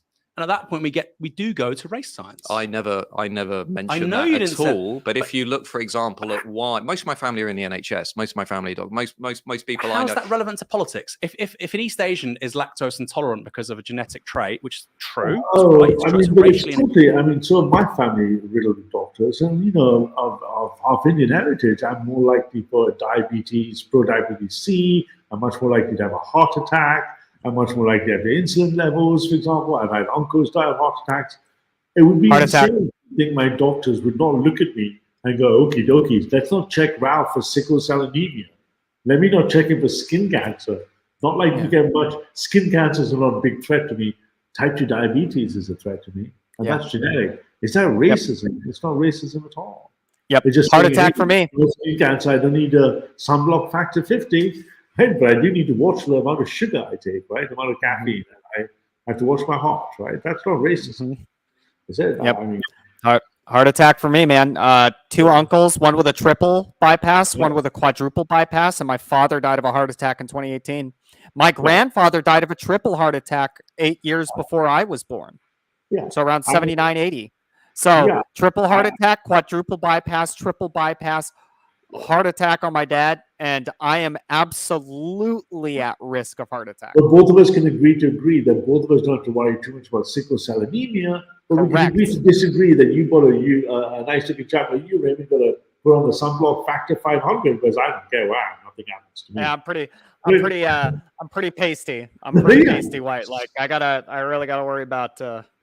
Yeah, so I mean, this is I think it's Matt's obviously treading carefully, but Aaron has to be non-disingenuous and go, okay, admitting things that are scientific Yeah, is he one wants thing, to. and fighting race realism as being a source of racism is something He legitimate. very clearly he wants so hard to win the class war in this regard in this conversation that he is willing to absolutely sort of break the capacity for collaboration through sheer But willpower. to be fair to Aaron, though, he has the one against the interests of his peers, and always said, bring on a right winger, and he's obviously on his own turf. So he's obviously got to play for his audience, right? If he went there and capitulated, they'd probably carve him up after the True. So, this is actually that's a fair assessment, though, is if he doesn't perfectly stand his ground and fully stay his position, now he has to worry about in-group out-group exclusion through ideological presupposition, and now he has to find a way to You know, and it's unfortunate. There was an old adage that I never really understood from years ago, maybe 20 years ago or older, that holds true, but now it makes so much more sense in all the work I understand, is that the right will always lose by purity spiraling, and the left will lose by eating themselves. Yep. Holiness They're spiraling. just going to eat each other if they do that. The right just going to purity spiral. There's 11 guys and a cat and a statue of David. Right? Yeah. It's broken IFF versus hypersensitive. So a non-functioning identification friend and foe, that would be, or actually here, I'll even swap it over on the camera so that people can see it on stream a little bit better. So you would have identification friend and foe broken, hypersensitive identification friend and foe, purity spiraling, holiness spiraling. You're not meeting my ideological presupposition regardless of what you look like or what your background actually is. That's irrelevant, right? Even as long as you act like you're part of my ideological presupposition, even if you are in fact an enemy at the when push comes to shove and I'm actually a means to an end, broken IFF. Whereas hypersensitive, it's responding too much and it wants too much to keep any impurities out.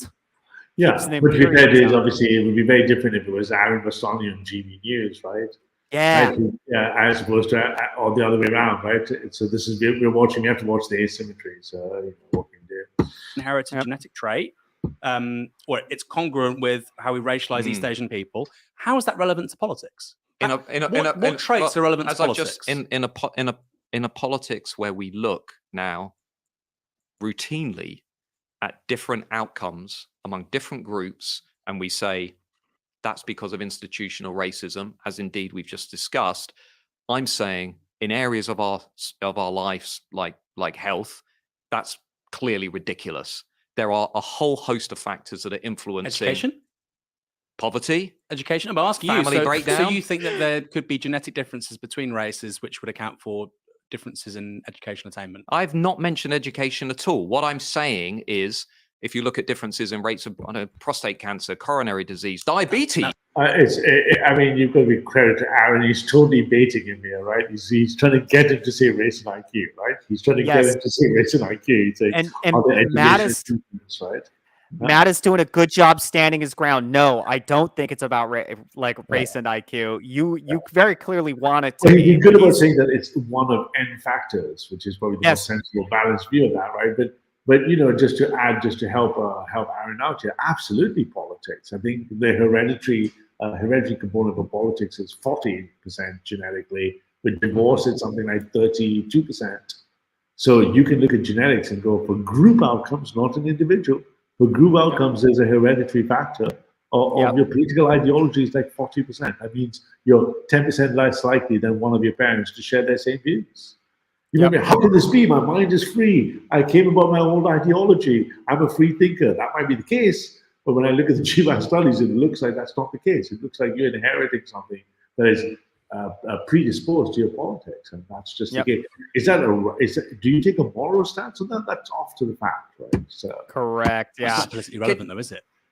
That's not why people get angry. They go, and as Matthew Goodwin thinks that people who are white and black have different rates of prostate cancer. Because people looked at a clip that was taken out of context within a discussion that was about the problems of radical progressivism and the narratives that it produces and it promotes, and they saw what they wanted to see. And this is what I would say to the left on Twitter, right? Get real. Basically, get real. Because if you look at a lot of the evidence that we have on disparities among different groups, this narrative, which I would argue permeates many of our institutions, that this is monocausal, this is about racism, and that's it.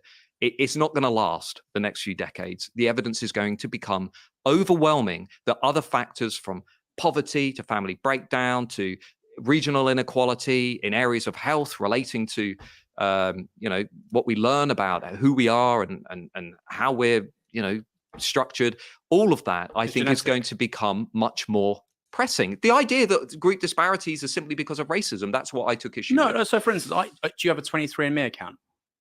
23andMe, I have no ancestry reports and that. Right. Okay. I do. Okay. And what was fascinating for me was my maternal hablo group. I didn't even know that word existed. Is R than V. So my ancestors went from East Africa to West Asia, and then, this is on my mother's side, and then to Southeastern Europe. And for me, this emphasis actually on genetics that you're talking about, and as we learn how to read into the data which informs our very being, actually that undermines the idea of racial differences, because I have ancestors going back thousands and thousands of generations who come from East Africa, West Asia, and then go into Europe. And actually, that to me, I'm not quite sure how to respond to this, Raymond, if you want to, but that's just, it seems like Aaron has a very, very basic understanding of genetics, right? So we all came from homophilic descent, therefore we're all chimpanzees, and what's the argument here? Right? There's no... I mean, he's not really. So what I'm not understanding is, what does the Southeastern Europe have to do with that? Is he saying he's so much like the British? That's the curious question. No, what he was trying to mount there is, because I have a contiguity that span continents in my heritage by his haplogroup of his mother, therefore race isn't real. Right, because migration patterns are a thing, therefore race can't possibly be real, because migration patterns are a thing. And he doesn't even point out that there is a possible distinction, because he's also, like, his father is English, correct? I think one of his parents is, and the other's Iranian. I'm not sure. Okay, right. And because I know some of the chat was saying the other Iranian agent, and I was like not entertaining it. And I was like, okay, all right, I get that. I was like, I'm not touching that. I don't really want it. So, because the reason I find it curious is because he doesn't even point out that there could be very possible distinctions in what you would call inherited illnesses. And he doesn't point out that there's a possibility for a distinction. He just says that we are the same because we moved. No, I think he does the left.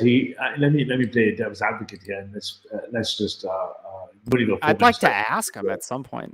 Yeah, but I think he does the anti-racism and the left injustice by saying, no, if I was operating the left, I would do the opposite. I would embrace race realism and use it to fight racism.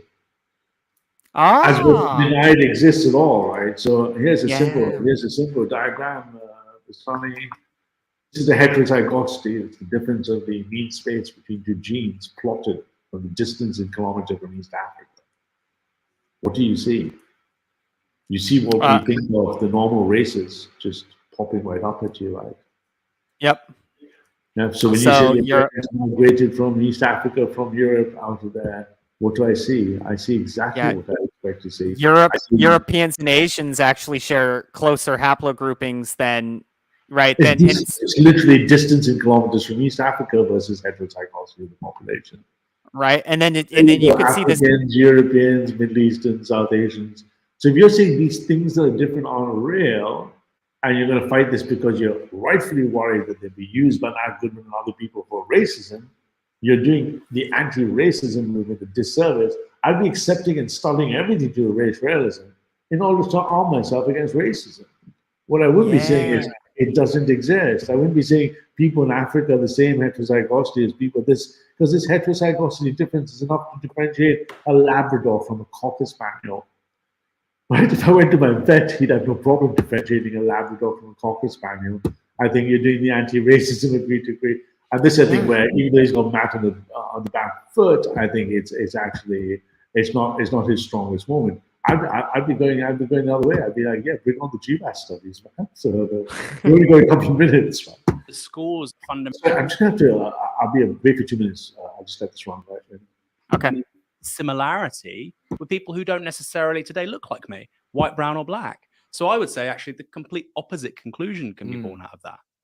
I mean, I'm not turning this into a conversation around racial differences because, as I argue in the book, in the final chapter, if you want to look at disparities between different groups in the UK today, you cannot simply look at those through the prism of racism. There are a whole host of other factors. Also, I know multiple social factors. Which is exactly what I was saying in that interview, which is if you look at an area like health, it is going to be unsustainable, as we discussed during the COVID pandemic, as we discuss often in terms of how people are treated in the NHS and so on, to look at all of these different outcomes and say, well, that's because of your fixed group identity. Registrieren Sie Ihre Domain und starten Sie Ihre Website mit hostinger.de. Wählen Sie eine der beliebtesten Domain-Endungen. Die Domain-Registrierung kostet Sie kein Vermögen. Wir sind das ganze We got one more after this. für Sie da, ohne Ausnahmen. Unsere Geschwindigkeit ist außergewöhnlich. Registrieren Sie oder übertragen Sie Ihre Domain. Erstellen Sie Ihre Website. Entdecken Sie in unseren It's going to become unsustainable. You don't think that educational attainment is going to be contingent on genetics then? You don't think I've not mentioned You don't think education. that? I've not mentioned education at all. You don't think that? I've not mentioned education at all. You said you don't think No, that? because you're trying to turn this into a conversation I'm about asking you. educational attainment. That's how and people read it. performance. So I'm asking. Well, if they've read it, then they weren't listening to what I was saying because I never mentioned education at all. What I was mentioning was health. This conversation around the book, which is about political divides, is a conversation that essentially I think is grounded, and people can read it themselves and they can decide. But I think it's grounded in evidence, in research, and in the final chapter on why some groups are doing better than others and why it's not enough just to say we're an institutionally racist society. I'll let that chapter be the judge, and people can decide if they buy it, if they find it convincing. But the stuff that was said in response to that clip was inaccurate, was wrong, and was quite insulting. And I'll leave it there. So final question here. You're viewed as a conservative academic. Which is okay. That's You're a fine. small C conservative academic. No, I would. Yeah, you covered UKIP and the rise of Farage and Brexit. But that doesn't make me a conservative academic. But yeah, I understand why people would You're say subject that. material, Sure, right? Sure. Do you think there are people who are sort of fellow travelers who are racist, who do believe that things like educational attainment are genetically inherited? I've met a lot of people What does this over have the to last do? 20 years through my research who are racist. Yeah. But I'm talking about academics. I mean, I'm sure there will be, yeah. Oh, do you want don't names? personally Is that know what them. you're asking But I've for? done 'Cause work that's a- on extremist groups for 20 years. I mean, I've met lots of Islamophobic, prejudiced, racist people. And in the same way that on today, when I'm doing more work on the left of politics, I've met many people who I would describe as illiberal, anti-democratic, and in some cases extreme in how they view society and the world. And my frustration actually with too moderate liberal. liberals, while we're having a discussion about the new elite, is that they never call out people on their radical left flank. They never call out radical progressive Really? woke. Were you not there for Jeremy Corbyn's treatment from 2015 to 2019? No, I'm talking more about perhaps influenced more by where I'm sat within universities and where I'm sat in terms of the wider cultural debate, that there is a gaslighting going on where people say, oh, there's no problem within liberalism. There's no problem within that. Oh, but to be fair, Matt, that's a problem on the left and the right. I don't hear the right calling out the Nazis and calling out the fascists. I don't hear the right saying, oh, we fought World War II to defeat them at all. And of course, the left are not going to call out that. So I think both sides are equally right. Yep. Of politics, and I disagree. That's why my views have changed over the last 13, 14 years, in that I've come to the conclusion that I think moderate liberals have let a lot of people down, have let the country down in not calling out a lot of this stuff. And I've gone on a political journey. I think that's pretty obvious to anybody who's ever read anything that I've produced over the years. I don't think it's a secret that I've changed my views on a whole host of issues. But I certainly would reject some of the commentary that accompanies that. That would say, I'm not committed to whatever modern liberal representative democracy. I think that's utterly nonsense, and the people who say that don't know me. Would you go into politics? Long No, pause. I don't think so. I enjoy teaching, and I enjoy ideas, and I enjoy research, and I enjoy trying to find out new things about the world. And politics. Everyone I know in politics is miserable. But this book reads almost like a manifesto to me. If the Conservatives lose in 2024, and it's actually something, when people were saying, why are you interviewing this man? I said, well, everyone in politics is miserable. Credit to Matt. What an amazing quote. That is so amazing. Everybody in politics is miserable. Like, man, what an awesome quote. That's a real... Having said that, almost everyone who answers the question, are you not going to go into politics, and say no, that all usually means they're gearing up for politics, right? Yeah. Are you going to run for the presidency? No. Oh, okay, so you're running for the presidency then. Yeah. It's that's what a great response. I think if the Conservatives lose in 2024, the party's soul will be up for grabs, and I think some of the ideas in the book will be centre stage in that debate. Yeah, intellectually, I think that's going to be a more interesting place for the Conservative Party to be, because I think conservatism has completely been hollowed out. I don't think it knows what it is anymore. And I think if you compare and contrast British Conservatives to their counterparts in other parts of the world, they look intellectually weak. They look, they're behind everybody else. They don't have any interesting ideas. And I think the Conservatives will have to push themselves into a very different intellectual space. And by the way, while we're having this conversation, because I think it's important, I'm often criticized for working or doing work with conservative think tanks.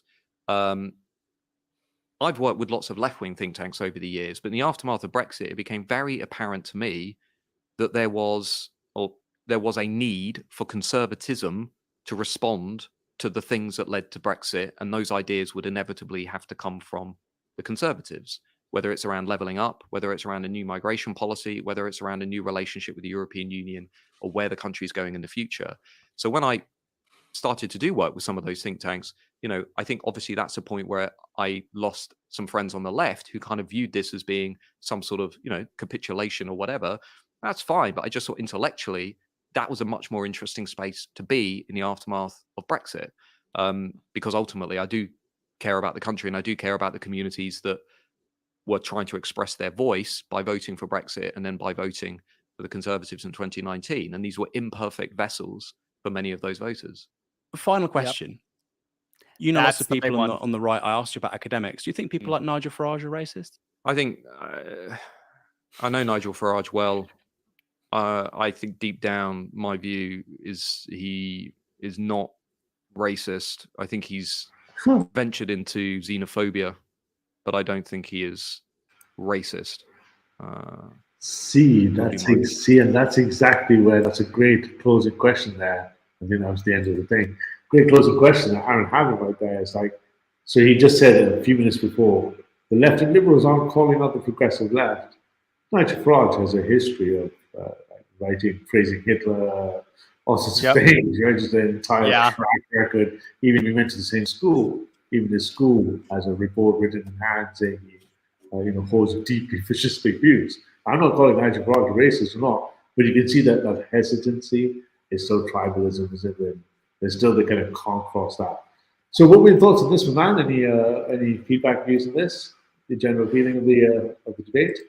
I found it.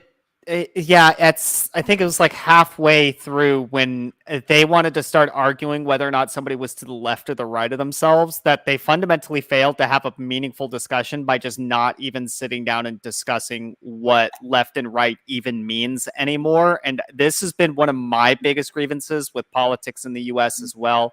Nobody wants to classify or clarify their fundamental definitions on what they use to classify and label people. They don't even want to get into the definition space so they can find a way to effectively communicate their position. They just make this assumption that the person they're talking to has a general sense of what it is they actually mean. And then that's how you instantly create the conflict, because I ran into this a lot when I would constantly test my positions, because most folks, they'll sit there and they'll nitpick exceptions to the rule, and they'll use that to sort of pick apart your argument and say your argument doesn't actually carry as much weight as you think it does because I can point out exceptions, which is interesting because that's just dodging the general rule in the first place.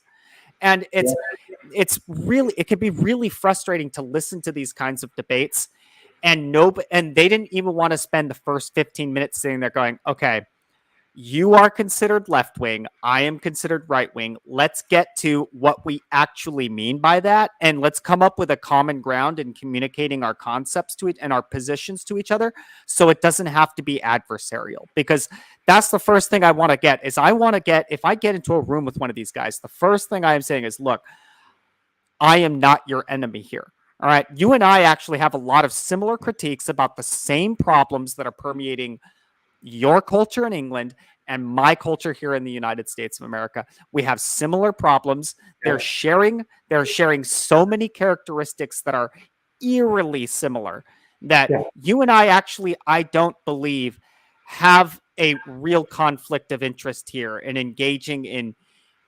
If you can break through this barrier of that, so when, because of my recent, I haven't been too much work the last 46 weeks, but I've been doing all these little micro things. And part of this is these testing of these models. And I think when you get this, if I say, oh, that sounds like they're going to my perturbation mode, so I'm talking about large channels where I try to perturb them and comment, I say, well, that sounds far right. And people get very upset. They're like, what do you mean by far right?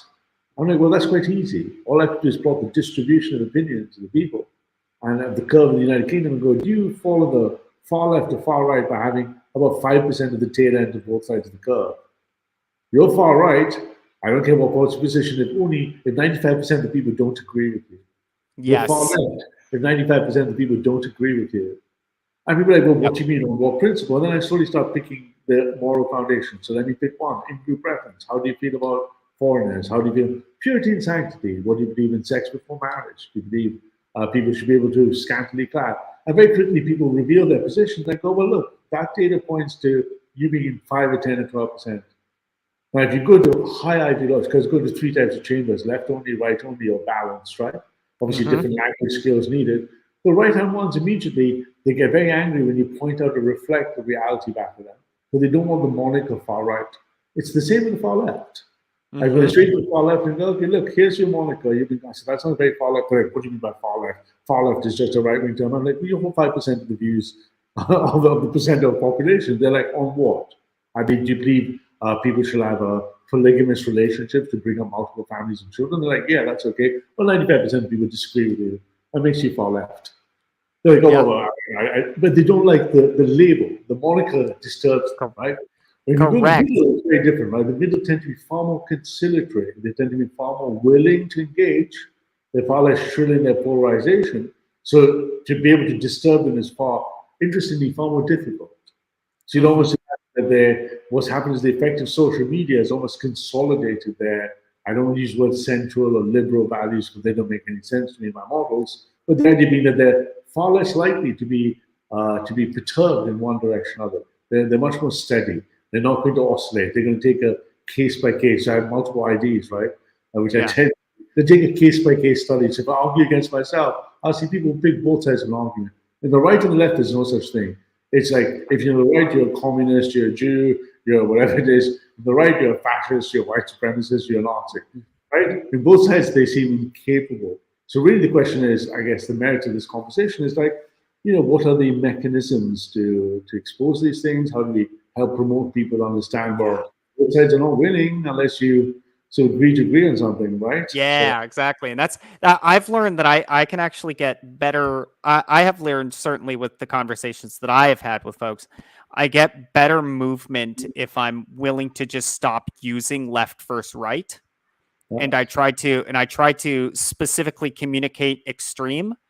Yeah. And when I say extreme, I actually mean more or less observable reality, and then try to paint that, whether or not that would be considered an extreme or not. So, and it would be a very important thing. So we can take an example of this, right? Okay, so you have a problem with wealth inequality in the United States, and you think African American communities are overly impacted, correct? And if the response would be, well, yes, I think they are. Okay. So, how do we reconcile cultural supremacy to the African American culture of excessive violence, swearing, and guns, and weirdly enough, drugs and violence and criminality? And how do you reconcile the distinction between the two? And and whether or not that could even remotely, right? It doesn't have to fully play a part, right? Yeah. In wealth inequality in African Americans. It doesn't have to even play it, just a remote. It just has to be a possibility. And how do you reconcile the possibilities? Right? Yeah. Yeah. I think what I find interesting, and we probably wrap up soon, it's quite late here, but is I find it's like if you actually then take the ontologies, not the epistemology, take the ontological concepts, right? Supremacy, racist, fascist, all these kind of labels that are these old ontological ideas, and then if you reflect it on them and mirror it using their own ontologies, you get these startling variations as well. So I'll go to far left channel, recently progressive channel, and I say, oh, but what you're doing is cultural imperialism. But I keep using the word imperialism, which is the ontology. Cultural They get hegemony, very yeah. upset. Same way if I went out to the right, then most of the behavior is degenerate. The right get very upset, right, when you call them degenerate, because they spend all the time accusing the left of being degenerates, i.e. purity, sanctity dimension. Look, you're moral degenerate, you're a degenerate, you're a degenerate. I'm like, well, your behavior is pretty degenerate. Yeah. Immediately, some of them correct themselves. They realize there's a bit of moments for reflection. Actually, this behavior is exactly going against what I'm claiming or self-identifying as my moral foundation. Same with the left. You get a sufficient number of people look at it going, is it actually imperialist to go around enforcing or demanding progressive values on others? Isn't that a form of hegemony? Aren't you trying to force your imperialistic values under the names of progressivism? Others just tend to almost double down and go into almost a comatose. Yeah. So this is like like frozen in the headlights, right? They just look at you like a cognitive dissonance can't compute, right? So yeah, because it could be because it's scary that you have. I mean, it's incredible, right? As social creatures, the anxiety that can be instantaneously generated when realizing that what you view or perceive as reality could actually very well be a veil you place over your own eyes. Yeah, is a very terrifying realization that, oh my, has everything I ever believed been wrong?